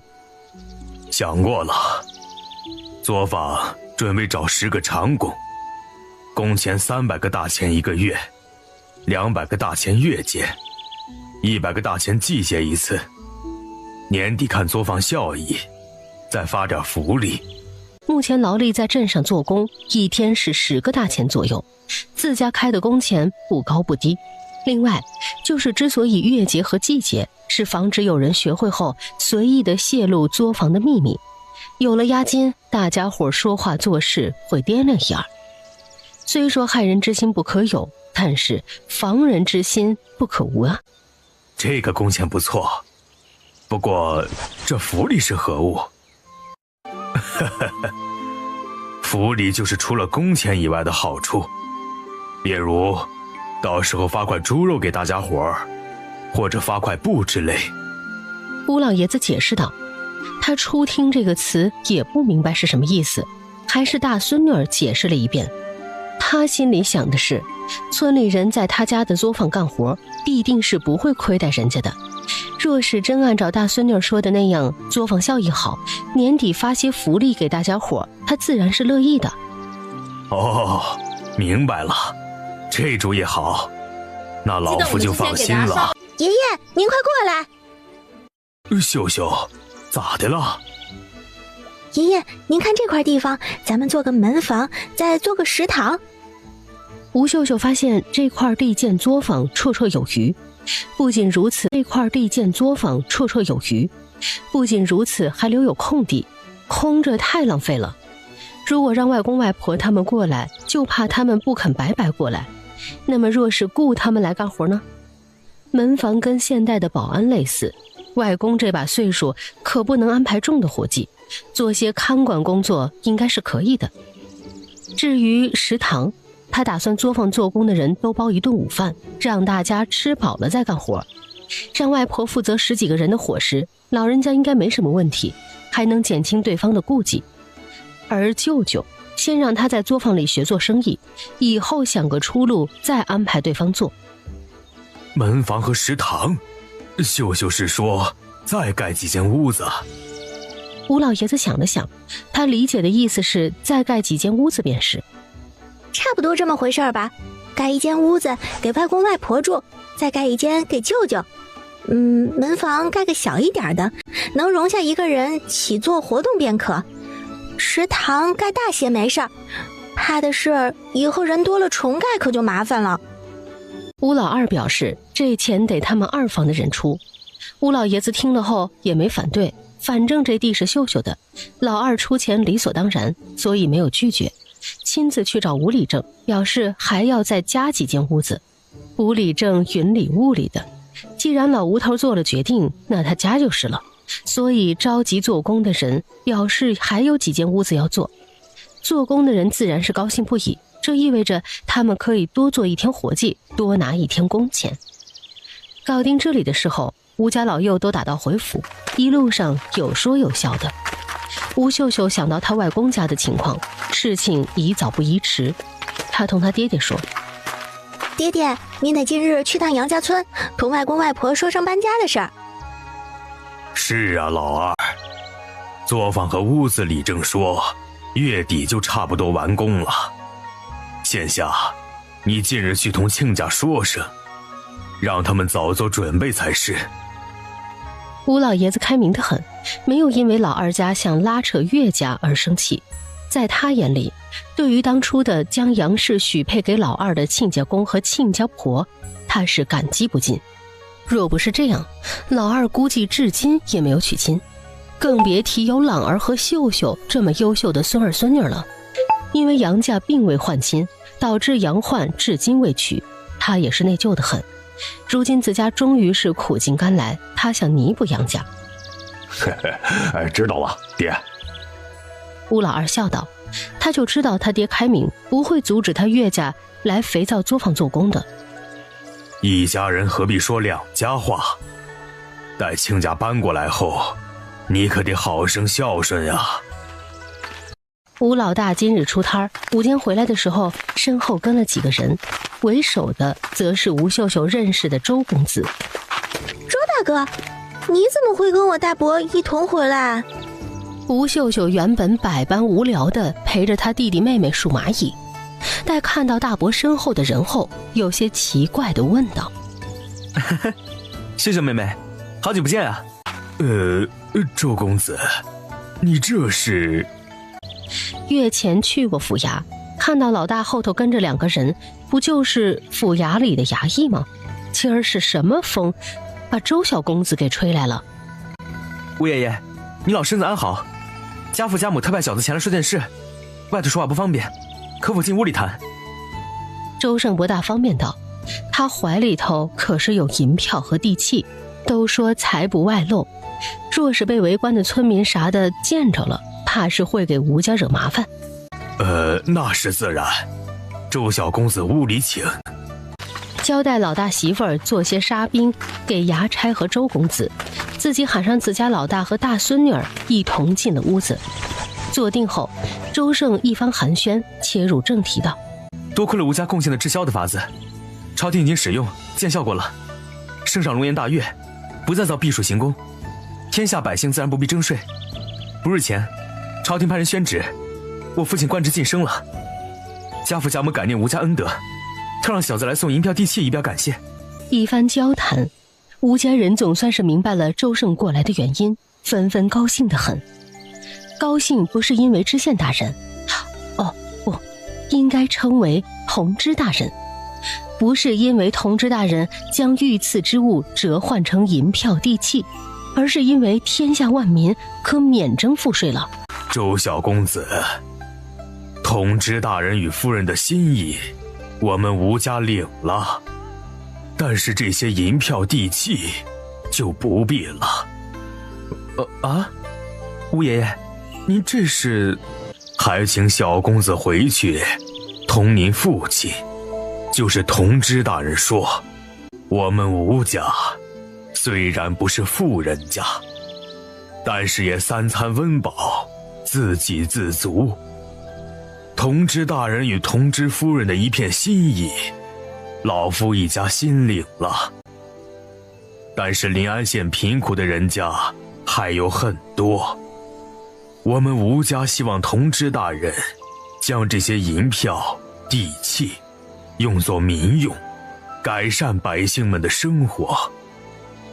老夫相信同知大人的品性高洁，志向高远，若是有生之年，老夫能看见临安县百姓均温饱度日，就是最大的赏赐了。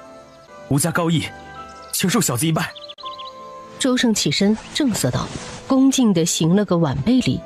没想到吴家虽是农户，但是这思想和境界令他自愧不如，心里好像有根弦动了一下，好像困惑他多年的问题迎刃而解。一介布衣尚能兼济天下，而他身为宦官子弟，怎么能虚度光阴？他决定了，他要学他爹做一个好官，他要做一个有利于社稷、有利于天下百姓的好官。你们可有曾想问的？爹，你这么做定是有深意的，我们没有异议。吴老大摇头道，听他爹的就成，没错的。老大媳妇儿和老二媳妇儿呢？你们可有想问的？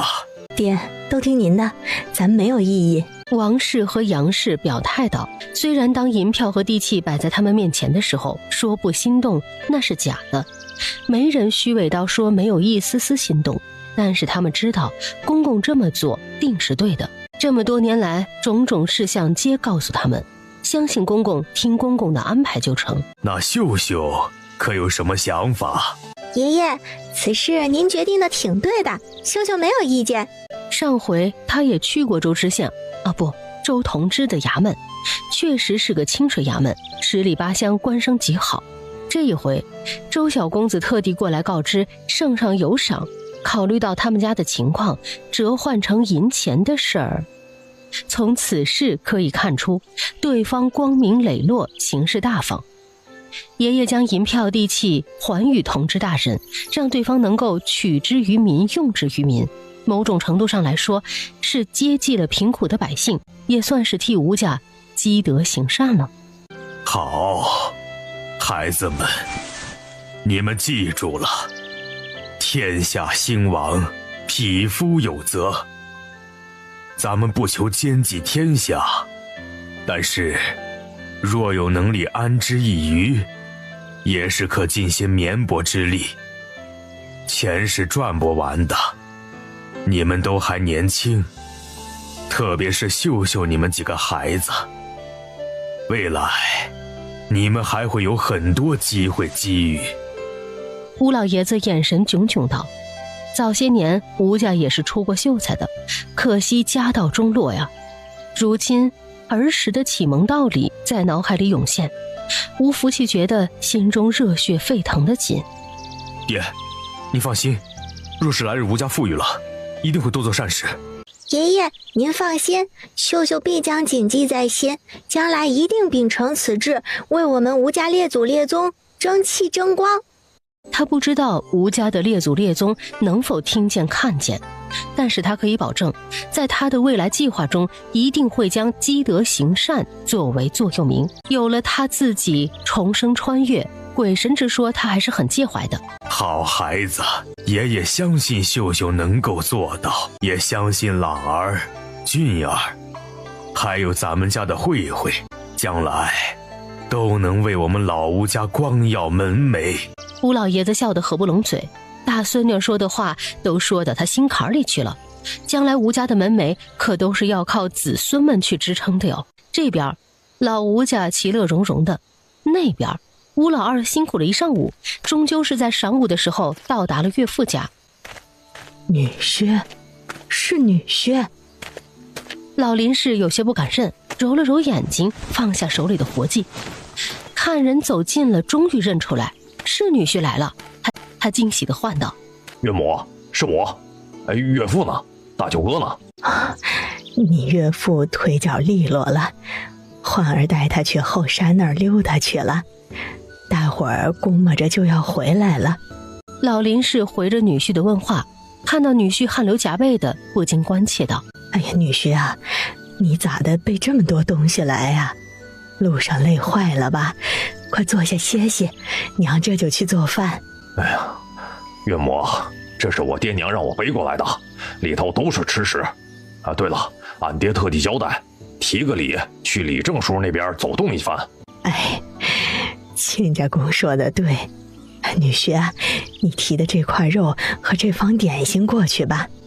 女婿也不是外人，加上亲家公都这么交代了，老林氏便没顾忌，于是在竹篓里收拾了一下，看到2块肉和几包点心，想了想，如此安排。啊，听岳母的，那俺先送完东西再回来。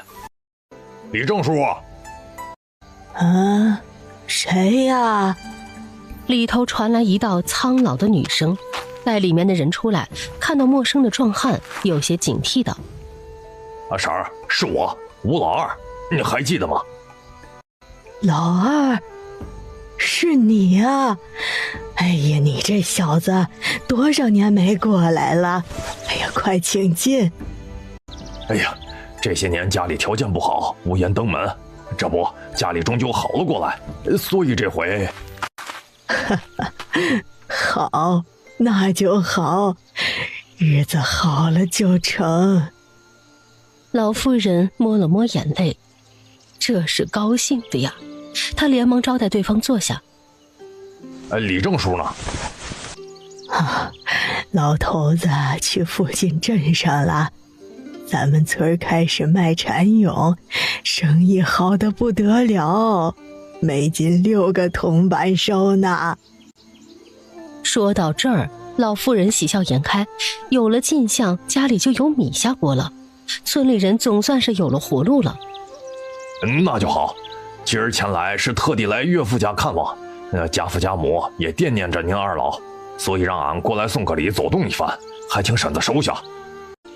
哎呀，你这孩子，人来就成了，还带什么礼呀？这年头啊，都难。哎，您老就收下吧，俺先回岳父家了，还有事同岳父说，改日再登门同李正叔唠嗑。老二啊，留下来吃顿饭再走吧。老妇人心里过意不去，咬咬牙，打算煮锅米招待对方，说道：哎，婶子，下回，俺岳母都做好饭菜了，改日再登门哈。吴老二摆摆手，然后走得飞快，似是后头有什么在赶一般。哎呀，这孩子还是以往那副憨厚劲儿。此时的杨家，杨老爷子和杨焕已经回来了，看到地上的竹篓，就知道女婿又来了。女婿呢？啊，女婿啊，亲家让他去李正家看望一二，这不才去了一会儿，估摸着要一会儿才回来呢。那是应该的。当年李正可是女儿女婿的媒人呀。杨老爷子仰起头，任由老婆子在他脸上擦拭着，忽然想到什么，笑开了怀。俺挖了些折耳根，午饭里下到凉拌菜正好。好，这季节吃啊正好。哎，挖的可不少，留下一捧啊，给女婿带回去，让亲家尝尝鲜儿。老林氏拢了拢，嘿呦，分量还不少。想来是近来村里人都在挖蚕蛹，没精力去挖野菜了，所以今儿个他们家得了便宜。知道了，娘。岳父，大舅哥，女婿，妹婿。打过招呼后，众人围在阴凉的树荫下说话。老林氏聊了几句话，就忙活做饭去了。岳父，今儿小婿过来是为了同您商量。吴老二恭敬道，将他爹临行前的交代说了个大概。亲家啊，可有想吃的饭菜？老身带媳妇儿去做饭。哎呦，老姐姐呀，我也陪你一道吧。老林氏闲不住，哪里有做客人的让主人家忙碌，自己坐享其成的道理。两人虽然多年未见，但是因为姻亲关系，自然不会芥蒂什么。家里来客人了，虽然是老大家分家了，但是这个时候自然不会躲着不出来。王氏让儿子带着闺女在院子里玩，他去烧火。今日是妯娌家来人，他这个做嫂子的可得给妯娌长脸不是？我来烧火，嫂子你帮忙掌勺就成。杨氏不大好意思，天气炎热，这坐在灶下可是烤得慌，没一会儿就大汗淋漓。毕竟是他娘家的人，怎么能让嫂子做这么累的活计呢？哎呀，这都啥情况了，还跟嫂子争这个做甚呢？你掌勺，顾着些你爹娘的口味，烧些他们爱吃的，再炒几道下酒菜。嫂子下回娘家来人啊，弟妹再跟嫂子换就成了。王氏擦了把额头的汗水，打趣道：说不热那是假的，但是今儿他帮弟妹做活，改日弟妹帮他做活，两家人互相扶持，这日子才能长久。若是一味的只知道索取而不知道回报，那自私自利的下场就是众叛亲离。知道了，嫂子。杨氏点点头，他记下了，于是专心地开始切菜切肉，忙碌起来。屋外的老王氏和老林氏听了一会儿，相视而笑，眼睛里仿佛在说：都亏你教得好，都亏你带得好。吴秀秀吃着沙冰，看着家里忙碌的家人，真好。他外公一家终于搬过去了，等会儿吃完饭，他就让他爹带着外公一家去看看新房子。作坊也该完工了，雇人的事儿也安排得差不多了。启动资金他准备了20两，买材料和香料啥的已经足够了。接下来就是销路，他得空得在镇上寻找个合作的商家，打开肥皂的销路，这样才有销量。吃完饭后，吴老爷子特地将杨家的人带到作坊那儿看了一番，介绍作坊的布局，特别是那个门房和厨房的用处。好好好，完全是新屋子呀，亲家费心了。杨老爷子看了后心里有数了，心里感激不尽。这比他们在大山里的房子好太多了，而且是这么大这么宽敞的地方，就给他们一家3口住，挺大的了。亲眼看到作坊的杨家人，心总算是放到肚子里。老吴头，作坊这算是完工了，明日可以开张了。吴礼正正想找老吴头呢，刚好看到人了，于是走上前商议了一二。吴老爷子闻言不住地点点头，商议清楚后又将亲家介绍了出来。因为杨老爷子确实有几年没来了，吴礼正咋一下子没认出来，这下算是互相认识了。以后杨老爷子要在作坊做工，又举家搬了过来，以后打交道的地方多了去了，多个朋友少个敌人嘛。下半晌，杨氏陪着爹娘将作坊里里外外的都用艾草熏了一遍。夏日蚊虫多，新屋子没有住过人，得熏熏才好。又是挂了铜钱和几处讲究的地方拜拜，再将行李大包小包的布置起来。今晚就在咱吴家睡，明儿再搬过去。爹娘大哥，你们放心，安心在作坊做工，赚钱了后好娶大嫂进门。杨氏锁好门，将钥匙递给他爹娘道：好，爹娘相信会有这么一日的。杨老爷子乐呵呵地收好钥匙，高兴极了。外公外婆，一定会有的。你们安心在作坊住下，作坊的日常看管还得劳烦外公呢。食堂做饭菜还得外婆多操心操心。至于舅舅，舅舅先从基层做起，就是所有流程步骤都要学，学会了再到下一步。吴秀秀补充道，作坊这块的活计就这么安排了。吴家的肥皂作坊低调地开工了。吴老二站在作坊里，将李正书筛选后的村民召集在一起，里面包括了岳家一家3口。旁边的吴老爷子跟吴老大无声地站在角落里，默默地支持着自家老二和兄弟。吴老二受到父兄的鼓励，心里大定，于是润了润嗓子，朗声宣布道：今儿吴家肥皂作坊开工，诸位请先认领一个腰牌，在作坊期间必须佩戴腰牌，若是未佩戴者，一律不得进入作坊。杨福光同事，今后您就是作坊的门房，以后这作坊的进进出出的人员都由您老严格看管。杨焕同事，虽然我们是亲戚关系，但是既然进了作坊，就是普通同事关系，今后务必做好分内的事儿。林荷花同事，今后您就是作坊的厨娘，咱们作坊包午饭，凡是作坊的同事可以在作坊的食堂吃一顿午饭。但是说清楚了啊，可不行省着不吃带回家。包饭是为了让大家有力气干活，若是没力气干活，那就别怪我吴老二不讲情面了。一时激起千层浪，吴老二这么说，众人都傻眼了。开始的时候是疑惑同事是什么意思，然后腰牌他们是听懂了，类似于身份的象征。而这食堂包午饭，他们没听错吧？东家，你是说俺们可以在作坊食堂吃午饭？东家，咱们真把饭钱不够工钱。几个男人激动道，他们都是村里比较贫困的家庭，因此才被李正选中第一批雇工。适才听东家这么说，就差敲锣打鼓了。若是包午饭，他们可就给家里省了不少口粮。不扣，放心吧各位。吴老二安抚道，这些话都是他们全家经过深思熟虑的，既然要做，就务必做好，不做场面功夫。多谢东家。10几个人得到答案后，纷纷惊喜的异口同声道：好了，接下来开始分工，点到名的站成一排。吴老二记性还是不错的，雇的工人他也都能叫上号。分了，李婆子回家之后，重重的将菜篮子给摔在地上，激起了一片的灰尘。老婆子，你这是抽什么风啊？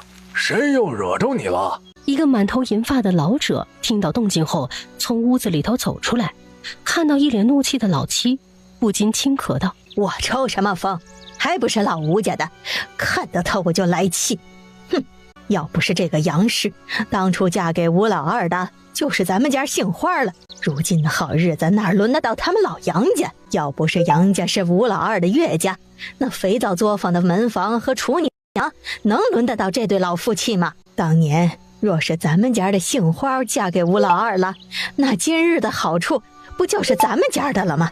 咱们可怜的杏花嫁了那么远的穷乡僻壤，几年才回来一次。上回回来你又不是没看见杏花手臂上的伤，这都是女婿，为何咱们的女婿不是个东西啊？我就说了，当年让你也求着些老吴家，你非拉不下这个脸，好了吧？哼！哎呀，够了，这都是命，强求不来。老者闻言默不作声，但是理智告诉他，他必须阻止老妻的愤愤然。悔？当然是悔啊，肠子都悔青了。多少次午夜梦回，他扪心自问，是不是当初舔着老脸去求吴家娶了杏花，是不是杏花就不用嫁那么远了？是不是杏花就能跟吴老二好好的过日子？如今杨氏所拥有的一切都是他们家杏花的了，这些他不知道，他只知道万般皆是命，强求不来。强求不来？都怪你，咱们命苦的杏花啊！是娘对不住你啊！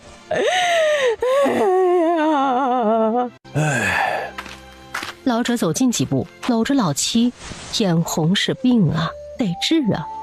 心里打定主意，治标得治本。若是女婿对杏花还是不好，那就和离。他还没死呢，家里就杏花一个孩儿，只要他有一口吃的，就还有杏花一口饭吃。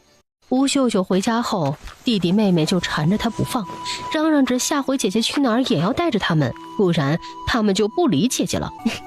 好，姐姐下回出去玩带你们。吴秀秀哭笑不得，哄着弟弟妹妹。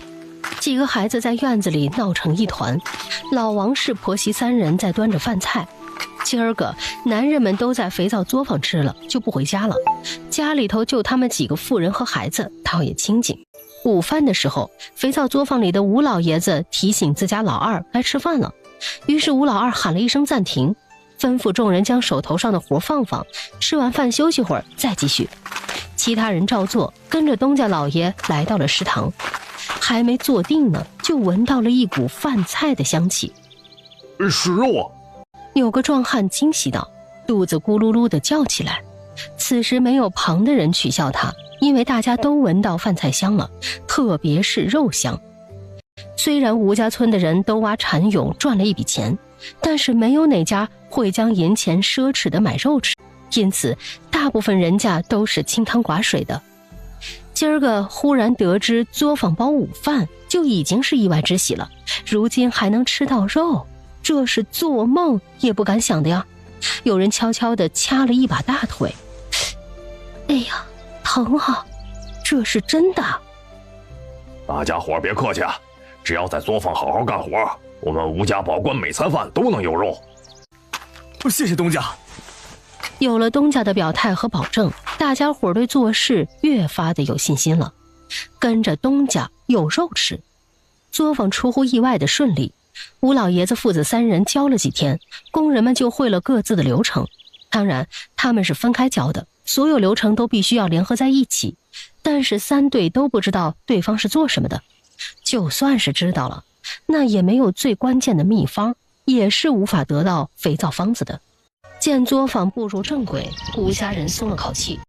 吴秀秀翻了一下之前全家做的第1批肥皂，虽然形状是丑了些，但是有几块是出乎意料的好看。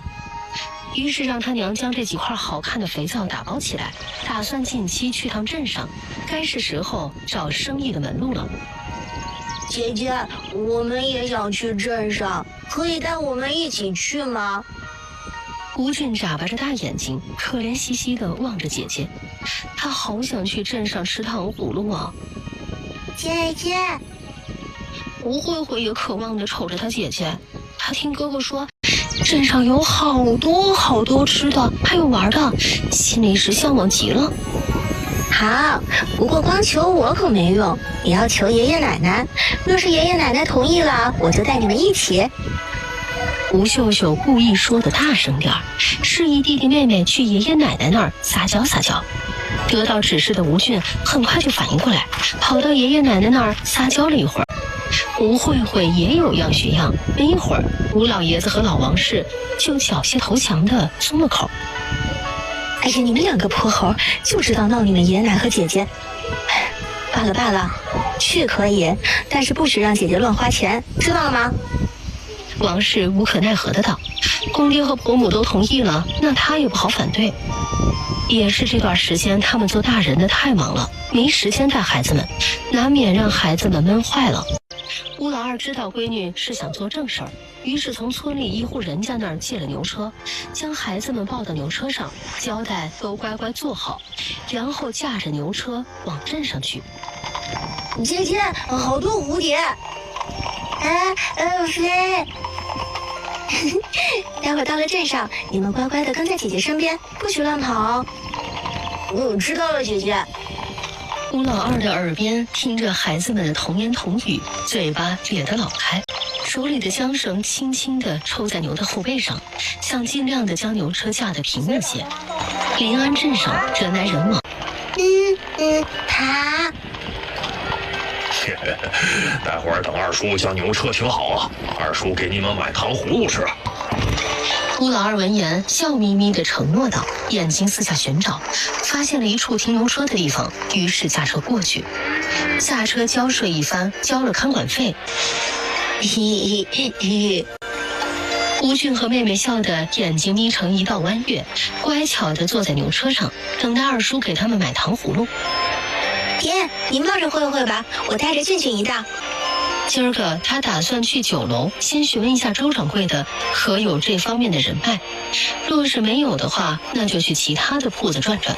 实在不行，就自己租个铺子售卖肥皂，大不了就自产自销。总之，这个肥皂啊，他卖定了。好，哎，你们别乱跑啊，跟在爹爹后面哈。秀秀，你想吃啥？爹给你买。吴老二看到自己闺女啥也没挑，这哪成啊？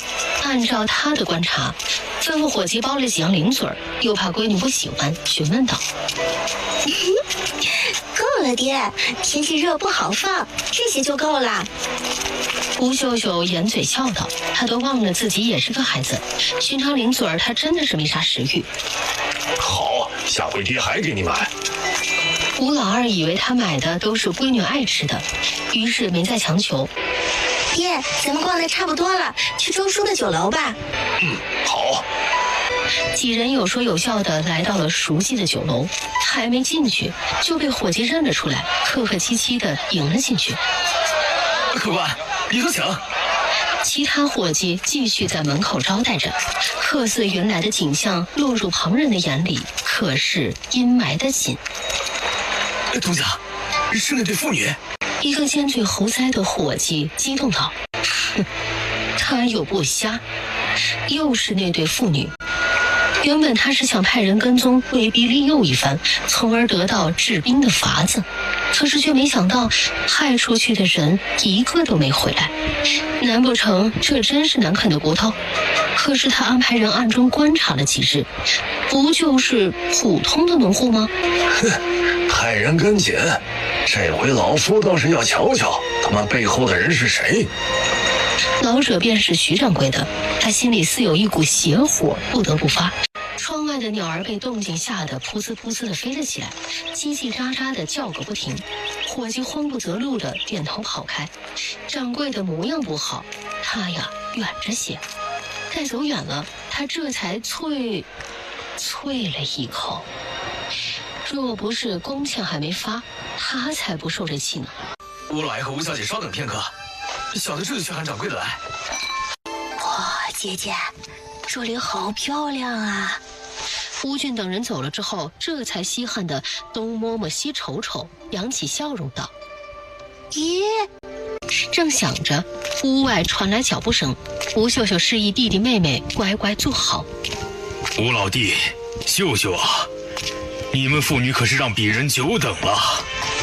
入眼是熟悉的父女二人，还有2个小娃娃，不禁奇怪道：“咦，这是吴老弟的孩儿。”周大哥的，好久不见，这是我的侄儿侄女，孩子们还小，不懂规矩，还请见谅。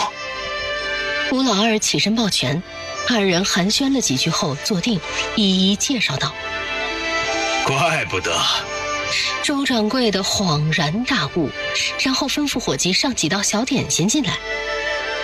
周叔，进来生意安好啊。吴秀秀待大人寒暄完后，明知故问道：“可真是应了招牌，客似云来。”周掌柜的哈哈大笑起来，整个临安镇就他们家有最新颖的菜式和冰制饮品，这一切呀，多亏了他当初慧眼识珠，结识了吴家妇女。与此同时，伙计送来几碟小点心，摆放在桌子上。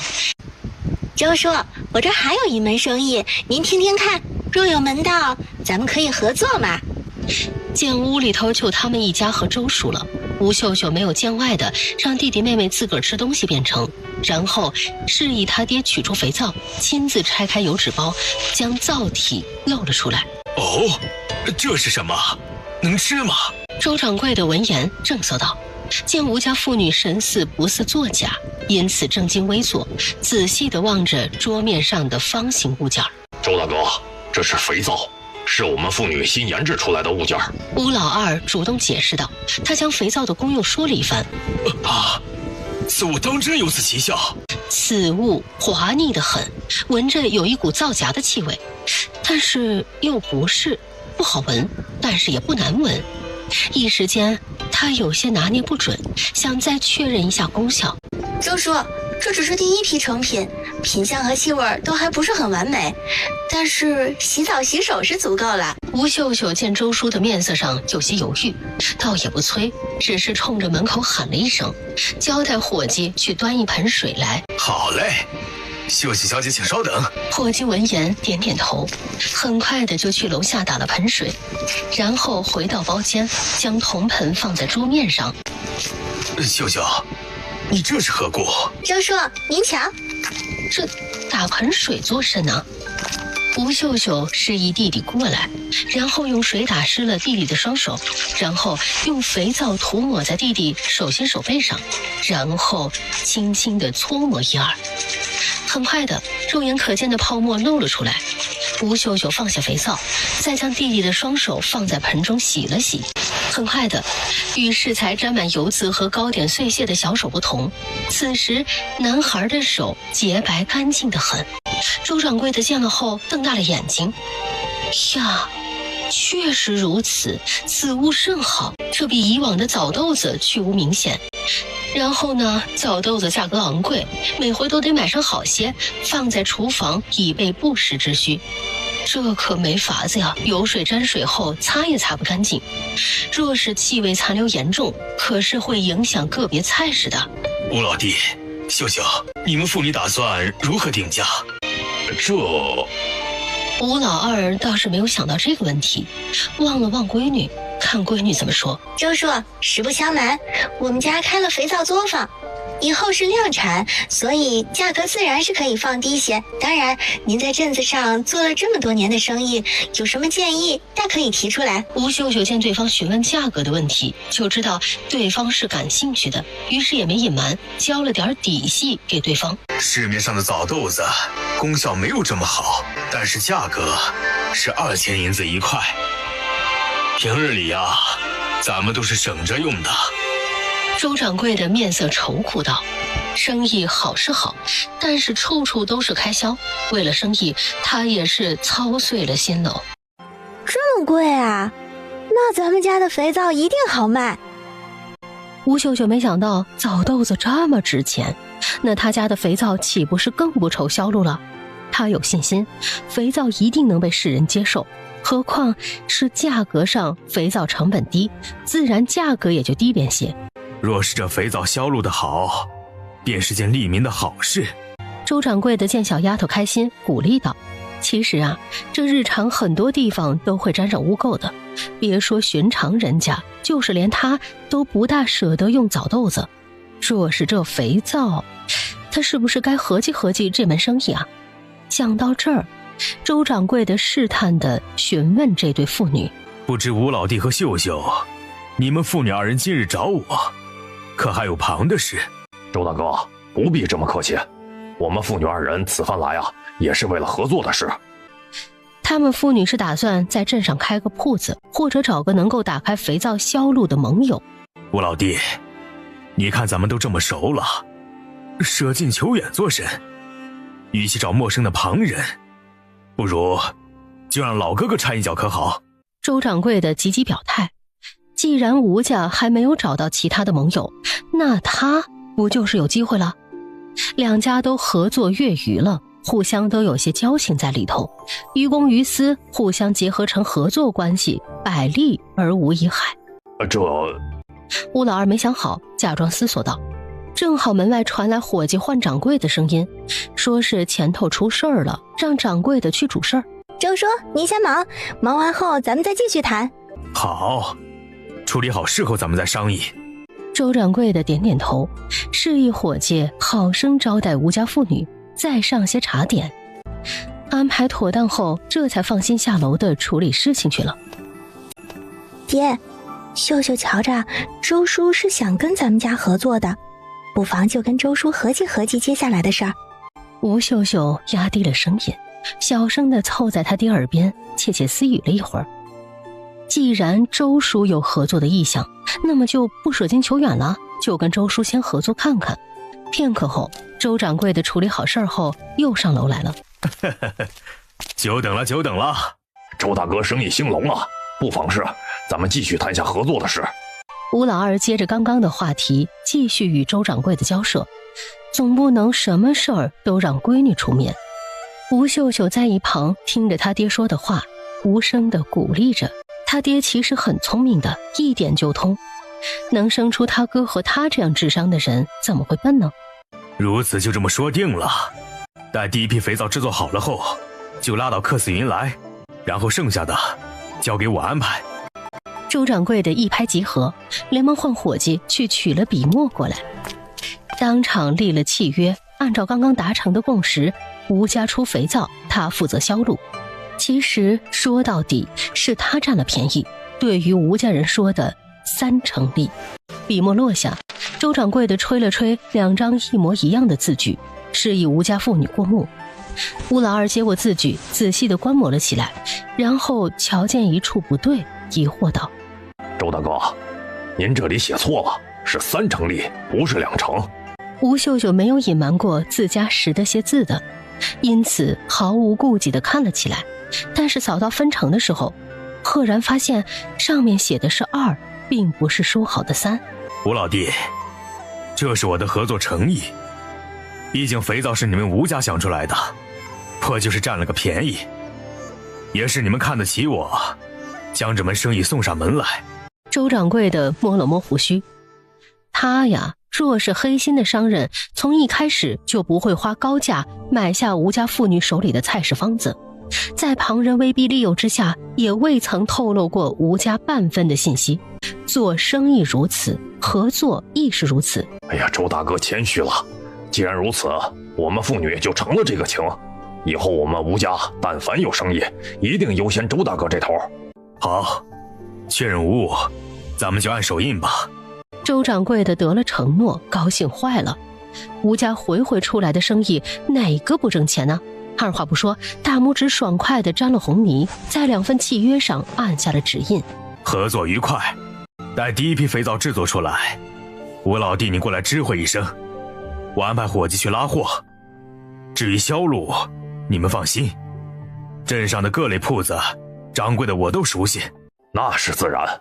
吴老二点点头，双方又说了一些细节的问题。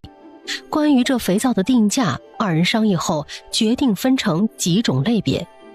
洗衣上的肥皂价格定为5个铜钱一块，洗手洗澡的肥皂价格暂定为10个铜钱一块。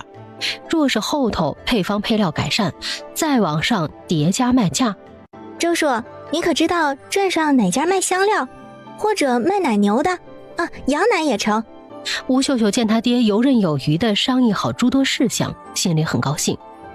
听到合作尾声了，于是急急地询问道：香料呀，出了酒楼后右拐2条街，就有家陶氏香料铺子，里面香料、香粉还有胭脂都很齐全。那陶氏香料铺子呀，也是他的老相识。既然秀儿丫头问，那等会儿他让伙计带着去一趟便是。不过这奶牛是何物啊？心里想着，不知不觉的他嘴上顺口问了出来：周叔，你没见过奶牛，那羊呢？吴秀秀看得周叔一脸疑惑，看来奶牛在这个世界还没有出现呢。羊奶倒是知道，附近镇子上有家专门卖牲畜的人家，不过这玩意膻得慌，一般没人买，都是将羊养大后宰了卖肉。周掌柜的回忆起不太美好的记忆了，早些年他也少不更事，喝过一回，那滋味啊！真的吗？周叔，秀秀想买几头羊，不知道卖羊的人家在哪里啊？吴秀秀惊喜道：没有奶牛，有羊奶也行啊。有了羊奶这个原材料，它可以做羊奶皂，还可以研制相应的面膜、面霜。哦，这样吧，我去安排伙计采买几头，送到你们吴家村可好？周掌柜的见小丫头一脸喜悦，有些犯嘀咕。不过既然这丫头想要，那他这个做叔叔的买几头赠送又如何？哎呦，这真是太感谢了。不过周大哥说好了，多少钱买的，我们吴家还您多少，这亲兄弟还明算账呢。吴老二出面感激道。他虽然不知道闺女要买羊做甚，但是秀秀不是个胡来的孩子，一定有他的用意。好，此事就交给我来办。周掌柜的拍板定下了此事，又闲聊了几句。他原想挽留妇女几人，吃顿午饭再走，指点厨子的手艺。可惜吴老二父女急着回家，还有些东西尚未采买，于是起身告辞了。周叔、刘部，您忙，咱们下回再聚。哎，你们路上当心些，早些回村。周掌柜的站在门口送别，回眼睛瞟了一眼隔壁酒楼的2楼，意有所指道：知道了，周叔。吴秀秀心知肚明，适才从窗户闪过一张老气横秋的脸，那不就是徐掌柜的吗？他们父女进酒楼有多久，对方就盯了多久，看来这对方还是不死心啊。吴秀秀父女先是根据周掌柜的说的地址寻到了陶氏胭脂铺子，这里头都是一些妇人姑娘，鲜少有男丁，难得有男人进胭脂铺子呀，这是哪家的汉子这么体贴媳妇儿？哎呦，这位客官，不知道您想挑什么脂粉送给夫人啊？店铺掌柜的是个风姿绰约的妇人，大约30左右，打扮得体，说话让人如沐春风。此时他正摇着葵扇，一步一扭地走了过来。走近呀，才看见3个小娃娃围在这汉子的身边，不禁痴痴地笑了开来。头一回见着男人逛脂粉店，还带着3个孩子进来，真是大姑娘上轿头一回啊！吴老二头一回进胭脂店，被里头的香粉熏得有些头晕，求救似的望着闺女。这位美女姐姐，我们妇女想买些香料，不知道姐姐铺子里可有新进的香料呀？吴秀秀踮起脚尖，脆生生地询问道。她闻到掌柜的身上的香味，就知道这一趟来得值了。小丫头嘴巴真甜。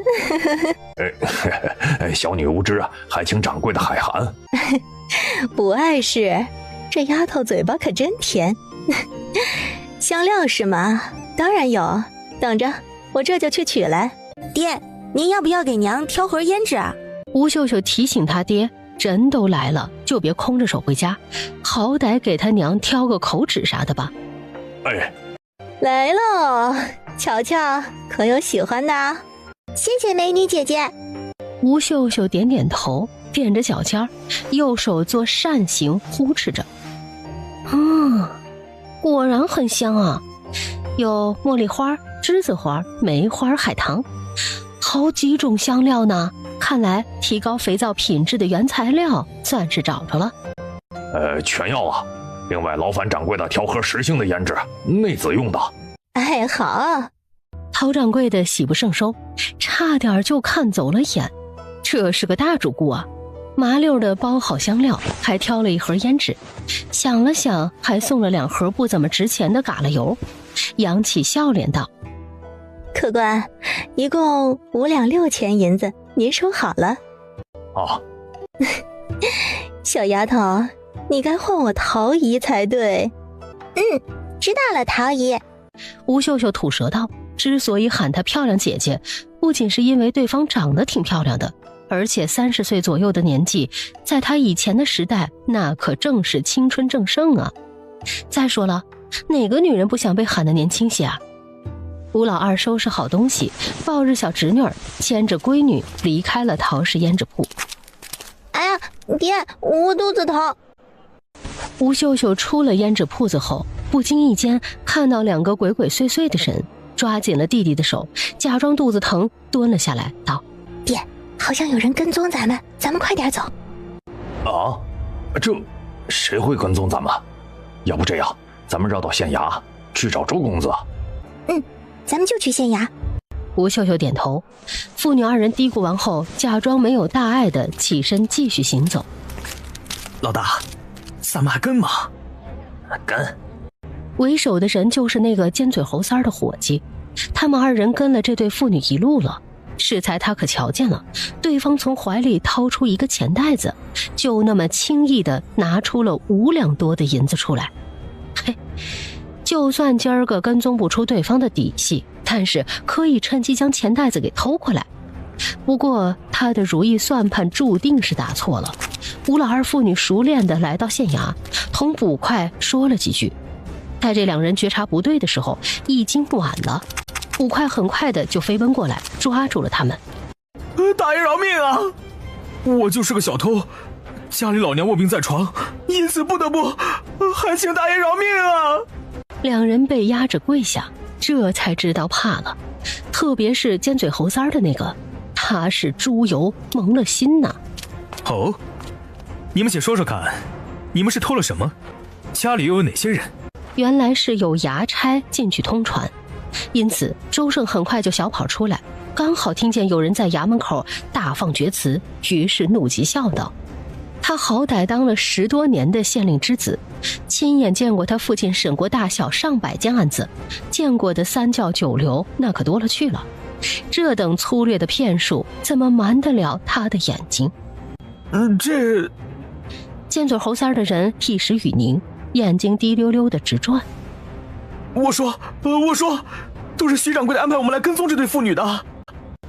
另外一人害怕的哆嗦个不停，他不要坐牢，他家里真的有老母亲需要他奉养，若不是老母亲生病缺钱，他也不至于。真相大白了，吴老二背后湿透了一块，是他疏忽大意，家里被盯了这么久也不知道。打坏人！吴俊跟妹妹半听懂半没听懂，举着拳头冲跪在地上的2个人喊，这2个人就是坏人。好了，俊俊慧慧，你们都过来。吴秀秀过来拉着弟弟妹妹的手，生怕2个坏家伙吓着他们。至于那个徐掌柜的，上回见着就觉得不舒服，没想到对方还是不死心，还想真当他是软柿子任人揉捏啊。我二叔，秀秀妹妹，你们放心，这件事包在本公子身上。周生闻言也是一脸的后怕，这徐掌柜的没想到心机城府如此深。奶，好饿啊，今儿午饭吃什么呀？那中午给你们几个小的蒸了鸡蛋，还有炒了几个小菜。秀秀饿啦，那咱们现在就开始端饭菜出来吧。娘，你坐下歇歇，端菜这么简单的活计啊，就交给我们就成了。杨氏拦着她婆母要去厨房的念头，与大嫂交换了个眼神，分别将东西放回各自屋里，再出来就是去端饭菜了。爹，您吃这么快做甚？嘿嘿，爹要去送换牛车，还有啊，作坊那边爹想去看看怎么样了。你们继续吃，甭管我。吃饱了吧？俺也吃饱了。走，俺送你回家。你爹呀，同个牛说啥话？说了牛能听懂吗？吴秀秀嘴里的蛋羹差点喷了出来，先是努力地咽下蛋羹，这才笑出来。他乃是想说他爹是对牛弹琴嘛，可不就是。娘，我跟爹今儿买了香料，您收哪儿啦？吃完饭后，吴秀秀想起正事儿，询问他娘香料放在哪儿。哦，在呢，放屋里了。秀秀，你买那么多香料做什么？杨氏古怪地询问道，有些不大好意思，因为在香料里他还发现了一盒胭脂，除了当家的会买，还有谁会？娘，香料你收好，那可是有大用处的。待爷爷和大伯回来，咱们商量下如何添加到肥皂里。吴秀秀闻言放心了，他娘收好了就成。这些香料卖的可不便宜，他得想好怎么添加的比例才不浪费。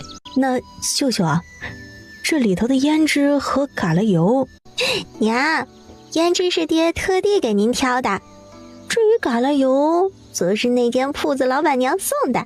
您要是不用呢，就给大伯娘和奶奶用就是了。成不成就看周叔怎么谈的了。吴家人被这个消息震惊的几天都晕晕乎乎的。乖乖，肥皂生意这么挣钱的吗？吴老大夫妻虽然羡慕，但是不嫉妒。无论是分家前还是分家后，二弟一家都是对他们夫妻照顾有加。一笔写不出2个无字。只要他们兄弟感情深厚，妯娌之间没有芥蒂，孩子们处得好，以后无论吴家哪房好，都能带动另一房，没有什么好嫉妒的。吴老二夫妻晕晕乎乎的找闺女再三确定，乖乖，这个肥皂如此赚钱，若是周掌柜的找好客源，那可就赚翻天了。至于周掌柜的那儿进展的顺利极了，他请了镇上相熟的铺子掌柜的吃了顿便饭，然后宣传了肥皂的事情，当场带大家体验了一把。肥皂比皂豆子好闻、方便、物美价廉，更重要的是，听周掌柜的说，以后还会出什么美容啊、美白类型的。哪个女人不爱美啊？这其中就有陶掌柜的，当即就下了1000块肥皂，还有普通肥皂1万块。商人的敏锐让他嗅到了商机，这香皂进价50文，普通肥皂才20文。陶掌柜的亲自试过肥皂，对于功效没有异议。他们家胭脂铺子略微翻倍，也比皂豆子便宜，这肥皂呀一定好卖。其他铺子的掌柜略微有些保守，不过定了陶掌柜的半数。很快，不久后他们的肠子就悔青了。周掌柜的笑眯眯地吹了吹未干的订单，这些掌柜的都是老相识了，钱款给的都很爽快。接下来就是吴家那边肥皂作坊的供货事宜。这肥皂呀，比他想象中的要好卖，等着分钱吧。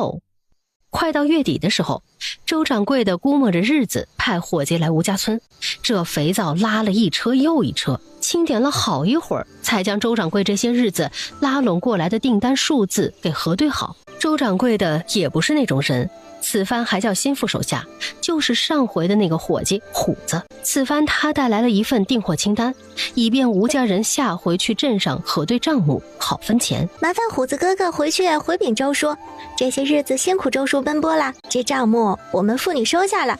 我们相信周叔的人品，以后次月初核算上月的分成，还请转告周叔。知道了，秀秀小姐。虎子没敢轻视这个小姑娘，尊敬道，然后确定无误后，带着人驱车离去。总算是第一批货都卖出去了，接下来咱们加大生产力度。我有预感，这批肥皂问世后，我们的肥皂作坊的名气一定会水涨船高的。吴老爷子这些日子想得很透彻，肥皂生意老二一家做得风生水起，自己和老大慢慢的寻其他的营生，就别让老大也在作坊里干活了。他担心的是时间久了，老大心里变化了，那可就不好了。别相信秀秀。如同众人期盼的那样，肥皂一经问世，一销而空。大户人家囤了不少香皂，不仅滑不溜秋的，还很好闻，样式也好看。普通人家也是买得起的，30文一块普通肥皂，可洗衣服，可洗澡，头发也好洗，真是方便极了。而且使用起来比枣豆子方便多了，价格又比枣豆子便宜太多了。整个临安镇家家户户都买了肥皂，目前临安镇上哪户没买肥皂，人家都不爱搭理，一块香皂卖30文就不错了。可没想到周叔简直是商业鬼才，竟然可以将卖价定为香皂进价50文，普通肥皂才20文。这样一来，销售额加大，销售利润也就1晃2个月过去，肥皂作坊的生意日渐红火，供不应求。不仅整个临安镇打开了销路，在周掌柜的努力下，商圈扩充到了附近的几个府。周掌柜的这回算分成的账目的时候，将心里的担忧和计划说了出来。原来周掌柜的在开展生意的过程中，也不同程度的遇到了有些人的威逼利诱。不过周掌柜的也不是吃素的，他与周同之还是有些关系的，有了这层关系，好歹是让有些人打消了念头。但是总不能老平白的借用周同之的官声是吧？因此周掌柜的措辞道，不如从我这分成里抽1成出来给周同之，这样我们生意也能光明正大的借用同知大人的名义。周叔，这事儿难为您了，不过哪里能从您的分成里抽啊？这可折煞我们妇女了。不如这样，咱们重新签订契约，我们吴家占6成，您和同知大人各占2成，不知道您可满意啊？吴秀秀想了想，这些日子周叔的努力，他是看在眼里，记在心里的。肥皂生意是块肥肉，上回那个徐掌柜的还是周胜大哥想法子解决掉的，而这回随着生意越做越大，光靠周叔一介商贾那是无法长期运作下去的。如果有周同知作为靠山，确实是件好事儿。且不说周同知的人品他信得过，就是临安县清水衙门也没啥油水，如此如何让周同知大人做些有利百姓的事儿呢？这好，那周叔我就厚着脸皮成了这个情了。周掌柜的开始有些犹豫不决，但是接触吴家人这么久了，也知道吴家就是秀秀丫头做主。吴老弟在一旁听着也不反对，那就是赞同的。既然如此，那他就不矫情了。这件事儿就这么定了下来，新的契约立了3份，吴老二将新的契约收好，另外2份交给了周掌柜的。他这2个月分钱都分麻木了，如今家里头已经有了不少银子。他知道一旦生意做大后，一定会有人眼红，甚至有人会有了周同知的关系，生意也会太平很多，因此少分2成也无碍。吴老二父女寒暄一二后便告辞了。他们这回来到镇上是打算买辆牛车的。爹，咱们家的屋子该加盖了。是该加盖了。家里的养羊那个棚子小了，再塞只牛够呛。牛暂时放在作坊那儿养着也成。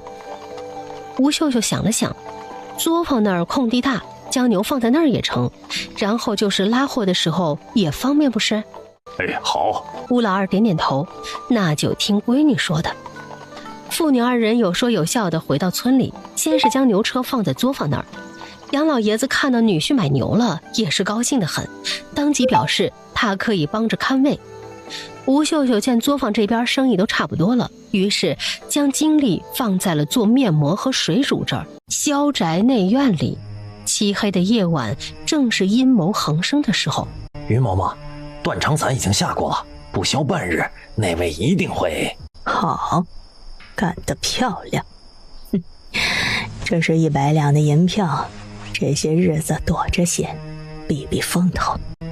多谢嬷嬷，小的一定躲好了。精美奢华的院落里，一处寂静的小屋里传出了窃窃私语。片刻后，小屋的门开了，里头先是走出来一个鬼鬼祟祟的穿着小厮衣裳的男人，而后是一个年岁稍长的老妇人。老妇人目送那个小厮离开后，东张西望了一会儿，小心翼翼地打着灯笼往另外一个方向走去。等人都离开了，屋顶上跳下一个蒙面人，对方的眼中闪过不屑。晚间幸亏小主子发现不对劲儿，没有饮下那杯下了毒的茶，让他顺藤摸瓜看看是不是季夫人下的毒。果不其然呢，夫人已经处理好了，只待那边院子传出动静了。老妇人回到主院后，熄灭了灯笼，小心翼翼地进了屋子，低眉顺眼地向主子汇报道：这回就不信这个小杂碎还不死。烛光微微摇曳，定睛一看，贵妃榻上卧着一个雍容华贵的妇人。虽然年过30了，但是保养得很精致，脸上看不见一丝皱纹。若不是说话间的狰狞语气破坏了美感，倒也是个姿色胜人的美人。预祝夫人心愿达成。赏！妇人得意一笑，示意贴身的乳娘打赏下去。待今日过去，整个萧家就是他儿的囊中之物，而他就是萧家未来的太夫人，荣华富贵皆是他的。封院床榻上的小人剧烈地咳嗽着，嘴角挂着一抹鲜血，瞧着吓人极了。小少爷，您别怕，顺子这就去请大夫来。肖战躺在床榻上，望着焦急的顺子说不出来话，脸上尽是血色。小少爷，您等顺子回来，您会吉人天相的。顺子摸了摸眼角的湿意，他家小少爷太苦了。整个封院就他一个小厮，明明是萧家的嫡少爷，却过得还不如旁人家的庶子。都是夫人去世的早，让季夫人钻了空子，害得少爷由嫡长子变成了嫡次子。心里想着事儿，但是手脚麻利的很，将毯子盖在小少爷的身上，不放心的叮嘱了几句后，一步三回头的离开了封院。老爷护送老夫人回到了京城。此时整个萧家压根儿就没有人在乎小少爷的生死，可无论如何，他要请来大夫替小少爷把把脉，治好小少爷。小主子，待顺子离开后，一道黑影闪进了屋里。听到动静的肖战睁开了眼睛，而后从容淡定地从床榻上坐起来。情况如何？回禀小主子，属下已经查实了，就是那刘氏布的局。蒙面人恭恭敬敬地回禀道，心里对萧家上下都暗暗不耻。小姐当年是瞎了眼才会嫁到萧家吧，徒留下小主子遭受不公平的待遇。断肠散，哼，好手段。此等江湖上的东西，刘氏一介女流怎么会求得？别说他的好父亲不知晓此事，那刘氏怎么偏偏选在祖母不在家的时候出手？哼，虎毒尚且不食子，他的好父亲，既然这个家容不下他，那他还留着做甚？小主子，接下来咱们是抽身还是怎么安排？蒙面人看到小主子神色阴晴不定，有些心疼道，再怎么说小主子也不过是个孩子呀，为何要如此迫害一个孩子？换谁遇见这种事儿也抽身？哼，那岂不是便宜了徐氏母子，还有他的好父亲祖母？想到自小疼爱他的祖母，肖战的心沉了沉。这回啊，他怕是要让祖母失望了，怨不得他将萧家的生意全部都切断，不留余地。徐氏母子不是最在乎萧家的家产吗？那他送徐氏母子一份大礼，希望对方笑纳呀。遵命。蒙面人领命，这就是小姐的孩子，铁血手腕颇有小姐当年的风范。肖战穿好衣裳，想了想，从案底上收好一张纸，叠在怀中，最后眷恋地望了望房间里的一切。这是他娘亲原先的屋子，一切都是那么熟悉。闭上眼，富儿睁开眼睛道：走。蒙面人领命，背起小主子，几个闪身飞到屋顶，然后从怀里掏出火折子扔了下去。顷刻间，火光冲天，硝烟四起。结束了，一切就到此为止。萧家以后同他两清了，再见面就是清算的时候了。希望到时候他的好父亲还有那徐氏母子都好好的活着。走水了！快来救火呀！糟了，小少爷还在里头呢。小少爷，放开我！小少爷还在里头。顺子，别送死了，火太大了。小少爷，顺子来迟了，顺子将大夫给请来了呀，您咋就不等等顺子呀？肖战趴在属下的背上，耳边传来熟悉的哭喊声，心头微暖。萧家，原来还有这么一个人真心的关心自己，在乎自己。小主子，咱们走了。走吧，他呀要去过他的人生了。顺子，你也要好好的活着。什么？封院走水了？徐夫人歇下没多久，就被吵闹的声响给惊醒。原先是不悦地喊来丫鬟问话，可没想到听见了一个好消息。是的，夫人，眼下火太大了，水都熄不了。丫鬟跪在地上回禀道，她也是吓坏了，不曾见过发这么大的火，如今还是心有余悸的。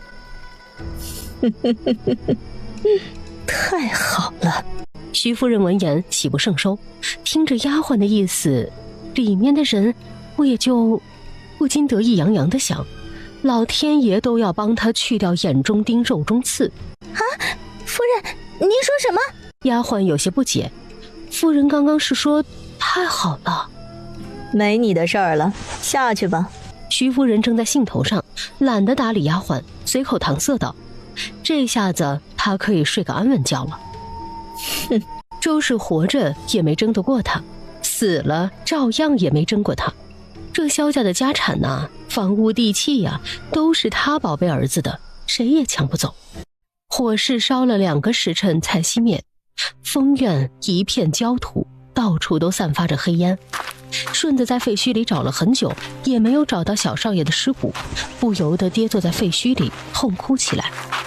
小少爷，都是顺子不好，顺子应该留在您身边照顾您的。路过的丫鬟小厮闻言都面面相觑，不知道该不该上前安慰，但是又忌惮着徐夫人。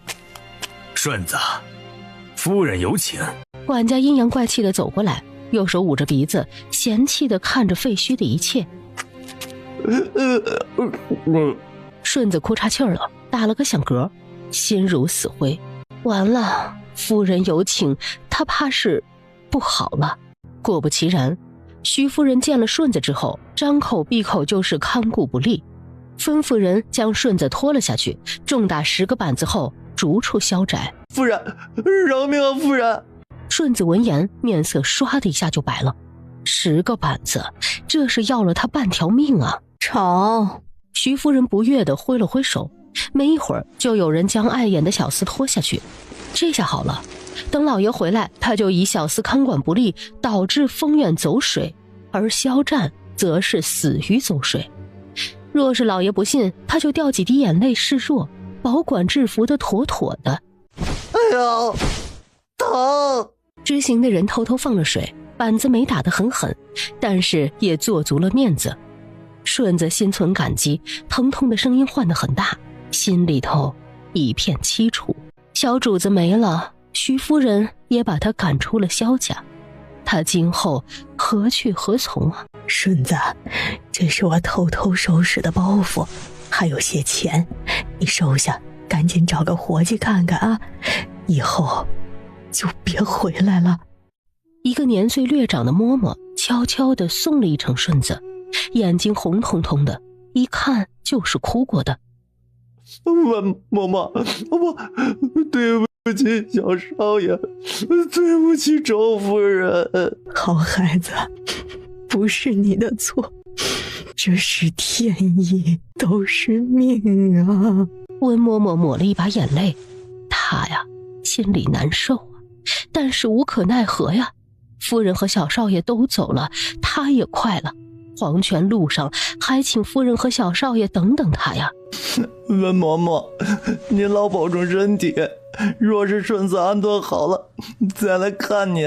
顺子依依不舍地道别道，这个世上就小少爷对他最好，会给他银子，会给他买好吃的，明明是他年长些呀。与此同时，周同志那儿也得到了萧家吊唁的消息，一家人面色沉重地坐在一起。周胜气不过，急红了眼，一拳打在桌面上，发起了声响。岂有此理！周夫人也气不过的怒骂道：好好的一个孩子就这么没了？而这萧家简直是欺人太甚，这个时间才安排人过来通传吊唁，早干嘛去了？夫人稍安勿躁，为夫看此事有蹊跷。你们想啊，子离身边还有高手护卫着，怎么可能就这么轻易的着了道？周同志不知道是安慰自己还是安慰他夫人，心里希望孩子没事啊，但是可以肯定的是，萧家，他不会善罢甘休的。父亲，儿子想去从军，将来功成名就，好为姑母表弟报仇。周胜眼神坚定道，他要做一个顶天立地的好男儿。胜儿，你有志气是好，但是若是为了报仇去从军，为父是万万不能应的。切莫意气用事，切莫意气用事。你姑母和子离的仇，由父亲来。周同志打住了儿子的念头，无论孩子选的是科举还是从军的路，他都支持。但是无论是哪条路，都是万分艰难。为官者要上对得起君，下对得起民。为了报仇而去做官，无论是从文还是从武，那都是大错特错。父亲，孩儿……周胜不服，他不明白父亲为何阻拦他，想要说什么，却被他母亲的眼神给制止住。他只好退下，回到屋子里生闷气去了。老爷，圣儿也是好意。周夫人叹气，眉头紧锁。现在想来，子离应该不会就这么轻易地着了徐夫人的道吧？夫人，圣儿这孩子就是毛躁了些。希望经过这些事，他能长大。周同之长吁一口气，他想到妹妹，子离呀，你可千万别真的出事儿啊！此时，在一处奢华的府邸内，乌压压的跪了一地人，众人高呼：“叩见主子！”免礼。肖战端坐在金丝楠木做的椅子上，淡然地发号施令。这些都是他母亲生前暗中培养的势力，这些人分别掌管着不同的产业，可谓是富可敌国也不为过。就是他那好父亲也不曾知晓此事。萧家的产业算什么？他真的迫不及待地想看到他的好父亲得知真相后的表情，那一定是十分有趣。来日方长，那就拭目以待吧。桂子月中落，天香云外飘，一晃又是月余。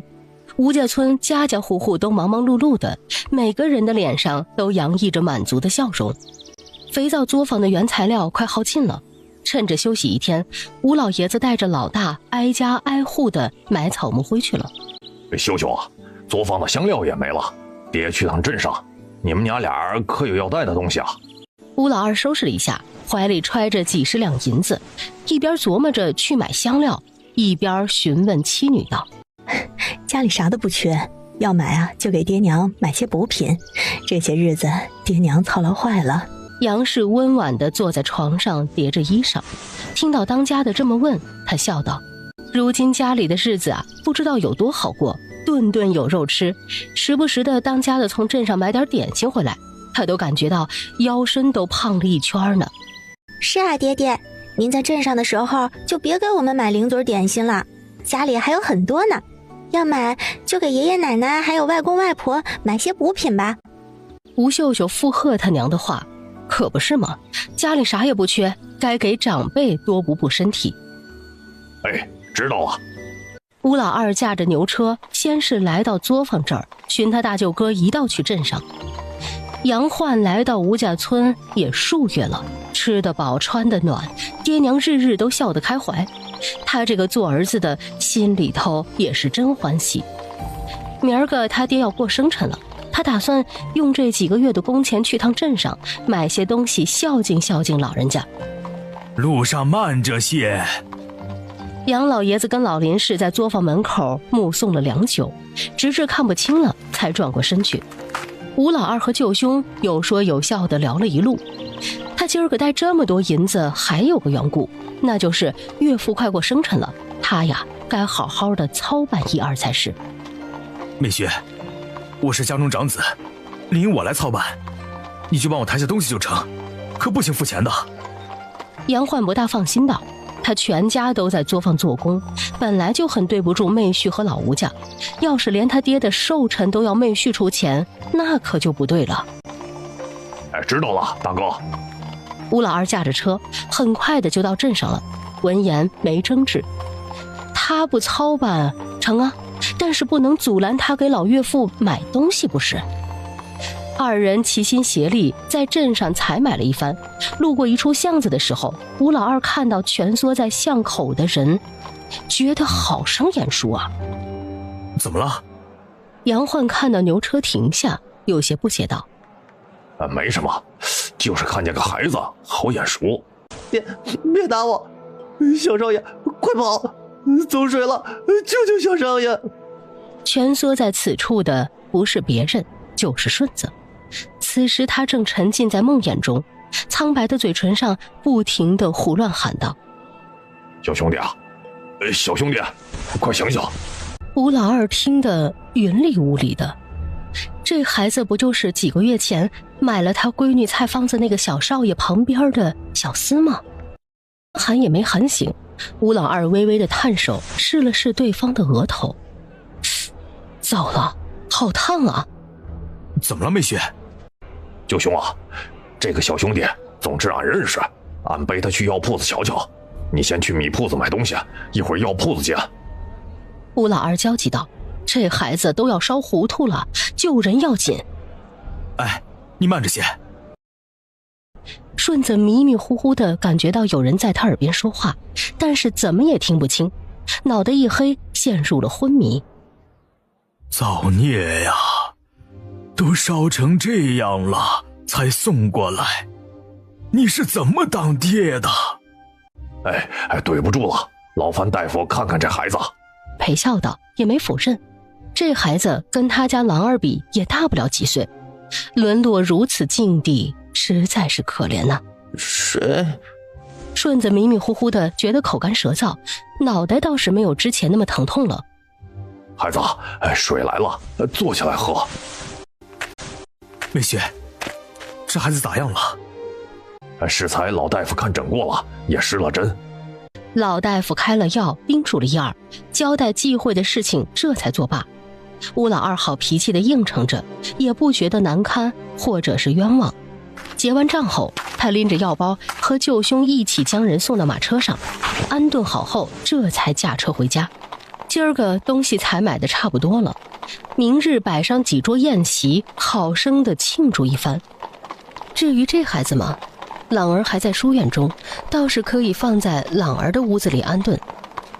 杨焕好脾气地照顾着昏迷的半大少年，对于妹婿如此行径有些担忧，希望不会惹上什么麻烦吧。二人回到吴家村的时候，村里炊烟缭绕，家家户户都在着手着午饭的事情。好了，梅雪，你先将这孩子送回家，好生照料，明儿记得早些来吃酒。一家人其乐融融地吃完午饭，两个小的逐渐懂事了些，不像之前那般闹着要出去玩了。见家里头多了个人，纷纷好奇地围了过去。顺子忽然惊醒，发现身处一处陌生的房间。他警惕地打量着四周，看到两个小孩子围在他附近。哥哥醒了？吴俊一点也不怕生，看到陌生的大哥哥醒了，凑上来询问道：“这是哪里？你们是谁？”顺子爬了起来，觉得四肢无力。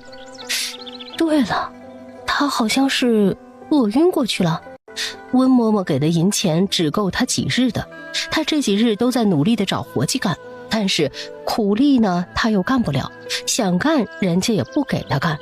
其他人家像是约定好了，得知他是被萧府逐出来的，纷纷表示不会顾他。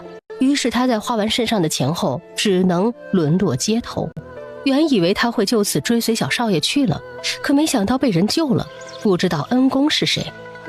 正想着，他肚子发出了咕咕咕咕的声音。大哥哥，你饿了？我去找奶奶要鸡蛋给你吃。是。顺子不好意思地抓了抓脑袋，这家孩子都这么善良，那么救他的人一定也是很善良的。醒了啊，小兄弟啊！吴老二端着汤药走了进来。是您？别动，大夫说你还没好，要静养几日。多谢叔，顺子感激不尽。等顺子好了，一定会好生报答叔的。顺子感受到对方的关怀，心里酸得紧。没想到当他穷困潦倒、无家可归的时候，是吴家人救了他。哎呀，好了，你这孩子先饮下汤药，过会儿再吃2个鸡蛋垫垫肚子。叔让你婶子给你热些饭菜，乡下地方别嫌弃简陋。顺子喝完药后，腹中暖意绵绵，有了力气后，他缓缓地开口，诉说着自己的遭遇。小公子真是天妒英才啊！这么小的年纪就……吴老二听完后叹了口气道：“没想到那日见的小公子就这么去了，而这顺子也是够惨的，被打了出来，难怪流落在街头。都是顺子没用，伺候不周。”顺子双目含泪，这些日子他愧疚难安，梦里头都是小公子浑身是血的样子。逝者已逝，生者如斯。顺子哥哥，你节哀顺变啊！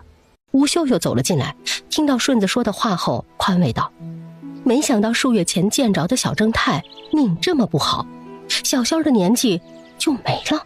唉，只有祝福对方早日投胎吧。”谢谢。好了好了，如果顺子哥哥你无处可去，就留在咱们家打工吧。秀秀灵机一动，他哥哥缺个小厮啊，来年乡试，哥哥要一个人出远门的话，还真不放心。打工？顺子听到前半句很是高兴，后面这个打工是何意啊？吴老二也是疑惑得很。秀秀提出留着顺子，他不反对，只要对方愿意也干活，左右是多双筷子的事儿。就是这打工是什么意思啊？他有些拿不准主意。是啊，打工就是不用签卖身契，但是要签份劳动合同，合同契约内我们家安排你工作，你就按照工作安排来做，我们家按月发你劳动报酬，就是工钱的意思。吴秀秀解释了一下劳动合同的意思，要让他这个现代人去剥削古代人的劳动力，他也过意不去。如果没有这先河，那他就开辟这个先河。这么好，我愿意。叔啊，不，该喊东家小姐。顺子激动得语无伦次，不用签卖身契，还有工钱拿，吃住全包，付出劳动他愿意啊。你都不问问我们安排的是什么工作吗？吴秀秀俏皮一笑，虽然第一次见面不是很愉快，但是对方不是个坏的，误会早已经解开，就是可惜了那个漂亮的小正太呀，见不着对方长大的模样了。东家小姐，你想安排啥，顺子都能干，就算是要顺子去死，顺子这条命就是东家捡回来的，就算有朝一日让顺子去死，顺子也愿意。哎呀，你这孩子说啥死不死的，放心吧，一定是你能做的事儿。吴老二安抚了一下，不赞同地看着小闺女吓唬顺子。爹，大哥来年要乡试了，等大哥休沐了，不如……吴秀秀也没忌讳顺子在场，当着顺子的面同他爹说了一下他对顺子的工作安排。谢谢东家，谢谢东家小姐，以后东家喊小的小名顺子就成，东家小姐可别喊哥哥了，你与理不合。顺子听到是做书童，眼睛亮了亮，这也不是什么重活呀，书童的活计他擅长，以前伺候小公子不就是……想到这儿，顺子的情绪低落下来。顺子，安心在吴家工作，快吃完这2个鸡蛋，待会儿送饭菜给你。谢谢东家。吴秀秀看到这儿的事都搞定了，便放下心，继续捣鼓他的大业了。奢华的府邸中，一个黑衣人跪下汇报事情。主子，属下调查到顺子被萧家赶了出来，然后流落街头，等属下派人接的时候，人被吴家救走了。主子，是否需要属下去趟吴家？不必了，下去吧。坐在主位上的肖战面无表情道，原本他是有些不大放心的，他想着依着徐氏的性子，怕是不会轻饶了顺子，所以派人去了趟临安镇萧宅。主子，朱同志那里无妨，舅父自会明白的。肖战拿过一旁的名册看了起来，他相信舅父会懂的。翌日一早，顺子早早的起来帮着打水扫地，总之啊，一切所及之处能做的活他都做了，勤快的模样让老王氏夸赞不已。好孩子，你身体还没好利落呢，快别忙活了啊，歇会儿就吃饭了。吴老爷子笑眯眯地观望着，瞧着顺子是个好孩子，以后啊，在大孙子的身边干事儿，他也能放心了。吃早饭了。王氏在里头喊了一声，跟妯娌一进一出的端着东西摆弄起来。顺子腼腆地站在一边，不敢造次。虽然吴家是个农户，但是他不敢轻视，吃东家的、用东家的、拿东家的，他要安守好本分才是。顺子，你也坐呀。吴老爷子看到局促的顺子，示意对方不要拘谨，留了个空位给他。老太爷，顺子是下人，怎么能上桌同东家一起吃饭呢？顺子蹲下吃就好。顺子心怀感激，但是拒绝道：哎呀，咱们家现在没到那份上呢，快过来坐下吃，还是长身体的时候呢，别磨蹭了。吴老二一把拉过对方，拍了拍顺子瘦弱的肩膀，说道：“这孩子就比他儿子大不了几岁，这么有眼力劲儿，这瞧着怪可怜的。”谢谢东家。顺子忍住鼻尖的酸意，盛情难却地坐了下来。一定是小少爷你在天有灵，保佑顺子，让顺子遇到这么好的东家。顺子的勤快和表现，大家都有目共睹，也没有当外人，争先恐后地帮着夹菜。吃完饭后，顺子手脚麻利地收拾了起来。吴家人都这么好，那他未来的主子吴少爷一定也是极好的。他要好好的表现，服侍好吴少爷，不能像……嗨。又过了几日，吴朗休沐了，出了私塾，就看到不远处自家爹爹驾着牛车在冲他挥手。老二，这里。吴老二开心地喊着，他看到儿子了。不知道是不是学业辛苦，他瞧着朗儿是瘦了些呢。爹，今儿就您一个人来镇上吗？哎呀，你妹妹她在客寺云来和周掌柜的谈生意呢，爹估摸着时间先来接你，快上车，咱们去同你妹妹会合。吴老二一边帮着把儿子的书妾搬到牛车上，一边絮絮叨叨道：“都说读书人辛苦，可不是吗？光这书妾就不轻嘞。”哎，吴朗坐上马车，耐心地听着他爹的絮絮叨叨，说着家里的变化。一直在私塾里，天天听着夫子的讲课，脑子都要钝了。听完后，他心里有数了，看来一些日子没回家，他妹妹又有新发明了。牛车驾到客寺云来，伙计帮着将牛车拴好。这位呀，那可是东家老爷交代过的贵客呀，可得招待好了。爹，哥哥，你们过来啦！我跟周叔刚商量完事儿呢，正要去找你们。吴秀秀刚下楼，就看到他爹和许久未见的哥哥，一脸惊喜道：“那赶巧了，商量完正事了，那咱们就回家还是？”吴老二没问闺女商量啥了，这儿也不是说话的地儿，有啥事儿啊，回家再说。爹，咱们回家吧。周叔，那秀秀就回家了。成，秀秀丫头，这事周叔给你盯着，要是有合适的，周叔就安排人去知会你一声。周掌柜的摸了摸胡子，笑意加深。每回跟这个丫头谈完事儿啊，心里的茅塞就顿开。肥皂生意他插了一手，知足了。这啥劳什子化妆品，他一个大男人也不擅长，就不插手了。爷，爹，大哥，正好你们都在，秀秀有个事儿想同你们商量商量。喝下凉爽的绿豆汤后，整个身体的燥热都去了几分。吴秀秀示意他爷爷和爹爹哥哥都坐下来，4个人正好围成了一桌。待众人都坐下后，他便将和周叔谈的事儿同家里人一一道来。他已经研制出几款水乳和面霜了，这些日子试验过，他娘和大伯娘还有他奶都体验了一番，效果是显而易见的。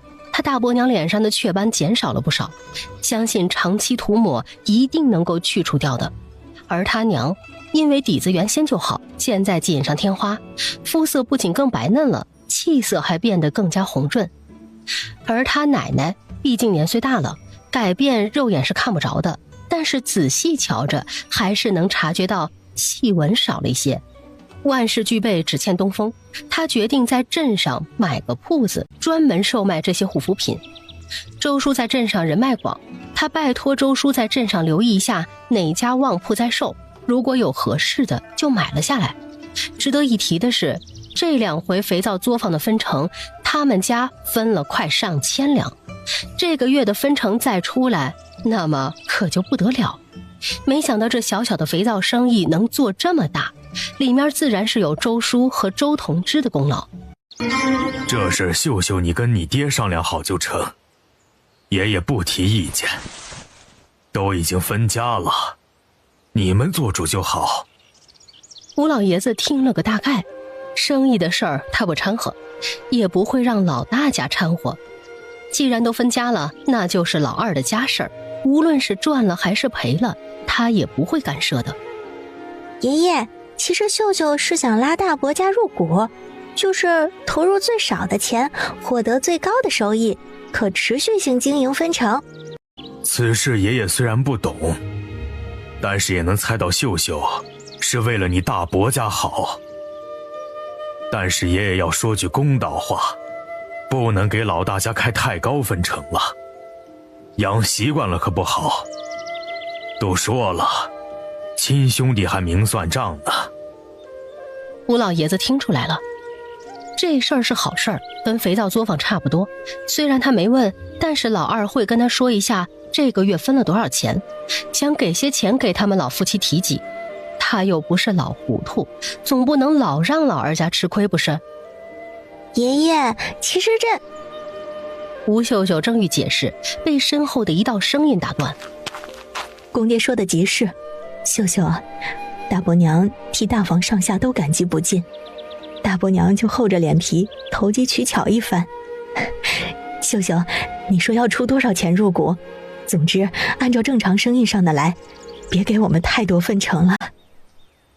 王氏心存感激道，他不是拎不清的，对于侄女的好意他心领了，但是哪能回回占便宜呢？该如何就如何，这样一家子人的感情才不会变味儿。吴老爷子笑眯眯地摸着胡子，心想着这要是换作眼皮子浅的话，老吴家哪里会像现在这般和和美美的，家有贤媳，子孙福泽呀。吴朗这次回家感觉到家里翻天覆地的变化，家里谈话都没避着他，因此他知道这些改变都是妹妹的功劳。哥哥，有个人想介绍你认识。吴秀秀忽然想起来顺子的事儿还没跟他大哥说呢，于是在大人们说好话后，喊过顺子来介绍给他大哥认识。东家少爷好，我叫顺子，以后就跟在您跟前服侍，还请少爷尽管吩咐。顺子看到将来的主子有点忐忑，这对方会不会嫌弃他呀？会不会不要他？如果不要他了，那他该何去何从啊？吴郎有些一头雾水，什么情况？这是妹妹给他雇的小厮？哥哥，以前的主子因故去世了，现在顺子无家可归，我跟爹爹做主就收留了，正好哥哥身边缺个伺候的人，所以不妨收下顺子。吴秀秀解释道，如果哥哥不收，那他只能先将顺子安排到肥皂作坊那儿做工去。好，那顺子以后你就跟在我身边吧，有我一口吃的，绝对不饿着你。吴朗点点头，爹爹和妹妹认可的人，他对对方的人品自然是不会怀疑的。既然如此，那就让他在身边吧，来年相识的时候正好有个伴儿。多谢东家少爷，多谢。俏家人开业的时候，吴家村有些人家也闻讯而来。杨掌柜的，恭喜恭喜啊！周掌柜的，恭喜啊！哎，掌柜的，这公告上写消费满50文，可以有一次抽奖机会。是啊，掌柜的，奖品是什么呀？可否请掌柜的述说一二啊？大家伙都别急，且听我慢慢道来。杨氏不慌不忙地娓娓道来，心想多亏了昨天晚上跟小闺女模拟了一下今日开张会面临的刁难和问题，如何化解，如何回答，这不就派上用场了。哦，原来如此啊！哎，那咱们还等啥啊？跳啊！哎呦，等等我，给我留一瓶儿。临到中午的时候，铺子里的东西都已经售罄，吴老二连忙挂上了售罄的牌匾在门口。哎，掌柜的，我们这没买着呢，怎么就卖光了？就是，我们可是排了好长的队呢。做生意可不能这么做呀！排了老长队伍的人一见这个情景，全都炸窝了。各位客官，实在是库存都被卖光了，下一批需要7日的时间到货，还请各位按照排队的顺序过来一一登记，领取号码牌，7日后来俏家人，我们依次进行选购。吴秀秀在后面看到他娘身上若有若无的气场，满意的点点头。自古啊，不是女子要附庸男子，而是大男子主义束缚了女子的一切。这若是女子独立起来，只要底子在，勇敢面对一切，那么都可以培养出女强人的气场。爹，您这是咋的了？感觉您心不在焉呢啊？当家的，有啥话还不方便当着闺女的面说呀？嗨，这不回来的路上遇着了那个李婶子和那杏花，然后啊……吴老二看到妻女瞪大眼睛，连忙解释道：“感情这杏花过得确实是凄惨了些，但是对方问他爹有没有活计安排，这个吧，哎，听着怪可怜的，要不咱们就收。”杨氏心软，听到杏花被以前的婆家非打即骂，心有戚戚，同情对方的遭遇。吴秀秀连忙假装咳嗽，他娘怎么这么容易心软呢？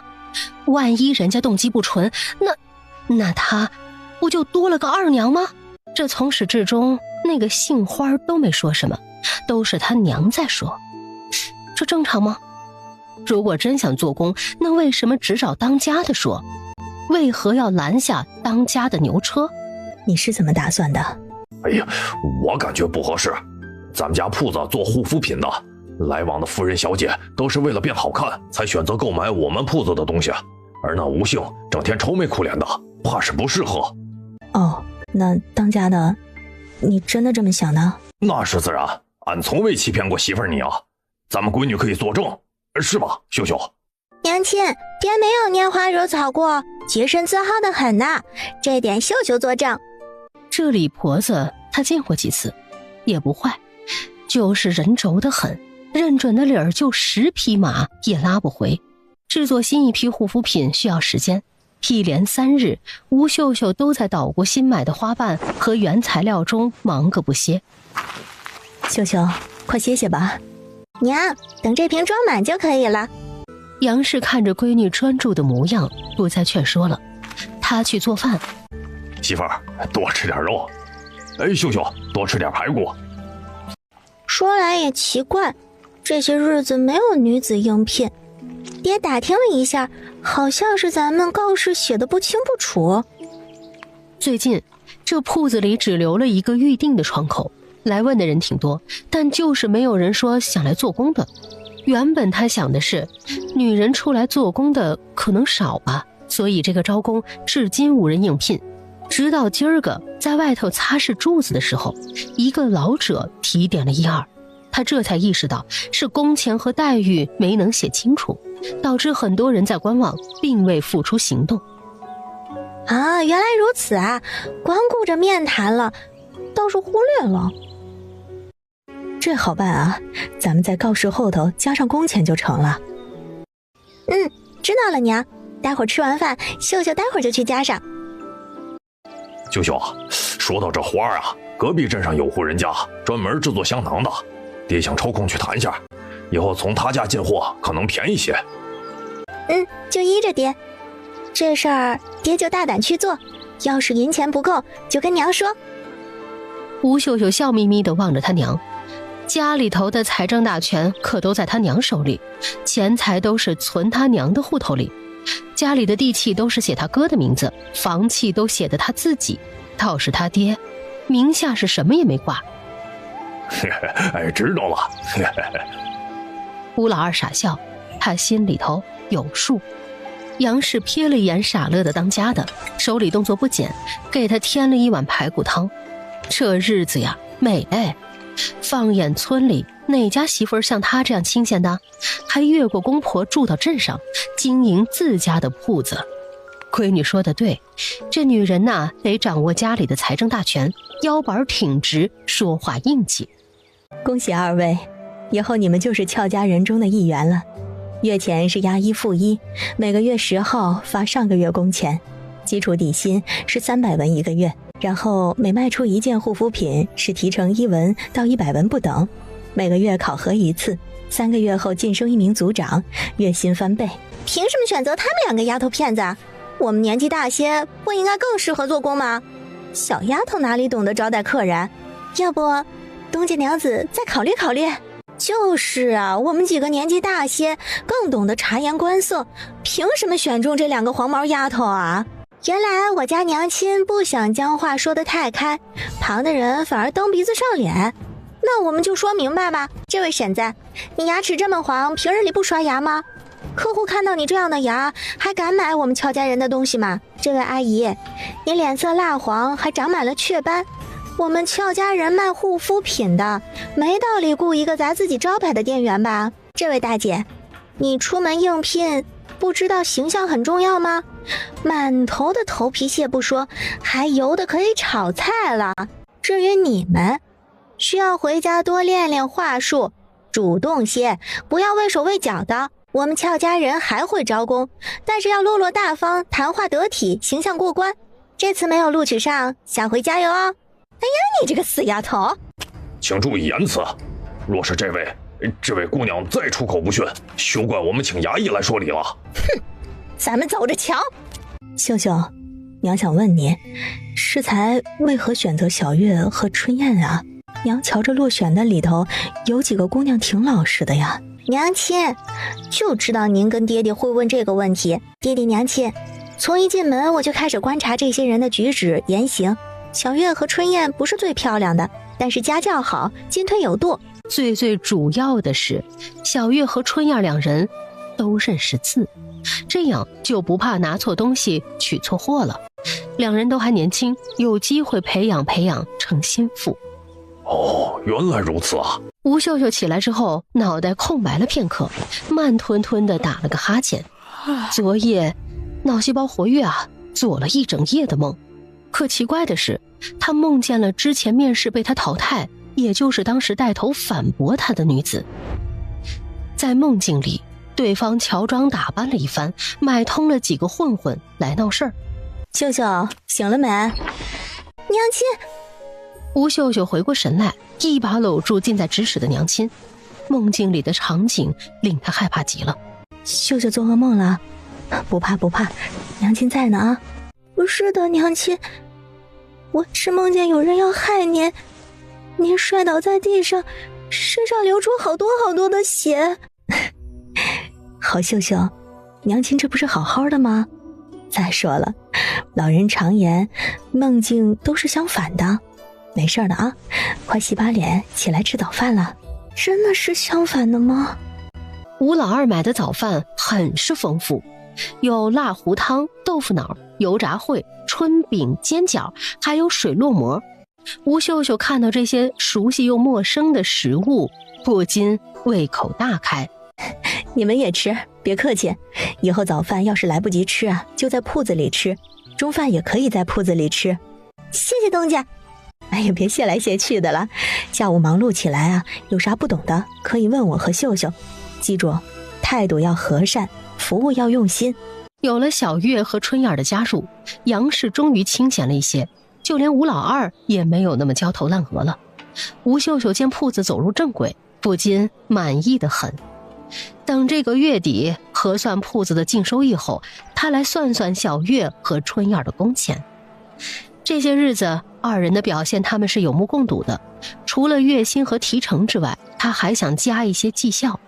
具体看，爹，您去趟府衙，去找周公子，让他派几个衙役大哥过来，要快。爹这就去。小月、春燕，你们去把铺子关好，锁起来，除了我爹和衙役，谁喊也别开门。知道了，东家小姐。这俏家人生意好极了，怎么这么早就打烊了？好，干得漂亮。小月、春燕，等会儿可能会有地痞无赖的过来闹事儿，你们怕不怕？东家小姐，我怕，但是怕归怕，我才不会做那缩头的乌龟呢。我爹说了，做人要讲良心，东家一家对小月这么好，小月不能丢下东家不管，有什么事儿我们一起面对。对，春燕虽然没什么本事，但是这种时候春燕跟小月心思一样，有什么事儿咱们上下一起面对。秀秀，娘亲会保护你和小月还有春燕的，待会儿真出什么事儿，你们都是孩子，躲到房间里别出来就是了。娘亲，您最好别出面，咱们守着铺子，等爹爹带人回来，有什么话此事过后咱们再说。开门！掌柜的呢？大清早的关啥门？快给本大爷开门！吴秀秀带着小月和春燕3人齐心协力的将收银台推到门边上堵着。铺子里的人死了吗？还是哑巴了？没听见本大爷敲门了？